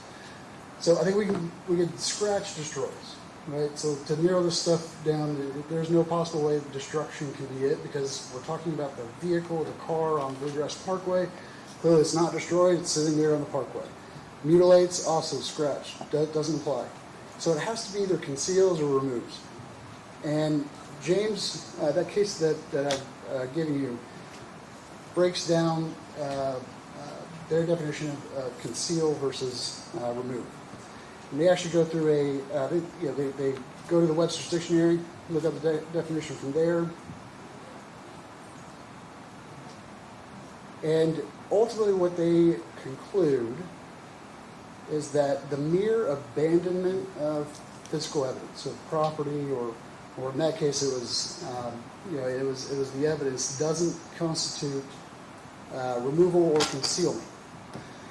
So let's first take conceal. Obviously, this car is on a public highway. It is not concealed at all. It's pretty conspicuous, out in plain sight. So I think that actually is resolved there. Remove is a little bit more difficult, and they go in and as they look at the dictionary, through Webster's, they define remove as to change the location, position, station, or residence of. Obviously, that's Webster's Dictionary. But they say construed in a manner so not to render the word conceal redundant. Remove must refer to the act of changing the location or position of a piece of an object in a way that moves it from the scene of a crime. So I think that was made very difficult in this case because we don't have a scene of a crime. We don't know where it is being removed from. And I think that's actually, that was stated actually today by Mr. Young. So I wanted to bring this new case to it's not a new case, but it's the case that I didn't bring to the attention of the court before about what I think is really important language when it comes to concealed and removed. And I think when you actually break down the things, the actus reus of this statute, the requirements of the actions that have to be accomplished, the Commonwealth hasn't put on even the so-called mere scintilla of evidence that would actually defeat a motion for a directed verdict. And this is true even when viewing the evidence in the best light for the Commonwealth. And I think there is some other language maybe in there about intent. I don't think I think really the more interesting questions that have to do with the actus reus of that crime. So for those reasons, Your Honor, same reasons I had stated the other day about the other charge, conspiracy to commit murder, we would ask the court to grant a motion for directed verdict of acquittal. Any response from the Commonwealth?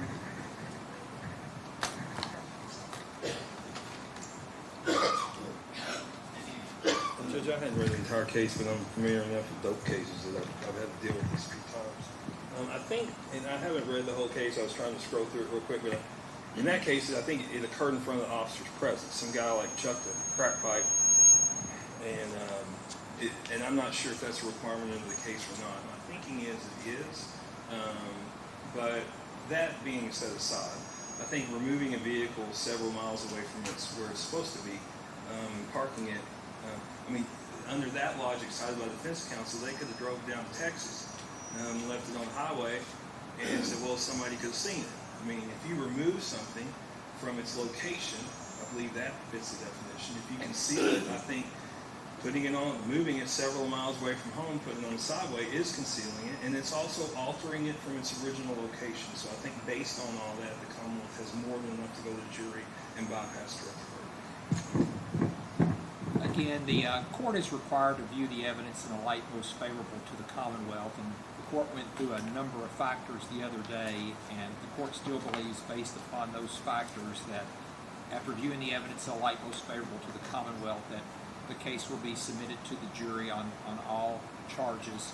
I think the case that you tendered here, the James case, is about dropping a pipe right while the police is there.